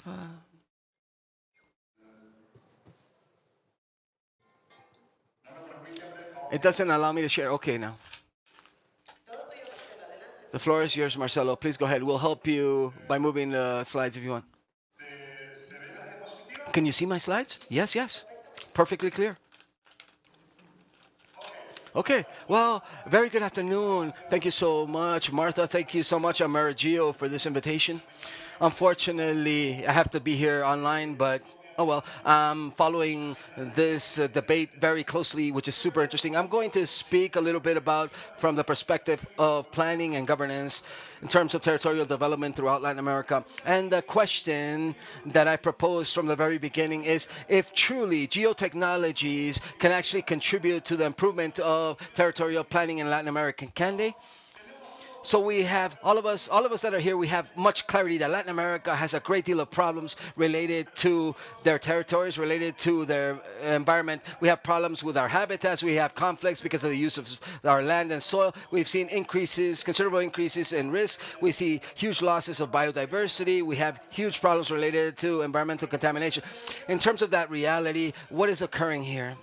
All of these countries, all the provinces, all the states and municipalities, they are working with plans and programs and projects related to planning of every nature, of every different types of natures and for different types of works. There's an overabundance of projects, actually. However, the evidence that we can actually see throughout the region and from Mexico all the way to Tierra del Fuego and Argentina and Chile, what do we see here? We see that the problems, environmental and territorial problems persist and they're getting aggravating, they're becoming worse. I think that there's 4 elements that I would like to highlight here that are related with this specifically. First of all, one of the biggest problems is there's a lack of defining the vision and the model for the future of territorial that we want in a region. We still don't have clarity because there's huge fragmentation at a political level and of different stakeholders and actors that have capacities to be able to plan. So what is the future vision that we have of our territory? That's not clear yet. The second thing, there's huge confusion at a concept level, conceptual basis. Let's talk about territorial optics. We make political policies. We have strategies and plans, environmental plans, territorial plans, etc., urban plans. There's a great deal of confusion in terms of concepts associated with a lack of capacities and skills at a national level, provincial, state levels, or municipal levels. Third, we have a very strong tradition in terms of sector-based policies, but we don't have, or we lack, policies at a territorial level which are more cross-cutting, and this lack of or this presence of sector-based policies is accompanied because of there's a lack of interinstitutional coordination as well amongst different areas. And fourth, what we have a big problem with is differential temporalness. We have arrhythmia, not in the cardiological or heart sense, but arrhythmia in this sense means that all the different stakeholders that are intervening here have different heartbeats or different beats or different temporalities or time zones. A mayor may have their own time zone. A minister has the different time zones. Business people have another one. The academic sector another. Everybody has a different timing. Therefore, it's so difficult and complex to create a common agenda with our own rhythm that will allow us to build a process together. And now, in terms of these problems related with planning and governance of territorial development processes, the hypothesis that we are proposing is that new technologies can contribute to break this vicious cycle and these processes. But in order to accomplish this, in order to truly contribute, we think that there are three conditions that are missing. Three conditions that are not always present that we have to build. For why? Why? So that all of these efforts that are done in terms of technological efforts can actually be captured and used in pro of better territorial policies. The conditions are three. First, training. Not only training and technical capacities on how to use the software or the platforms or any instruments, but training to understand the context where these need to be used and how they need to be used. Training in every sphere and at different levels and scales. Second, we have to build a greater institutional structure, greater institutional cultures in terms of how to use these technologies associated to planning and territorial management. Many times in our institutions, what we don't have are institutional cultures for adoption of technologies related to this. How many years in our institutions throughout Latin America were using geographic GIS information systems? There wasn't used that properly because there was no institutional culture that allowed this technology to be more massively used by everyone as a useful tool for a day-to-day usage. And third, we need more open communication. We need people to take ownership, appropriation, open communication between the technology specialists, those that use the technology, and the rest of the technical teams, and civil society in general, which is involved in planning process and territorial governance and management. A greater appropriation of these technologies that we need to make it part of our day-to-day and usage, especially those of us that are working with planning and managing and governance at a territorial level. Well, thank you very much, and I hope that I was able to contribute to the debate. Thank you, Marcelo. I think that you summarized the panel quite well. In 1 minute, I need you to answer a question that pops up with the issue of what approach would we need to consider in order to advance on those problems that you discussed in your first slide, and especially what role do local governments play here? For me, we are before a huge challenge of institutional strengthening and organizational strengthening. We can create lots of technologies. We can propose many plans, programs, and projects, and we see that in the region. There's an overflow of initiatives, lots of them, but what we don't have is a capacity to capture all of these new opportunities that are given to us by technologies, but also our institutions are weak and they don't have the capacity to capture these opportunities and use them that technology provides. So for me, we are facing a huge challenge in terms of strengthening our organizational structures from societies and institutions. If institutions that are responsible and are references on these issues cannot actually train themselves better or have a better institutional strengthening and have better communication, then it would be very difficult for us to translate all of these technological efforts into products and public policies that are way more efficacious. And local governments, a special mention, because they're the ones that are closest to the problems. However, they have very little capacities for interventions because they don't have the true tools, because sometimes they don't have the personnel that's trained, and therefore they don't have the capacity to access all of these technologies, which are marvelous technologies that allow us to advance hugely, but we don't have the capacity to actually use them. Excellent. Thank you very much, Marcelo, for your contributions. I think that they were very valuable. And finally, but not least important, we have Osvaldo, which will share with us from his own experience and give us a brief presentation and solve some answers that we have. Thank you, AmeriGEO. Thank you, Martha. Thank you to the auditorium and to the different panelists. Well, I come from the National Unit for Risk Management for Disasters. As many of you know, this is an entity that's a government institution or entity. And within our unit that follows Law 1523 in Colombia, we have three sub-processes: risk management knowledge, risk reduction, and risk administration. Everything that we do from the Deputy Direction of Risk is focused on how the risk is behaving and trying to understand the different phenomena. So the question is, what role innovation plays in reducing disaster risk? Well, we're working with a project that we're developing. Just to give you a little bit of some knowledge, trying to focus on where we're heading with these concepts and what we're generating with this knowledge and in order to reduce disaster risks. So this project that we're developing with the Research Institutes for Marine and Coastlines, which is our scientific branch for the National Risk Management System. It's the Inter-American Monitoring School for Community and Collaboration mentioned for the coast erosion analysis. What we want to do is create a Latin American network to monitor the coastlines.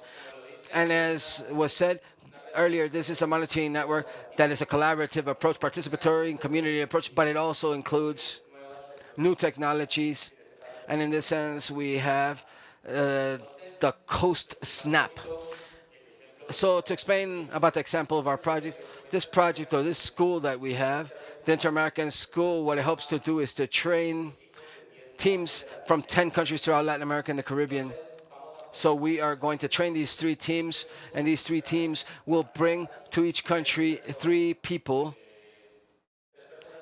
from each country that come from different levels. And here we have a leveling up of the process. We have 1 member of the local community, 1 representative from the government. It could be from the risk management area, and an academic technical educator that will give us the feedback and help us in these processes. We create a course. We do this training. This training is focused on generating monitoring capacity, and more specifically for the coast areas, and to monitor coast erosion.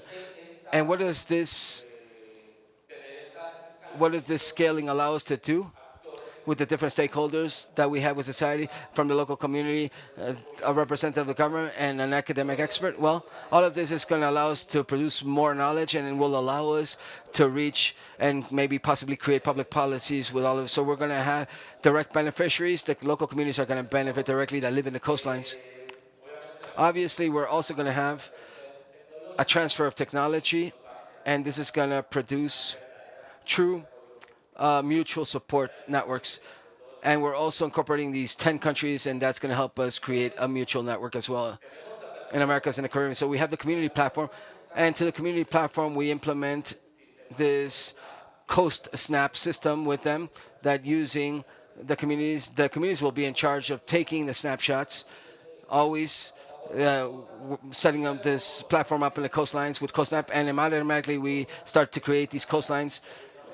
And there we start to going through the automated processes to finally upload this to a decision platform. This decision platform basically is installed in an early alert system. The early alert system, well, is the baseline of what we need in order to make better decisions. We're going to have a platform at a regional level. As I told you, it's 10 countries throughout the Latin America and the Caribbean that are going to be working this. So it's going to allow us to make decisions at a regional level, not only locally. So we're going to have a network of experts as well, because we're unifying educators and knowledge from all 3 levels, and educators from all the 10 countries, from civil society, government, and educators. And obviously, when we install this or set this up within the local communities, then we're going to generate community empowerment and greater community knowledge. Finally, to end, there's 3 keys in terms of innovating in risk disaster management. For the coastlines, well, if we apply this innovation, we are going to be saving lives when this data becomes decisions, which is the most important thing. Technology, obviously, will never substitute the knowledge of local communities, but it will allow for these communities to be empowered with that knowledge and generate their own resilience. And obviously, every sensor, every data, every model, every early alert is an investment that we ourselves are making for sustainability, safety, and security in the future of the people that live in these coastlines. Thank you, Osvaldo. Fantastic. Thank you for that summary. Thank you to our panelists. Within that framework, I have 2 questions. In terms of knowledge transfers, how are you going to do this? And for the countries that are present here, so how can these countries participate in your initiative, which I think this is a very interesting initiative? Well, let me begin with the last question first. The initiative already started. We already have selected the participants with certain criteria, with financial diversity, that they have to be from the coastlines to be able to do our selection process of these countries. So the countries have already been selected and chosen. And we have Peru, Chile, Argentina, from the Caribbean coast, Jamaica. I'm missing many here. Cuba, I think. And, well, we've already selected them, so because the project has already started. It's already begun. And the other question was what? Knowledge transfer. Well, in terms of knowledge transfer, how do you think, how are you going to do this? So we have the three different stakeholders that participate in each country, right? As I told you, we're going to have approximately 36 people participating because for Colombia, we have three zones, the Pacific zones, the Caribbean zones, and the insular zones. So we have 36 people that are going to be taken to the Research Marine Center that has that platform. And we're going to generate everything related to a specific course, theory and concept-based course. Since we also have experts, we're going to have feedback to the community and to the government sector as well that is also going to participate as well, together with our technical educators and experts. So we have the involvement of the academic sector, the communities, and the public sector, which can trickle this down to public policies. And the major approach is to teach people how you do monitoring for the coastal regions, independent of the one that is already being planned, which is the CoastNap, which is the automated version. Okay, thank you very much, Osvaldo. I want everybody to give a big applause to all of our panelists, also the virtual panelists. I think that this has been one of the largest panels that we've had, and I think, yeah, we do have a little bit of time to ask a few questions. So I wanted to begin with Francisco and with Adrian because they spoke to us a little bit about their technologies, and I wanted to know, how do we ensure that these technologies that you spoke about and discussed can be accessible to communities and governments at a local level, local governments? So Francisco, I don't know if you want to begin. Yes, thank you. Well, listen, it's been very complex with governments, but we, as I told you earlier, in this sequence of governance that is proposed, beginning with knowledge, then going on to policies, then to actions, well, we are doing what we think today, for example, artificial intelligence is doing. They began with apps and applications, and just now are we beginning to be worried about legislation afterwards. Because if we would have started with legislation first, from the very beginning, it would have stopped the beginnings. So I think with these types of initiatives where these are very controversial, because listen, geoengineering, climate geoengineering, you hear things all over the place that are controversial where you can't even talk. There's arguments that are very clear where for many years now, people began, they thought that the process was not natural. Chemotherapy started with cancer. They thought it was not at a medicine level as well. And in climate, it's the same thing. Of course, we're trying to intervene because we don't have another option. And when we have this technology that where we have a positive scale that will save lives, at the end of the day, we just have to do this. So how can we begin, and how do we then later fit in the public policy? Well, we have to find a way to do this between private and public partnerships, because at the end, the beneficiaries are going to be all of us. Excellent. Thank you, Francisco. Adrian, the same question for you. Well, in the case of what we actually do, which is to do flood risk analysis, is to process lots of data. So we need more data. And depending on the location, the data can be good, it can be bad, or maybe non-existent altogether.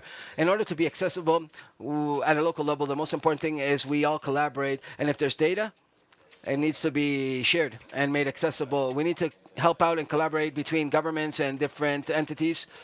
We, as us as well, but those that have the data should make them possible and facilitate them to work. I'm not sure if you saw the image that I had of mythology. There was many data that was missing, and they're not always going to be good, but we have to start somewhere. And when we process these and you look at these and say, hey, we see the current state of our knowledge, and then we can start to continue and build upon that. Okay, thank you, Adrian. And connecting to the topic of data, I would like to now ask Carl if you've had any issues or problems in accessing data, and especially what conditions at an institutional and political level do you think are necessary in order to truly generate the project that you're working with the plastic route or pathway? Well, one of the things we're doing is trying to find common data that's available in global databases or national databases that can be used from location to location. We know that that's not always going to be possible, so we work with, in this case, with Geotierra Ecuador and other collaborators to find the best data that will fit the needs of the region. I do have to say that I didn't neglect it to talk about the platform we're using, and we're working with Esri Products and Esri Ecuador, which have been wonderful in helping us with that. And they have a whole series of products, but the one that I think is most important about sharing data is they have a hub platform. The hub creates communities of the folks doing the work, communities of around the community, and also has the potential to create a hub of hubs where those hubs can all have a way to connect and share data with each other. And I think that platform is going to be invaluable in leading to our success. And there's a secondary question you had? Exactamente el tema de la... Exactly, the issue of the conditions, institutional conditions, and policies in order to implement this. Yeah, that's always going to be a challenge, and all we can do is move forward with a positive look, with good information, help to inform the folks that are making policies and show them where successes have been. We have a solutions data set that's part of the whole program, and we want to show that there's solutions around the world that have been implemented, that work well, and that they can work well here, and we can bring those solutions to the local and regional governments. Gracias, Carl. Thank you, Carl, for your participation. And well, AJ, the issue of Poseidon as well. The same thing for you, AJ. I would like to hear from you. What is your opinion about data? Have you had any problems or issues with these data? And especially what conditions do you believe, AJ, require institutional policies or public policy in order to work on the Poseidon project? Hello. Would love it if you could translate the question. Te repito. Apologies. And translate the question, please. Sí, a ver si me ayudan con la traducción, ¿no? ¿O lo digo en inglés? Okay, lo digo. Okay, I'm going to say this in English. To know, what about data? Do you have any problem with that? And how you can connect the institutional and political part in Poseidon tracking? You know, that's a very good question. In general, the fact that open stack platform, a portal that we're using global satellite data feature extraction, it does simplify the data around cross-border global data. This problem is truly solved, though, by developing on-the-ground pilots where we deploy Poseidon and demonstrate the value that Poseidon health risk can bring to local markets, local communities, and even in this case, potentially a global plastic credit market. As we demonstrate its value, addressing global data, cross-border data sharing, and data collaboration is greatly simplified. Okay. Gracias, Ajay. Thank you, Jay. We thank you for your response. Rosita, we've already spoken about data. They also gave us the opinion about the public and policy sides at institutional. What has been the most difficult thing to work with institutional policies in the GeoEarth Ecuador? As I told you, it hasn't been easy. I think that the major problem that we have had is that not all institutions, in this case, more specifically in the Ecuadorian states, are aligned to one similar process of data generation in Ecuador. As I think in the majority of the countries throughout Latin America, we produce a great deal of data. However, I think that these data are dispersed in a bunch of different servers, or many times these are saved in the computers of the civil servants themselves, and there are personal computers. I think the biggest problem that we have is to understand the importance of making the availability of this data, making it available to create projects that truly have an impact on processes related to land use planning and territorial management. So we as GeoTerra Ecuador, as this group, we're trying to accomplish this. We're trying to do this. We're trying to work together, firstly, with all the different institutions at a government level, and to have that capacity of making available to all people, making the availability of this information to all people in each of these sectors, everything that's produced by every sector. We have policies, we have tools, laws, and norms. However, we have them, but we're not able to make these projects a reality yet that we have in mind. I think this is one of the challenges that we're working within the GeoTierra Ecuador group, and that we expect and hope that this proposal can truly allow us to achieve this, to have complete availability of all the data with a common purpose, that they're useful, that they're extremely useful to make decisions. Thank you. Excellent. Thank you very much, Rosita. That's precisely what we're interested in, that data is actually useful. Marcelo, please, can you help us out with this part and wrap up this topic? What strategies do you believe from your own experience that in reality have actually worked in order to translate these technologies and what we call intelligence of Earth, or Earth intelligence, in public policies, more specifically speaking? There's no one recipe, but I am convinced that we're lacking more technical and political dialogue. And we cannot seduce, so to speak, politicians or decision makers regarding the importance of these technologies. And we cannot bring a clear and concrete vocabulary that shows the advantages that all of these technologies have. It's difficult to achieve this and to take advantage and the value of these technologies. And on the other side, we have a technocratic risk. The technologic denomination leads us for many times, for our technicians or for the people who are dealing with technologies, that they be isolated within contexts that do not dialogue with politicians. There is the mutual unknown. Technicians don't talk to politicians and vice versa. We need more technical and political dialogue, and we need to be able to build a common grammar to be able to generate and facilitate this dialogue. Okay, Marcelo, thank you very much. Are you in agreement, Osvaldo, with Marcelo just said? Yes, of course. That's why, in fact, we, in the formulation of the project, wanted to include these three actors so that we have a dialogue in all levels, from the community, the academia, the technician, and the decision maker, all the way from the beginning, to see if we can make better decisions from data. Thank you, Osvaldo. Now, I would like to call Ricardo, please, for make a small summary of the subject. Please, Ricardo. Okay, thank you.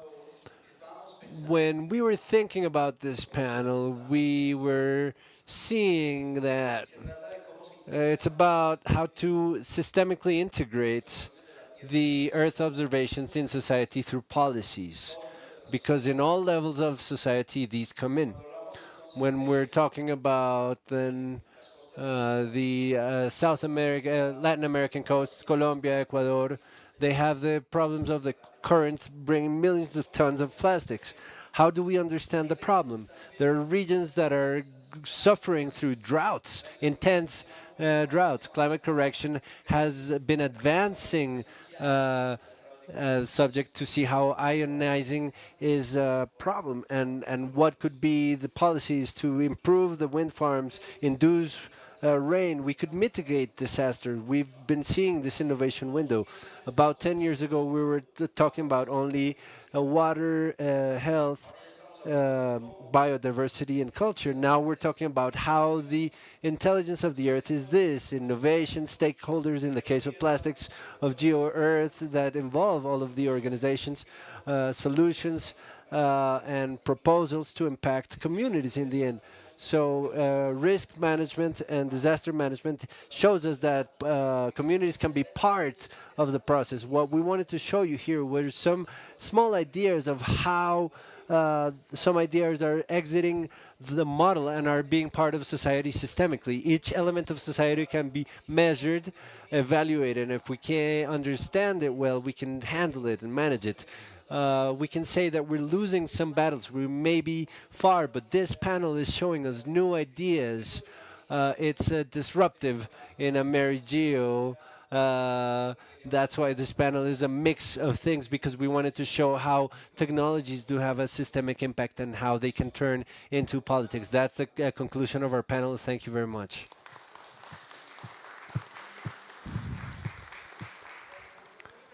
Okay, thank you very much. I'm going to ask our speakers to please stand here for a photograph.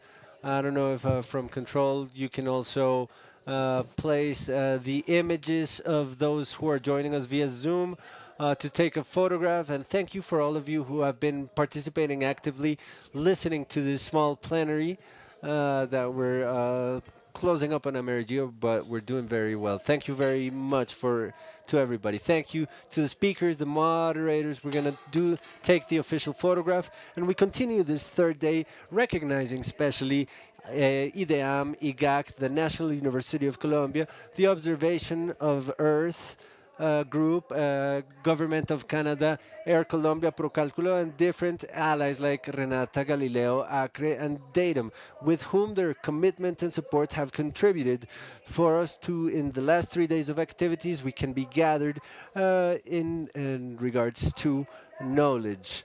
Now we're going to take a 15-minute break, and we're going to go through the stands of the companies, organizations, and entities that are part of this event, so that you can get to know and explore the value activities that each of these has for you. These stands are located on the western hall walkway of the building. You can also follow us on social media in IDEAM and IGEAC. You can look for us on Instagram, Facebook, X, LinkedIn, and YouTube, where we're broadcasting live of this activity. We'll see you in 15 minutes. Thank you.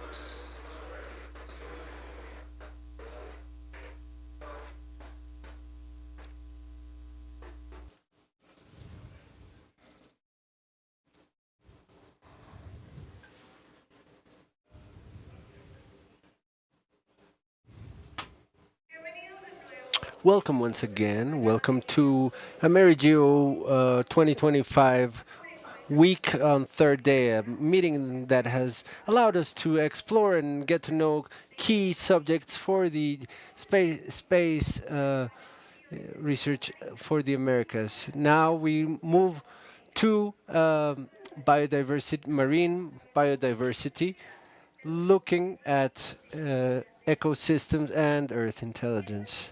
This session will be showing how Blue One Health, an emerging framework that highlights marine and aquatic ecosystems in the focus of health, and the Earth observation data can highlight critical solutions to monitor and predict risks for the health of water ecosystems. At the same time, promoting sustainability of the ecosystems through the interdisciplinary collaboration and the incorporation of biodiversity applications in the politics and decision making in the Americas. This space seeks to generate a point for experts and users of Earth intelligence, share experiences, and build alliances that are strategic, transforming collective knowledge into actions and projects for sustainable management of the territory. For this reason, we're inviting Nikia Buding, who's an officer of research intel detection at the Trinidad and Tobago Institute, specialized in geospace analysis, supporting environmental research for coast, marine, through modeling and space modeling and observation technologies for the Earth. And Nikia, welcome today. She's going to tell us who will be joining her this afternoon for such an interesting and enriching dialogue regarding biodiversity. Marina, welcome to the meeting today.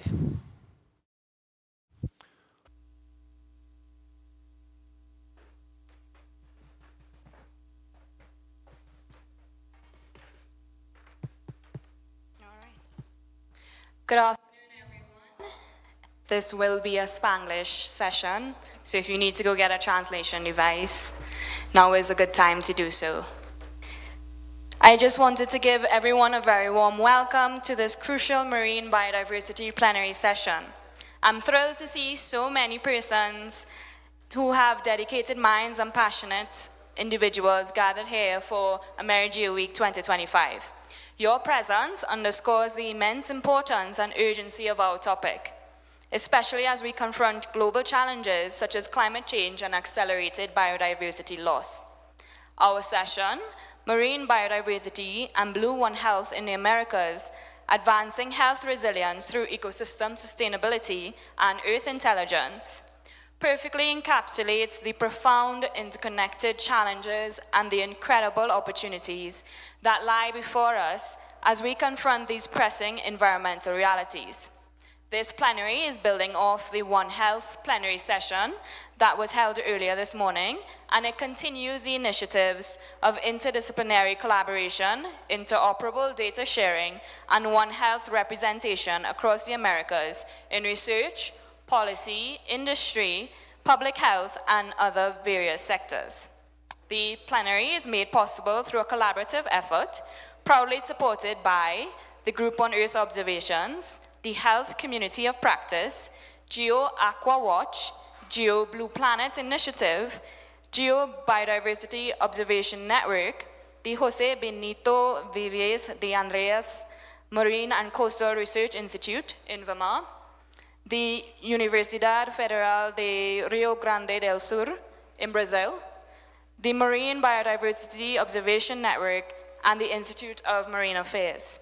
This diverse coalition shows a common vision to showcase how Blue One Health, an emerging and truly interdisciplinary framework that places marine and aquatic ecosystems at the heart of the broader One Health approach. We hope to forge powerful partnerships with these global efforts. Our goal is to coordinate marine biodiversity and Earth observations data to provide not only information but also actionable insights. These insights are vital to deepening our understanding of regional change, including the impacts of climate change and biodiversity decline, as well as their far-reaching implications for the health of humans, animals, and ecosystems across our shared planet.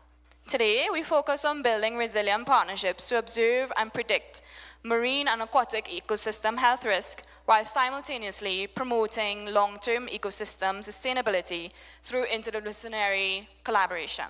This means actively incorporating biodiversity information and One Health applications directly into policy and decision-making across the Americas. So we're going to take a moment to break down the core concepts embedded in our session. Marine biodiversity. So this isn't merely about the aesthetic beauty of our oceans, though that is undeniable. It is about the very foundation of life on Earth. Healthy and diverse marine ecosystems are indispensable as they provide us with essential food sources. They play a critical role in regulating our global climate and are home to an astonishing array of species, many of which are still being discovered. The health and vitality of these ecosystems profoundly impact our well-being and survival and are under immense threat from the impacts of climate change and biodiversity loss. Next, we'll look at Blue One Health. This concept is vital. It emphasizes the intrinsic and inseparable link between the health of our oceans and the health of the marine life within them, as well as the health of humans and the animals on land. The holistic perspective that we're bringing forward teaches us that we simply cannot address one aspect of health without deeply considering its connections to all others, especially as climate change impacts all of these intricate relationships. Next, we'll look at advancing health resilience through ecosystem sustainability. So this proactive approach ensures that our marine ecosystems thrive, not just survive, and that they build upon a natural buffer against future health crises, and strengthening our ability to adapt to environmental changes and mitigate these risks before they escalate, particularly those impacts exacerbated by climate change.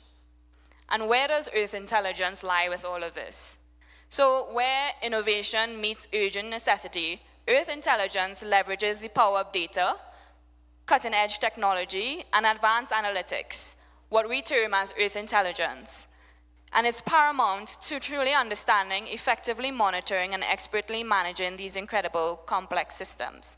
It's about empowering us to make informed, evidence-based decisions that can lead to real, tangible, and lasting impacts in the face of climate change and biodiversity loss.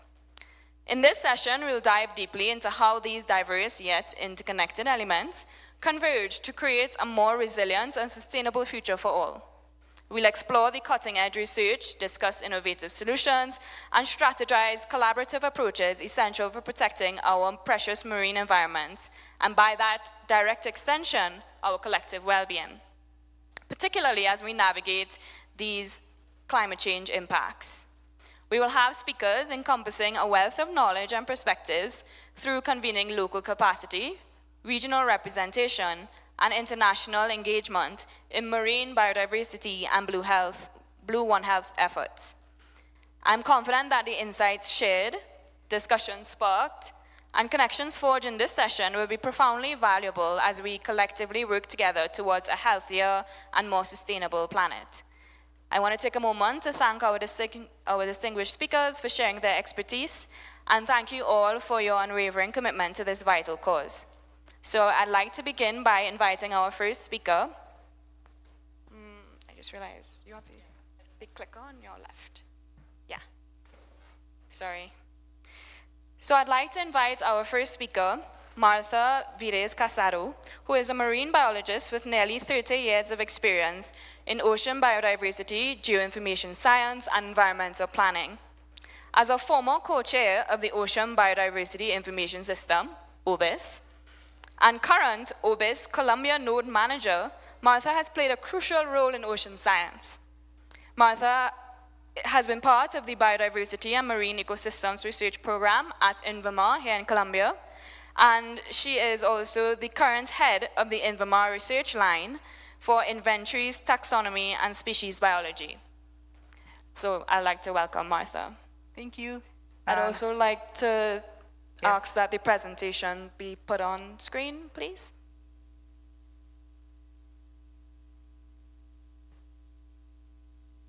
Bueno, antes que nada, agradecer a...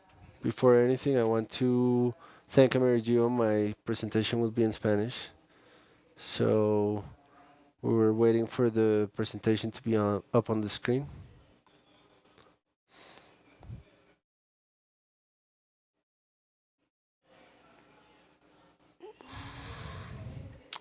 And in this conversation, what we wanted to bring to the table from the Marine Institute of Research, which is our linked institute, linked to the Environment Ministry, is something related to new alliances, new challenges for biodiversity in the coast and marine lands in Colombia for more than 30 years, which we're turning 30 this year with the national system of environment, as well the formation of environment information for Colombia.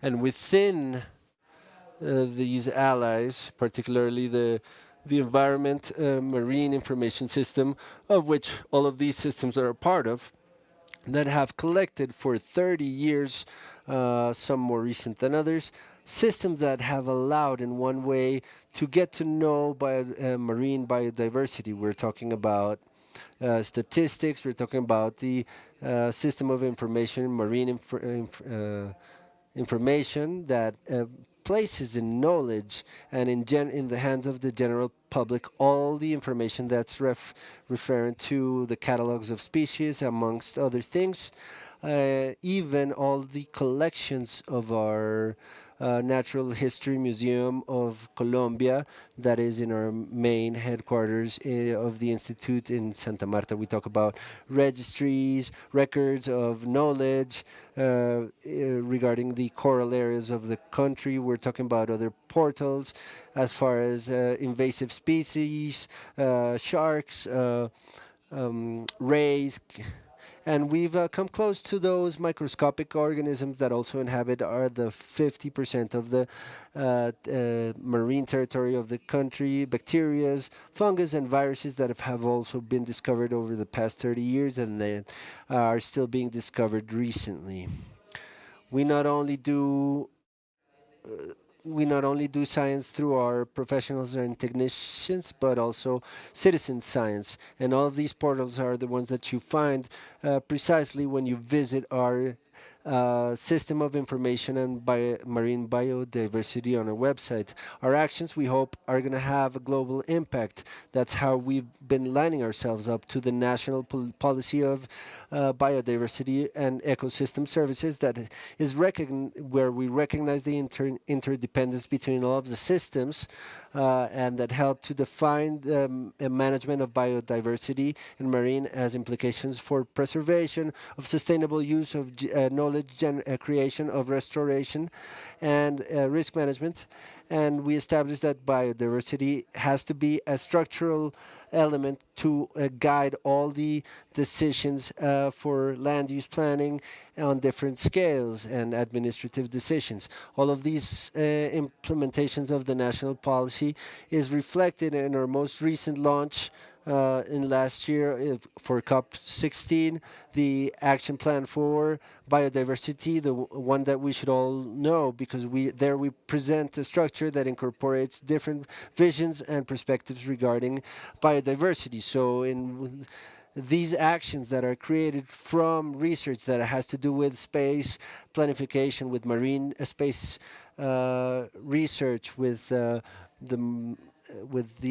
functional analysis of being able to generate information for the structuring of our marine protected areas in the entire context, to do early detection of invasive species, information and knowledge in decision making, and the strengthening and creation of capacities and capabilities and technological transfer that strengthen our national environment and system.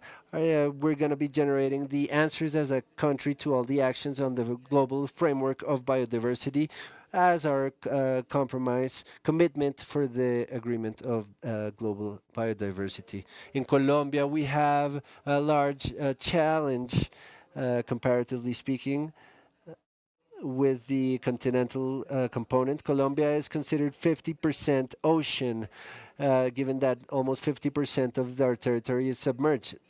These are the statistics of the dimensions that we have as a country, but we have three research institutes for marine research, only with 4 platforms for research that has been strengthened largely today, but only 7 universities that offer marine biology in PhDs.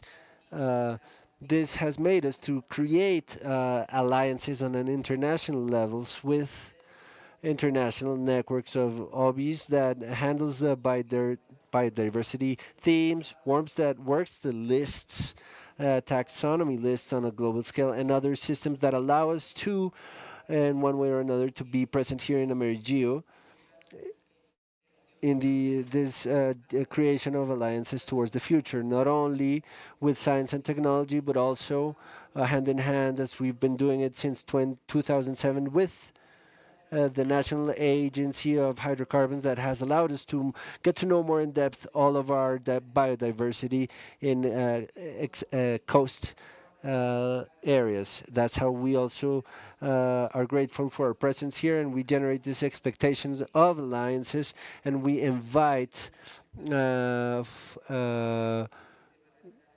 for people to join our network conference that we're going to have coming up in Colombia here over the next months.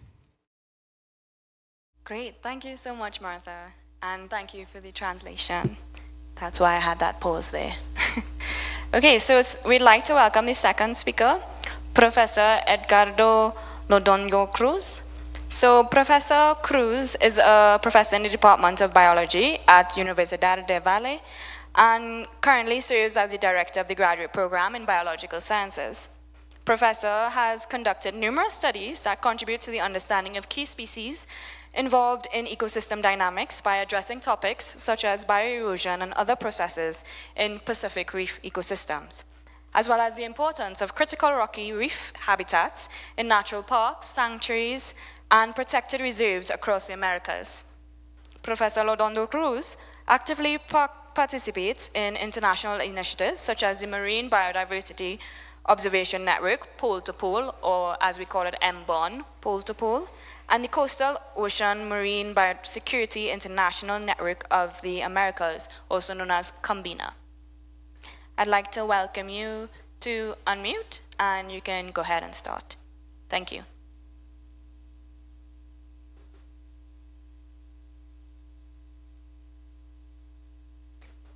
I'm not hearing you.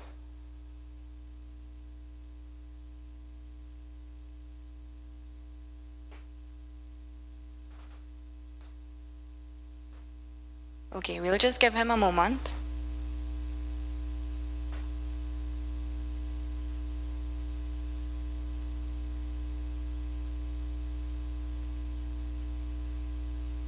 How about now? Can you hear me now? Yes, we hear you loud and clear. Thank you. You can proceed when you're ready. Bueno, muchas gracias. Decía que... Okay, thank you very much. I was saying that. Good afternoon. Thank you for your invitation. I have feedback. Gracias a AmeriGEO. Thank you, AmeriGEO, for your invitation to participate in this gathering. Greetings to all. I would like to start by telling you that what is the pole-to-pole and beyond, where it comes from the year 2000 census of marine life, the one that lasted between 2000 and 2010, generated a lot of information, and within that information we found a sub-project that's called Nagisa, which is geography of coastal geography systems that happened around 2003. Can you hear me? Yes? In Nagisa. And within this Nagisa, we have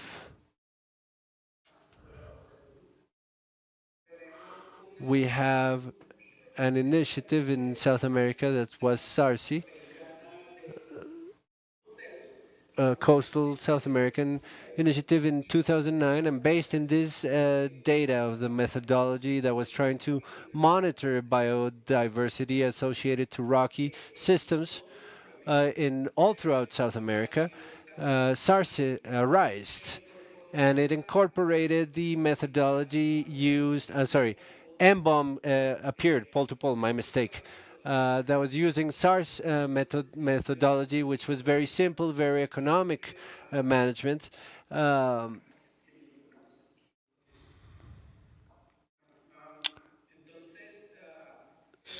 So SARSE that derived in pole to pole monitored rocky coast sand beaches in a simple and easy and standard way. In the case of the rocky ecosystems, for example, we used PVC quadrants that is very cheap, non-expensive. I want to highlight here that the census of marine life cost over 10 years $650 million, which were divided in 75 millions in cash and $575 million in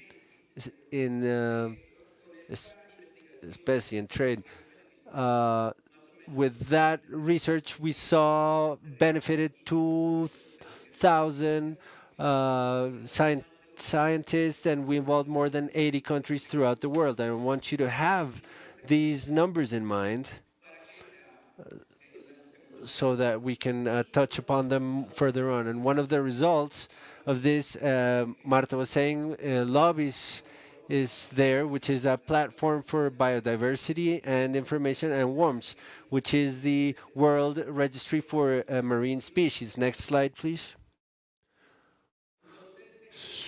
So focusing on the MBON pole to pole, as I was telling you, is a network of researchers, of volunteers, of countries that is trying to monitor coastal and ocean biodiversity along all of the Americas, from the North Pole to the South Pole. As you can see there, we have several gaps, but the idea is that in the future to have people working in all of these places to be able to have information that is standardized, that can be compared, and that may allow us to make quick decisions. We use traditional methods. I was mentioning some of the people here perhaps know the PVC quadrant is a square of PVC 50 by 50 that we're currently using one smaller one that we've added a camera, takes a photograph, standardized photograph, same distance in all of the countries where we are applying this. We've done workshops where, like the one you see here, and this information we uploaded to an application with AI, and it does a quick analysis, overall analysis that allows the decision makers to act quickly. So besides the rocky ecosystems, we're implementing the environmental DNA, AI, as I was mentioning, and something that's very interesting about this network is that we lead coordinated experiments. We all are working simultaneously. We do exactly the same, so we can make comparisons latitudinally speaking and longitudinally. And the idea is that this methodology that is published here, as you can see here, can be replicated in other parts of the world, right? Next slide, please. In the case of the Valle University, what do we do? Perhaps the Valle University is the strongest institution in biology, marine biology in the Pacific, Colombian Pacific. We've done some Caribbean stuff, but we've been working all over the coast for the Pacific. We can see all of the places, but particularly we do a lot of emphasis in the Malaga and Buenaventura zones and the Gorgona Island and Malpen Island. But at any rate, we've been present there. There's a large amount of the information that we have regarding marine biodiversity has been generated by Valle University researchers. Here we have mostly manglers that are on the south side of Buenaventura, going down towards Tumaco, and mainly rocky ecosystem toward the north with coral areas. Uh, and throughout the coast, we have estuaries, muddy marshes, and then the color of water, which is important for marine and oceanic dynamic. Within the groups, we try to work in all of the groups to have knowledge of all of them. We know that the Pacific Coast Colombian is a biodiversity hotspot that's mainly based on the knowledge of terrestrial organism, and the idea is to see if the marine part also has the same function, and we believe it does. So we work with algae, with invertebrates, fish, and other vertebrates like birds, reptiles, mammals. Additionally, the Valle University, besides being joined to the MBOM pole to pole, we've joined people from Combina that try to get to know the invasive species on a regional level. And now with AmeriGEO, we've been working with the monitoring of the trash that ocean brings, which is created by us, and it may allow for invasive species to come in and other methodologies that are interesting there too. Next, please. Hello. Okay. As far as the challenges, the gaps and the limitations that we have, well, mainly with money would be the first challenge. Research in general suffers from that, from pain, from money, and people and priorities that people have. As I was mentioning initially, the census of marine life that lasted 10 years, that had more than 2,700 citations, 540 expeditions, which was expensive, 80 countries that were involved. We formed the obis and worms, and it cost roughly 650 million USD. $1 million. If we compare this with the football players of the elite, where we think that there's a cost of 100 and 120 million euros, and these are important. Yes, of course, I don't want to take your joy away. I like football too, but these are short-lived things. What it tells us is that maybe we have priorities that are a little unfocused, and we need to understand that with less money we can do a lot more. Okay, so therefore we have to ask ourselves now, this is not a situation of this or that, one or the other, but what type of future do we actually want?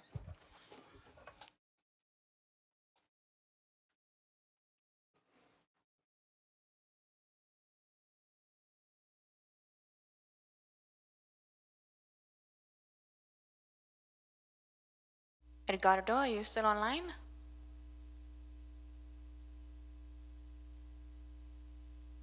Se desconectó. No? Okay. All right, so in the meantime, we'll move on, and hopefully during the Q&A panel, I'll give him some time to finish up his talk. Okay. No problem. So we'll move on, and during the Q&A, we'll allow him to finish his presentation. So I'd also like to thank Edgardo and Martha. They did a great job at building a framework for us to understand biodiversity observations in terms of the marine biodiversity that exists locally and regionally. He even identified MBON pole to pole, which gives a really nice overview of how different areas of the region can also be involved in monitoring their own biodiversity, including very cost-effective options like just using a PVC quadrat. But he also did something towards the end that I think I know caught someone's attention in terms of having that relation in not just cost in dollars, but also something we all love, football, and giving you that kind of comparison. So now we all have a great understanding of what it takes to monitor biodiversity in our marine areas. I'd like to welcome our third speaker. Sergio Cardenas is a Colombian PhD candidate in geosciences at the Federal University of Rio Grande do Sul in Brazil. and he's an early career society member of the GEO Aquawatch initiative. He conducts research on coastal and marine processes using Earth observation techniques at the Center for Coastal and Oceanic Geology Studies. His current research focuses on sediment transport dynamics in coastal environments, with an emphasis on the effect of human activities and climate change on aquatic systems. Sergio, you can unmute and begin when you are ready.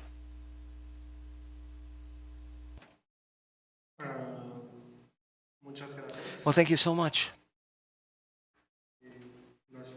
I don't see my presentation on the screen. That someone in the Okay, yes. Okay, I think we're done. Yes. Well, my name is Sergio Molano, as was said earlier. I'm a PhD student from the Federal University of Rio Grande do Sul, and I'm part of the Recover Society initiative of GEO Aquawatch.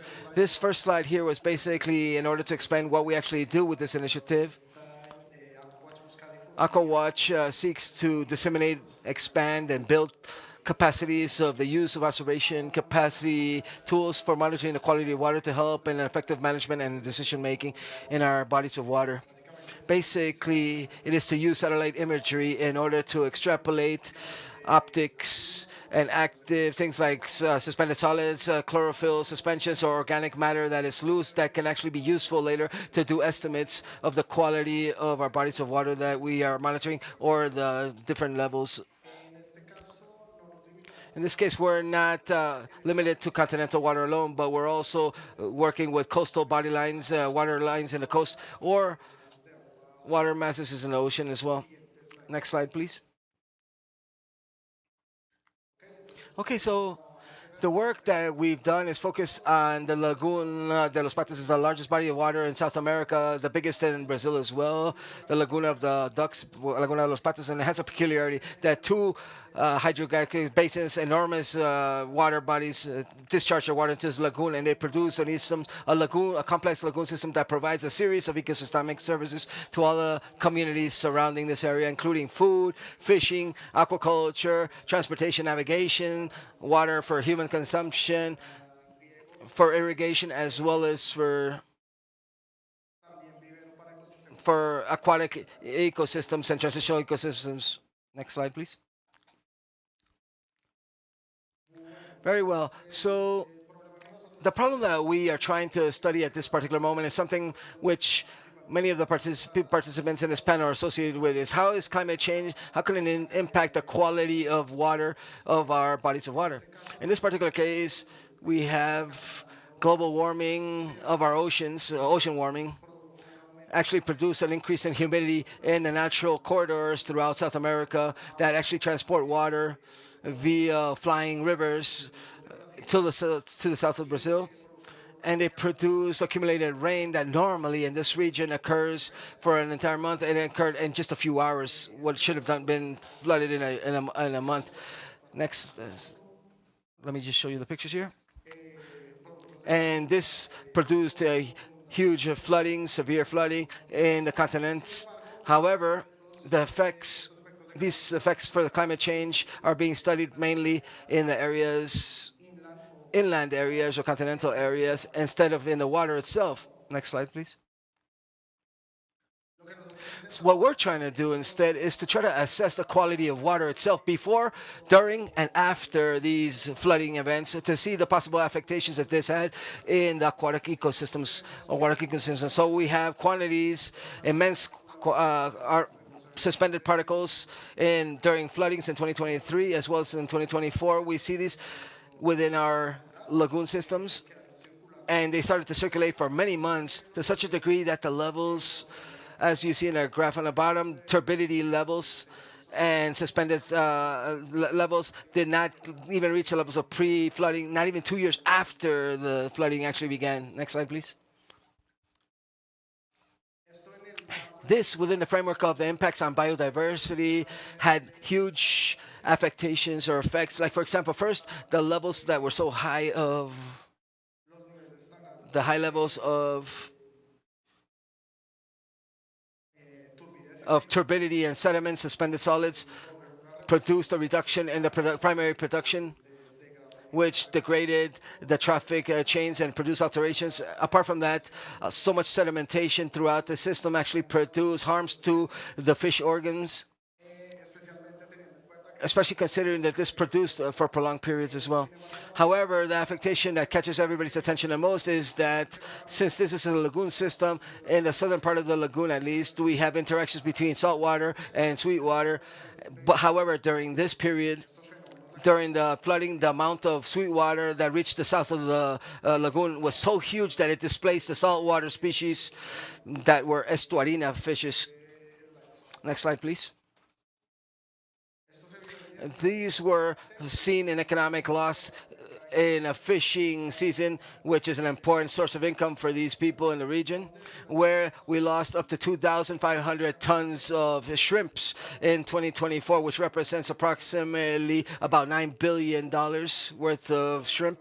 This may not sound like an alarming rate in terms of financings. However, if you consider that those people that live from these types of fishing are artisan-type fishers or artisan aquaculture specialists, then for them or for their economy at a regional level represents a huge loss. And apart from this, this is a species, a type of shrimp that is endemic to this region.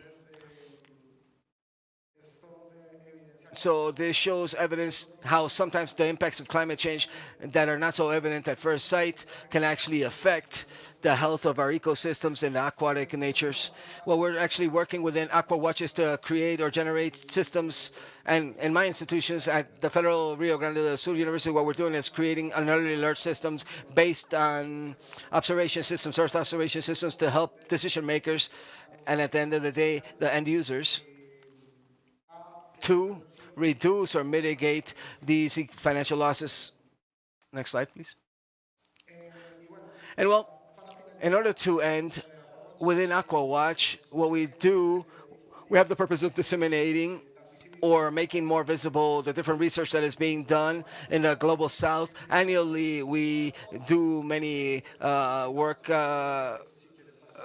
If you want to participate and you want to share your investigation and research, you can scan the QR code or go to the link on the screen. Visit the link. Thank you so much. Gracias, Sergio. I'm just going to leave the slide on for a moment in case anyone wants to scan the QR code to join the next AquaWatch meeting. It's an open invitation to everyone. They speak both Spanish and English. And as Sergio rightfully did just now, he gave that kind of connection between climate change impact, biodiversity loss, and then how does it affect people? What is the socio-economic impacts? Thank you so much, Sergio, for your presentation. And moving on to the fourth speaker, our last speaker, Timothy Poisson is an associate professor of quantitative and computational ecology at the Université de Montréal, with a focus on ecological networks, biogeography, and epidemics. His lab researches how complex ecological systems function, change, and evolve using simulations, mathematics, and machine learning. Timothy currently leads the One Health Working Group and Knowledge to Action Hub under the GeoBond, a global network of researchers dedicated to improving the acquisition, coordination, and delivery of biodiversity information at the global, regional, and national levels. I will welcome you now to unmute, and you can begin when ready. Thank you very much. Good afternoon, everyone, and thank you for the invitation. It's a great pleasure for me to be here and to talk about the activities of the working group of GeoBond. So I would like to spend a few moments to talk about the need to develop indicators for biodiversity and health. I'm not necessarily a marine biology person. I'm a One Health and a biodiversity person at large, but one of the things that is important that's going on currently in our field is that biodiversity and health is emerging as sort of a new field for research. And what lies usually at the intersection between biodiversity and health is this concept of One Health.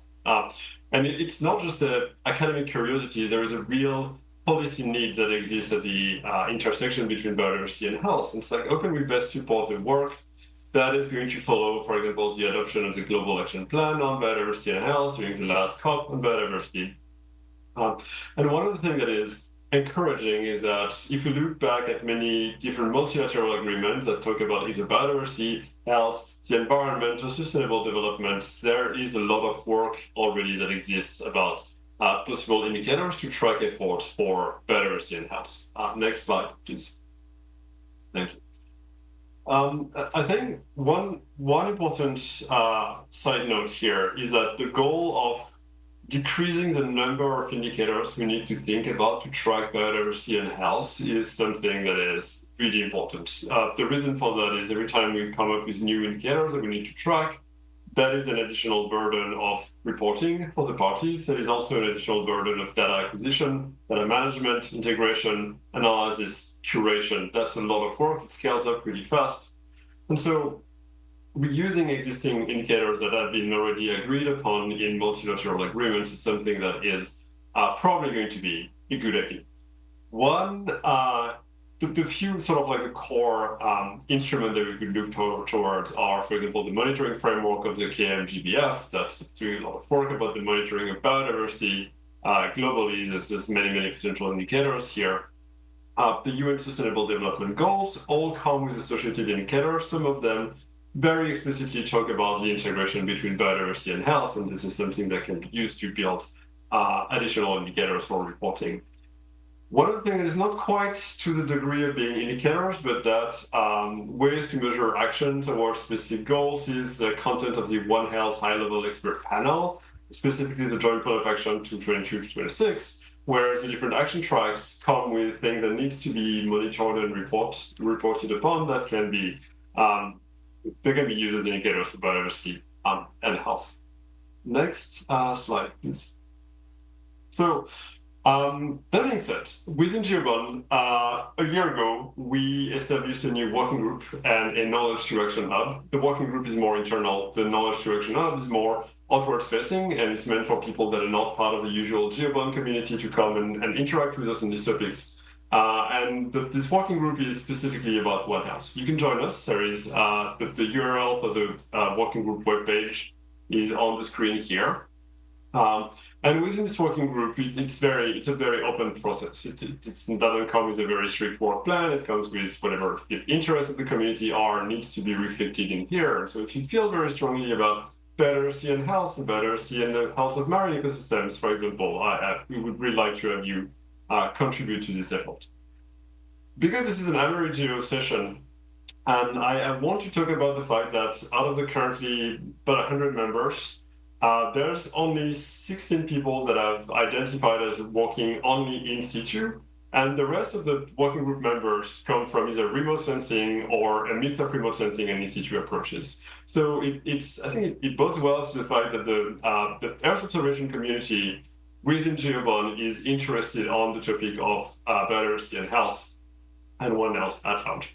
One of the areas where we're doing a little less well is about 20 working group members are working in marine ecosystems. And I think there's this usual divide in biodiversity between terrestrial biodiversity, freshwater biodiversity, marine biodiversity. And I think this is my invitation to all of you that if you feel very strongly and if you know a lot of things about marine biodiversity and want to put that to use in the context of biodiversity and health, it would be very useful for us that you could join the working group within GeoBond and you can contribute this expertise. Next slide, yes.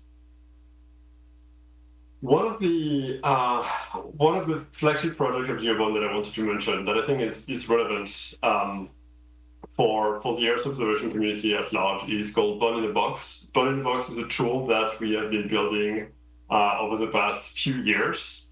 And it is essentially a cloud-based environment where we can calculate, you can report, and you can do the data analysis for biodiversity indicators. The reason why we wanted to build a cloud-based environment is because the burden of computing, if you want to pull the data together and integrate them to do the reporting of indicators, is real, and it's very difficult to get access to the computing resources, and it's very difficult to do the basic capacity building of coming up with a software environment where you can focus on doing the science that matters and not the software engineering.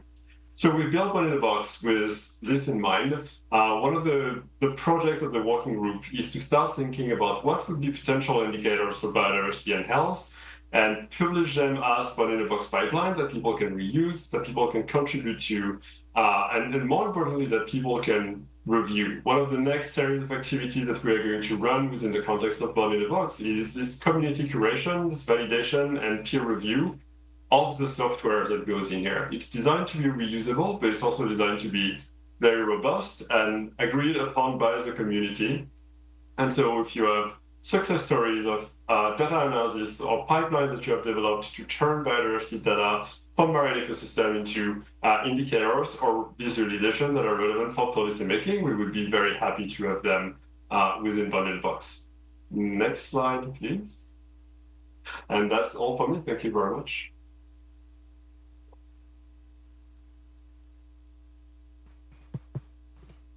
Thank you so much, Timothy. And I'd also like to mention that there is a Geo Born in a Box training session. I believe it's tomorrow morning.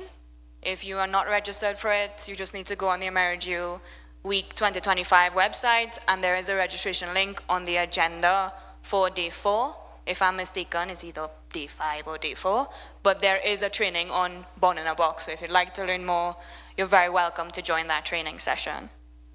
And we still have time. Thank you so much to all of the speakers for staying in their time allotment. We'd like to proceed with just a few questions. So I'd like to ask specifically one of the questions to 2 of the members on our panel, and then after that I'll open it for the rest of the panel. So for Martha and Sergio, this question will be going towards you. I'll let Martha answer first, and then we'll proceed to Sergio online. It is the last question that's on the slides. Looking forward, what emerging threats to marine ecosystems in the Americas require immediate action, and how can Blue One Health and Earth observations contribute to proactive solutions? Very well. I'm going to answer in Spanish. Mainly our threats, perhaps, is the lack of capacity, as was mentioned in some of the elements related to these affectations, like for example that we have in our coral areas. Our coral areas are one of the major barriers that actually protect our coastlines, and many of these corals lines are being affected hugely because of diseases, because of maybe high temperatures, and science is falling behind. And in one way or another, there are also different initiatives, very creative initiatives, where people are using different mechanisms that in one way or another maybe at the moment may seem effective, like for example the use of antibiotics with these coral structures that can be eliminating maybe temporarily the affectation. However, we don't really know what we're actually truly affecting and the diseases in these coral systems. So without a doubt, and I'm going to repeat this again, knowledge, the scientific knowledge and the knowledge of study and these studies and this research cannot really answer to the with available resources that country has that go a year from January to December. They're not going to give us the proper responses that we truly need in our countries.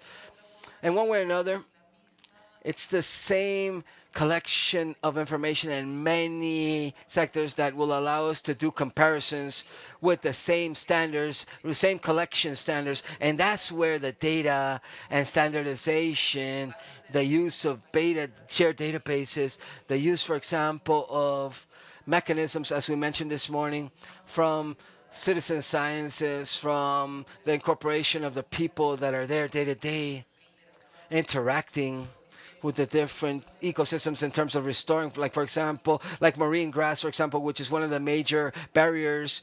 We need to know what seasons these seagrasses actually first to begin to actually those maybe greenhouses that we need in order to create or recreate these barriers as well.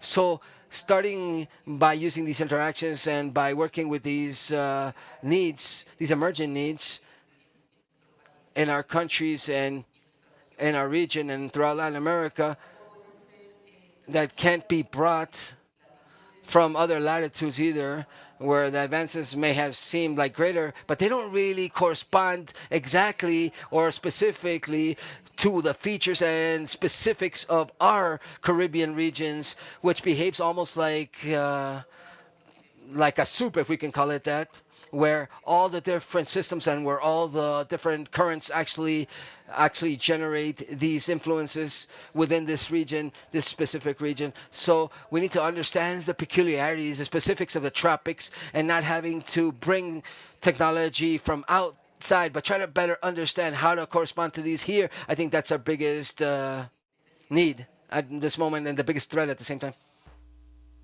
Excellent. Thank you so much for that response. I'd like to turn over the question to Sergio online.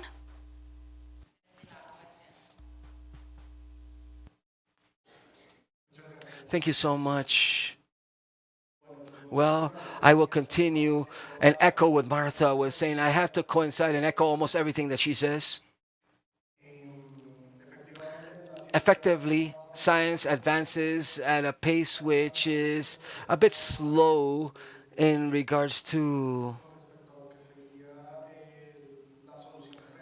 the real solutions that we need for the problems that cannot wait and the threats that she mentioned related to coral systems or other threats such as what I explained in terms of flooding or heat waves that are affecting other different marine ecosystems. They're already there and they're already occurring, they're happening, and the scientific data that we provide don't arrive in a timely fashion. But in that sense, I have to say my fault as investigators. Sometimes as we as researchers don't actually, we sit down isolated in academic centers where we actually work with academic research and the products that we're and the knowledge that we generate. This doesn't trickle down to the people that need to make the decisions or the people that have the financial means and actually to make decisions and have real actions for conservation.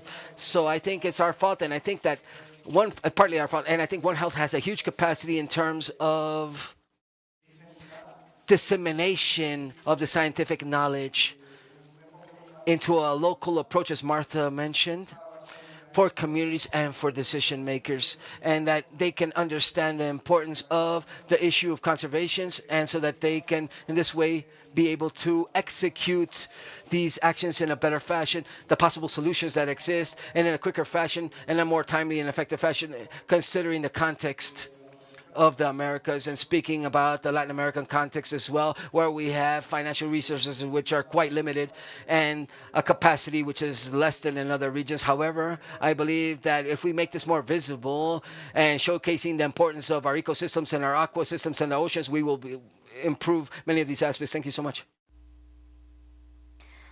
Great response. Thank you so much. I'd like to ask Edgardo if he would mind answering the second question. What mechanisms can be established to facilitate the sharing of data and best practices in Blue One Health and Earth observation applications across different countries and regions within the Americas?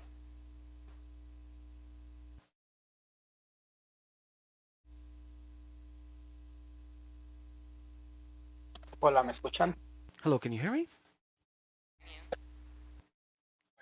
Very well. Are you hearing me? Yes, okay, thank you. Okay, thank you for the question. I'm so sorry that I got cut off. We had a huge rainstorm here and my internet got cut off, unfortunately.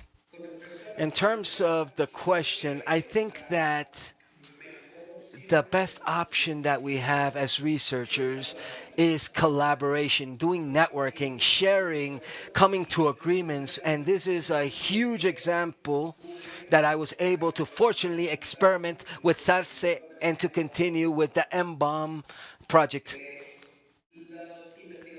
Researchers throughout South America and now with North America and Central America as well, we've understood ourselves quite well. We've come to very simple agreements, implementing actions which are very financially economic or cheap, and this has allowed us to strengthen our network, showcasing that we're working in unison and that these types of actions truly are worthwhile. The same thing happens with Combirac, which is worried about marine invasion, whose sources are mainly ships that move throughout the world.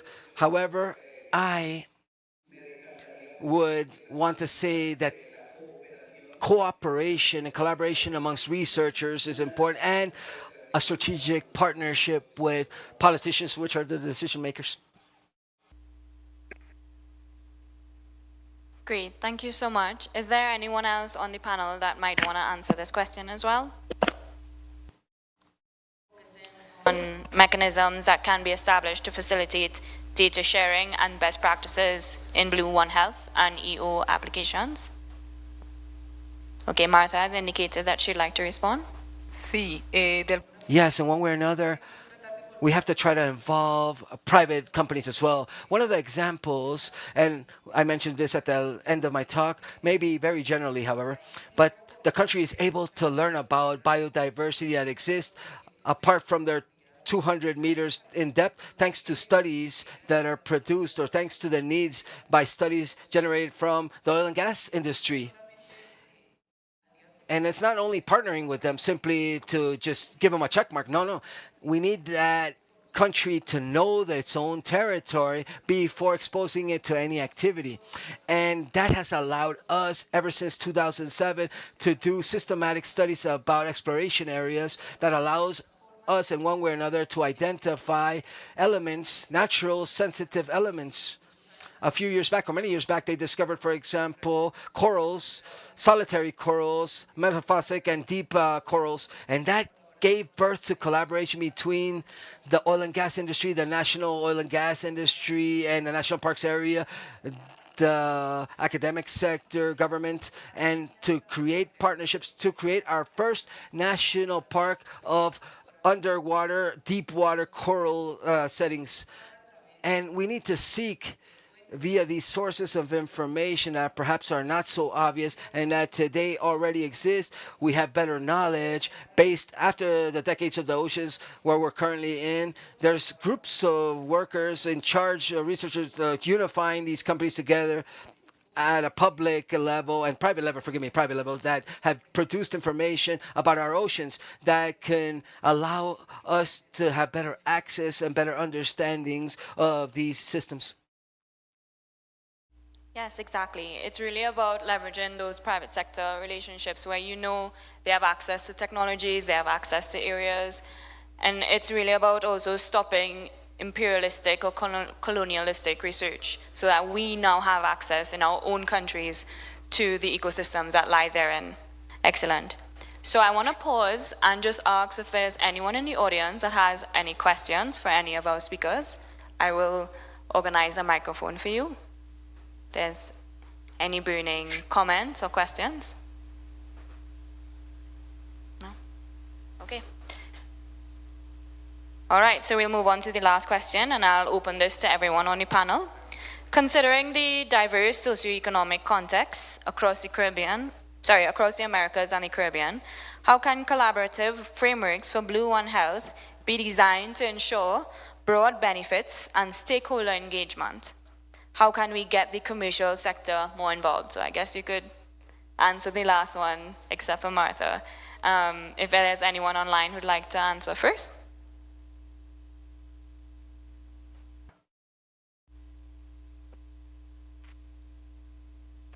Perhaps we can hear from... Yes. Sí. Okay. Thank you.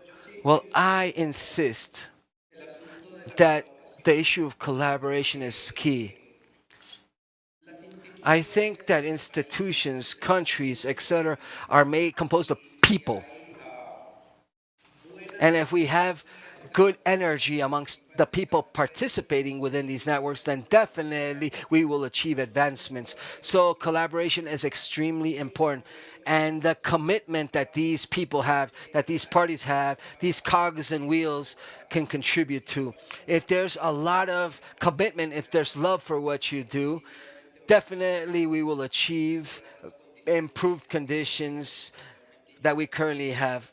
I think that One Blue Health is an excellent example of this.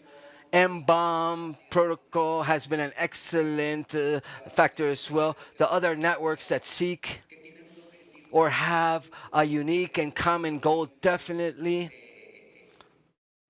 they are heading in the right direction. So I insist that collaboration is key. Yes, I think we all agree with you about collaboration, especially within the region. I'd like to give Timothy a moment just in case there's anything he'd like to add before I move on to closing the session. Thank you. I think the issue of collaboration sort of intersects very nicely with the issue of data sharing. We need to think about, especially in the face of massive economic and socioeconomic inequalities, we need to think about fair mechanisms for sharing that works to everyone's benefits.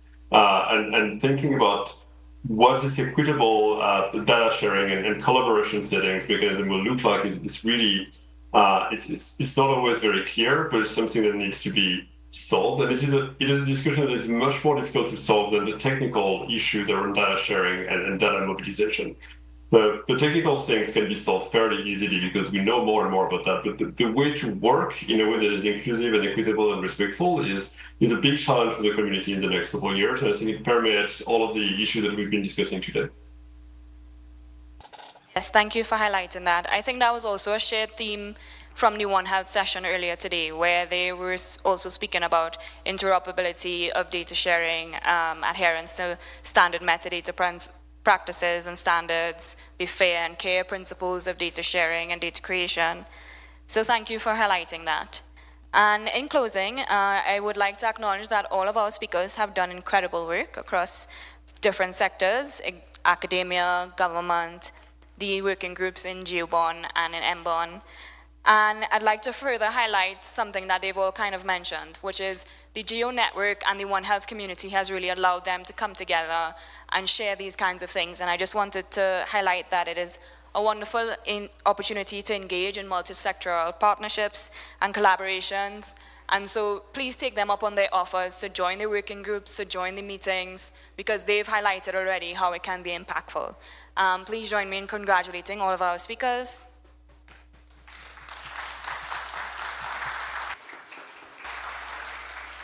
I want to take a moment to thank the session organizers, Alice Lau and Morgan Zabro, thank you so much, as well as thank you to Helena Chapman for all of your support and the Greater One Health community. Excellent work, ladies, thank you so much. I want to thank the translators and the tech support team for all of their assistance. I think during the session yesterday on Earth observations and biodiversity monitoring, we also heard some shared themes. The director of Natural National Parks of Colombia mentioned the inextricable and intrinsic relationship that we have as human beings with our environment, and really highlighted the need for protection and conservation. And I just wanted to say that I think after hearing all of the talks today, we definitely all agree with him. And I'd like to thank you for staying and for giving us your time and attention for this plenary. If you'd like to learn more about the Blue One Health Initiative, please don't hesitate to reach out. We're very happy to be the closing plenary as well. And with that, I'd like to pass over the mic. Thank you so much. Thank you very much to this panel and for joining us in this AmeriGEO 2025 week. Now we will continue with a very special space to recognize the dedication and the work of members of the AmeriGEO community. Every year, AmeriGEO recognizes members of the community that perform extraordinary work through the award ceremony, AmeriGEO award ceremony. Candidates are nominated by their colleagues and the winners are selected by a panel of representatives and geo leaders. This year we will be awarding 3 awards. One award to individual excellence. The second award will be addressed to excellence in team excellence. And the third award, the early trajectory. We invite to the stage we're going to have to reorganize the stage once we install the main tables for you to see the awards. We're going to invite Kenza Rosales, who represents GEO in Guatemala, which will be the hosting country next year, and he will have the opportunity to award the 3 awards. He will give us some opening remarks, and he will announce the winners of each award. The Secretariat of AmeriGEO and the members of the evaluating panel will be with us to help us with the delivery of the awards. I'm telling you more or less how we're developing this dynamic. We're gonna set the stage, we're gonna locate the awards, we're gonna have people joining us on stage for this delivery of awards and to announce each of the winners. And finalizing this ceremony of award ceremony, we're gonna have some words with the advancements reached during this week and the closure of this week with IDEAM's director, Gislian Echeverri, who will show us a balance of what we've achieved over the last week, AmeriGEO 2025. So summary, we're going to set the stage, we're going to install, it's just 1 or 2 minutes, we're going to place people on the stage and we carry on with the awards.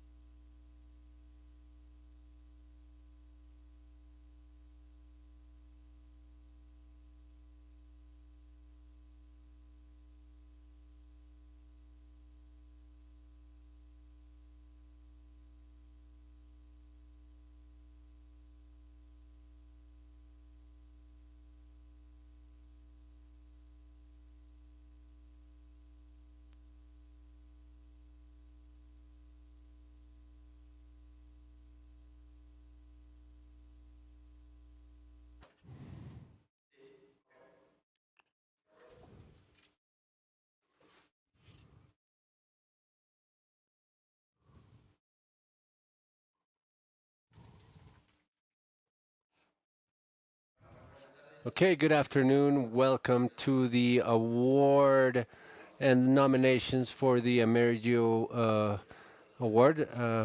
I'm here to be a backup of a situation because of the first choice for the award ceremony. But every year over this week, we organize the AmeriGEO Award to recognize those in our community who perform an exceptional and impactful task. These members reflect the real spirit of AmeriGEO, and we want to recognize them for everything that they do. This year, we're going to be delivering 3 awards for the early professional. The nomination for the early destination is Nievel Perez Moreno, who will be receiving the award. Her brother will be receiving the award. She's very talented and she highlights, shines like a star. Some of her achievements are to uh, being in GeoJuvix, leading the lab network, GeoLabs, and presenting her work of the radar of synthetic opening of the analysis of Evo transportation in Panama during the global conference of DR in the US. It was the first time that youth from Latin America participated in an event such as this one. Besides this, Nieves defends the Earth observation amongst the youth, connecting them with different organizations to promote collaboration. Nieves, thank you for your excellent work. We congratulate you and we hope that you will continue to reap benefits in AmeriGEO and successes. Thank you.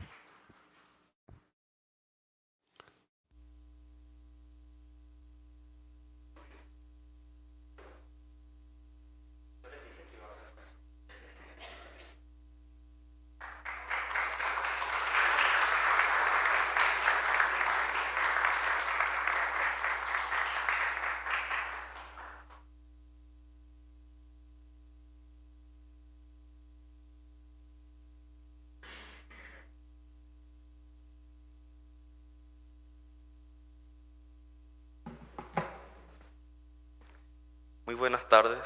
Good afternoon. I will be receiving with gratitude this recognition on behalf of my brother. While he cannot be here with us today, I represent him today. My brother's been part of the GeoLab for 4 years, an experience that has transformed the way in which I see the world. I thank Surester, Milce, Eneri, and for teaching us to observe Earth from a different perspective, using satellite tools to be able to take better care of her. This is not a recognition, not only mine, but all of those who have believed in the youth and the importance of knowledge to change realities. To receive it motivates me to continue to contribute. Thank you.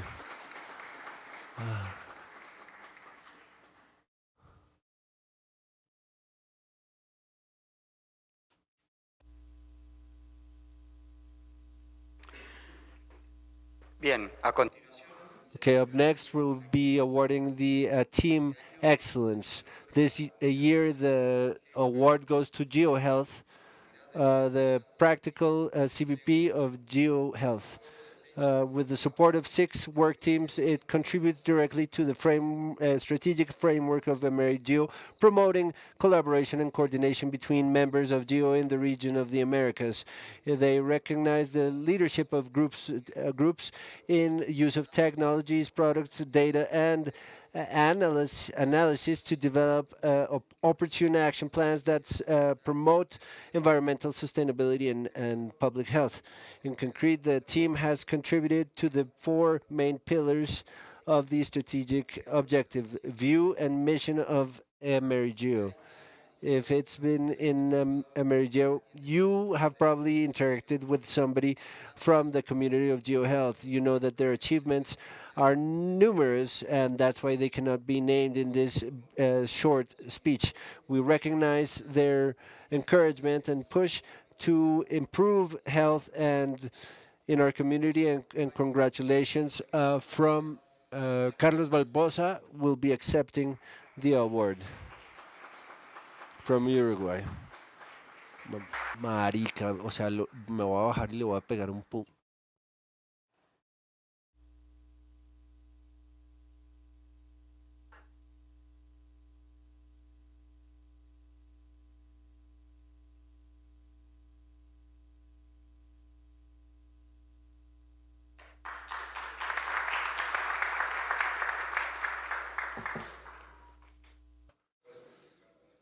Good afternoon. Thank you all. On behalf of the practice community of One for Health, which is a lot of people that are always in AmeriGEO and were not able to come, on behalf of all of them, thank you very much.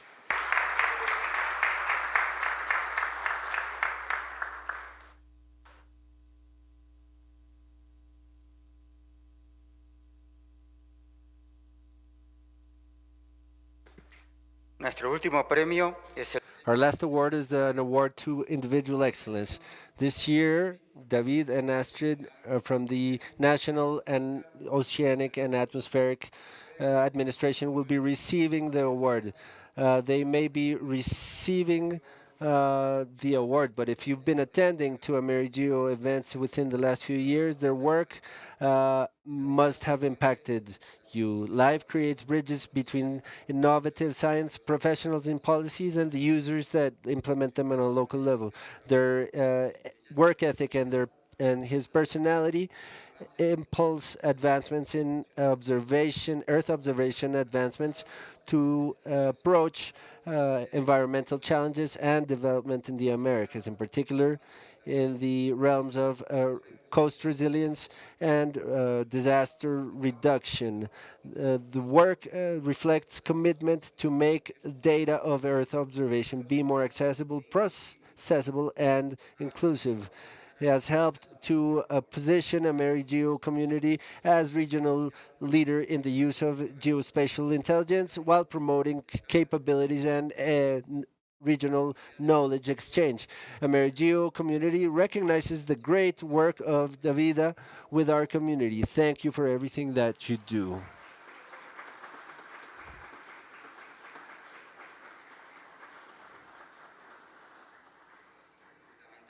Unfortunately, Davida was not able to be here with us, but her nominee will be receiving the award, Marta Villagomez.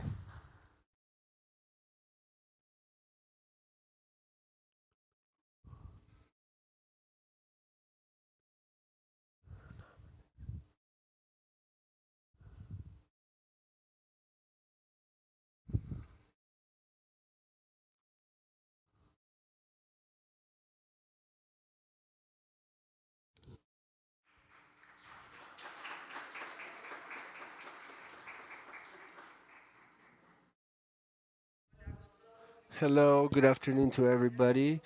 It's an honor to receive this on behalf of Davida, and the only thing I want to say is that she does not need it, really. She does not need this award because she's a person who is always on the back end, taking care of everybody. But we, the community, AmeriGEO, recognize this to recognize the work that she already performs. Thank you for all your work and all of your generosity towards all of us. Congratulations.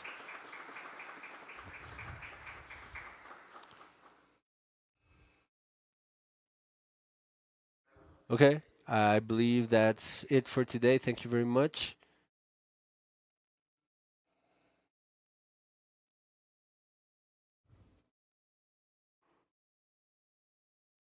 Thank you very much. You're very kind. So we now invite Ricardo Quiroga, please, who will be sharing with us brief words of the advancement we've achieved over this week. To all of the awardees, congratulations, well deserved.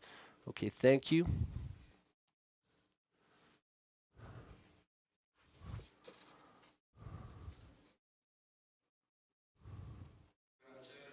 Thank you very much to all of you.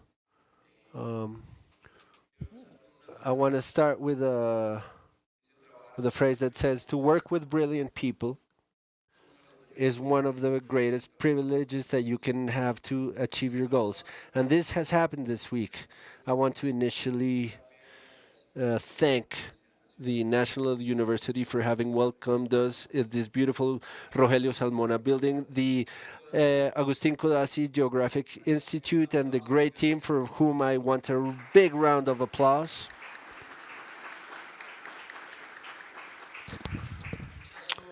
Many hours of work that we've been doing here for this because we wanted our hosts to feel like at home, and I think we've managed to achieve this.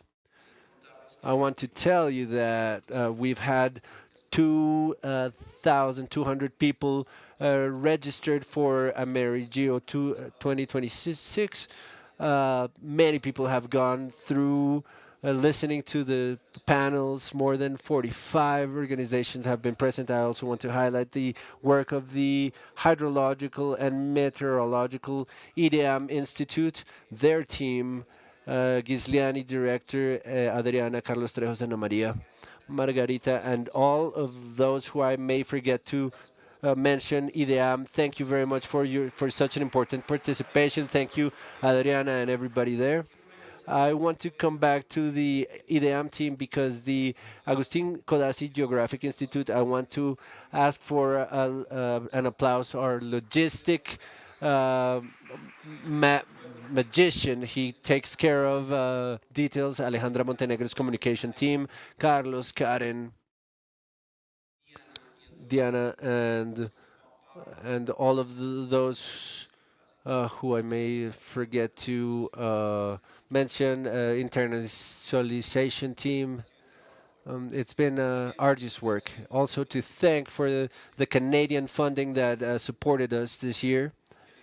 We have the participation of Renata, Red Clara, Pro Cálculo, Esri, Galilea, Datum, companies that were here being with us and supporting us, contributing with the organization of the event. I also want to tell you and congratulate the new co-presidents for Region Americas within the Earth Observation Project. We have 4 co-presidents. Colombia is now a co-president of Earth Observation for to represent in the executive committee for GEO in Geneva. This has also been an achievement this week, along with the US, Paraguay, and Costa Rica, our GEO principal. We want to thank them for being here. Thank you, Raul from Macona and GEO Secretariat and GEO Global Secretariat. We don't have enough words and time to thank everybody. But I want to conclude by saying that we continue to grow as a community. The geospatial industry will continue to grow thanks to the fact that we are coming together to dialogue and that we're creating a space and an ecosystem. And little by little, we're going to be getting enough political weight to turn technology, innovation, and scientific community in policies of change for everybody. It's been a pleasure to have you in these 3 first days. We will continue with the side events, workshops, trainings.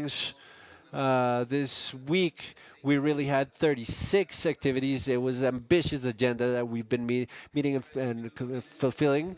Thank you, Stefania, for her introduction. Mamba team, Ingetron. This is a teamwork, so it's been a pleasure to have you here. Thank you very much, and we'll see each other developing the geospatial machine of the Americas. Thank you very much.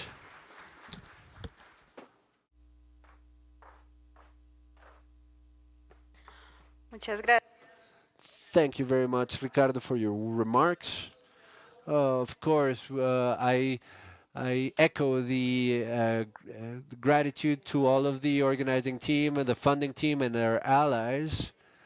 I think I didn't greet you all. Good afternoon, everybody. I think you've seen me enough around here. We are now going to give you a brief of what these last few days have been and to invite you to what continues in this AmeriGEO week, in which we've had valuable learnings and lessons and new opportunities to continue to advance together in the purpose that brings us together to put Earth intelligence at the service of life, sustainability, and well-being of our communities. Yesterday, the discussions reminded us of the strategic role of the space agencies as a source of processable information for decision making, the value of satellite observations to conserve biodiversity and mitigate methane emissions, and support to the security and resilience in the region. Today, we gave us another step exploring how Earth intelligence strengthens agriculture and food security as the vision of health.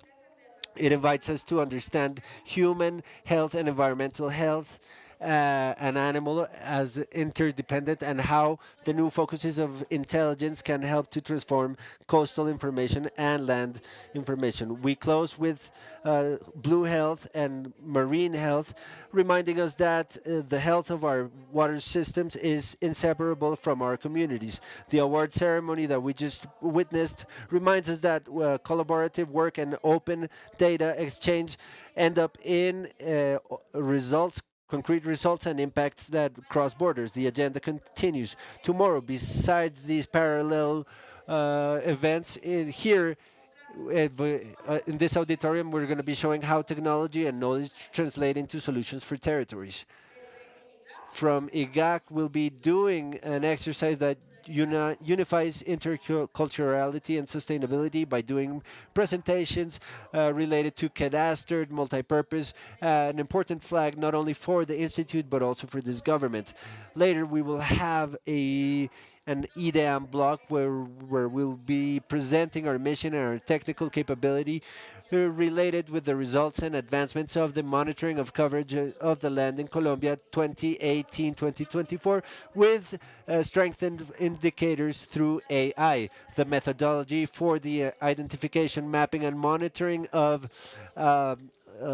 burn in all of the country, and the evaluation of the flooding dynamic in the Mojara region. Three initiatives that show how our data analysis and methodology turn two concrete tools for planification, prevention, and adaptation.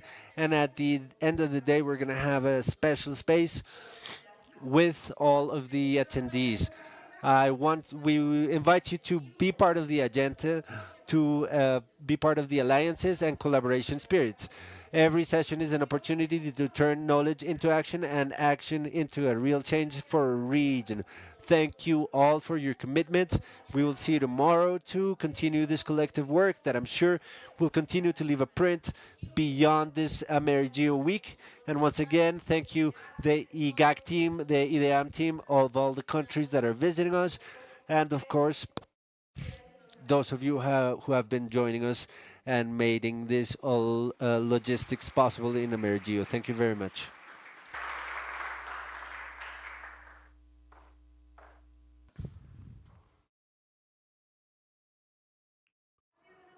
It has been a day where we were able to explore different focuses, where the Earth intelligence, the satellite observation, optimize agriculture, and the human nutrition and food, and their alliances. We wait for you tomorrow to continue with our parallel agencies in different auditoriums of the National University of Colombia. Don't forget to share your experiences in social media. We want to see stories and posts in which you use the hashtag AmeriGEO 2025. Have a great evening, and we'll see you tomorrow in AmeriGEO 2025, Earth Intelligence for a Sustainable Future.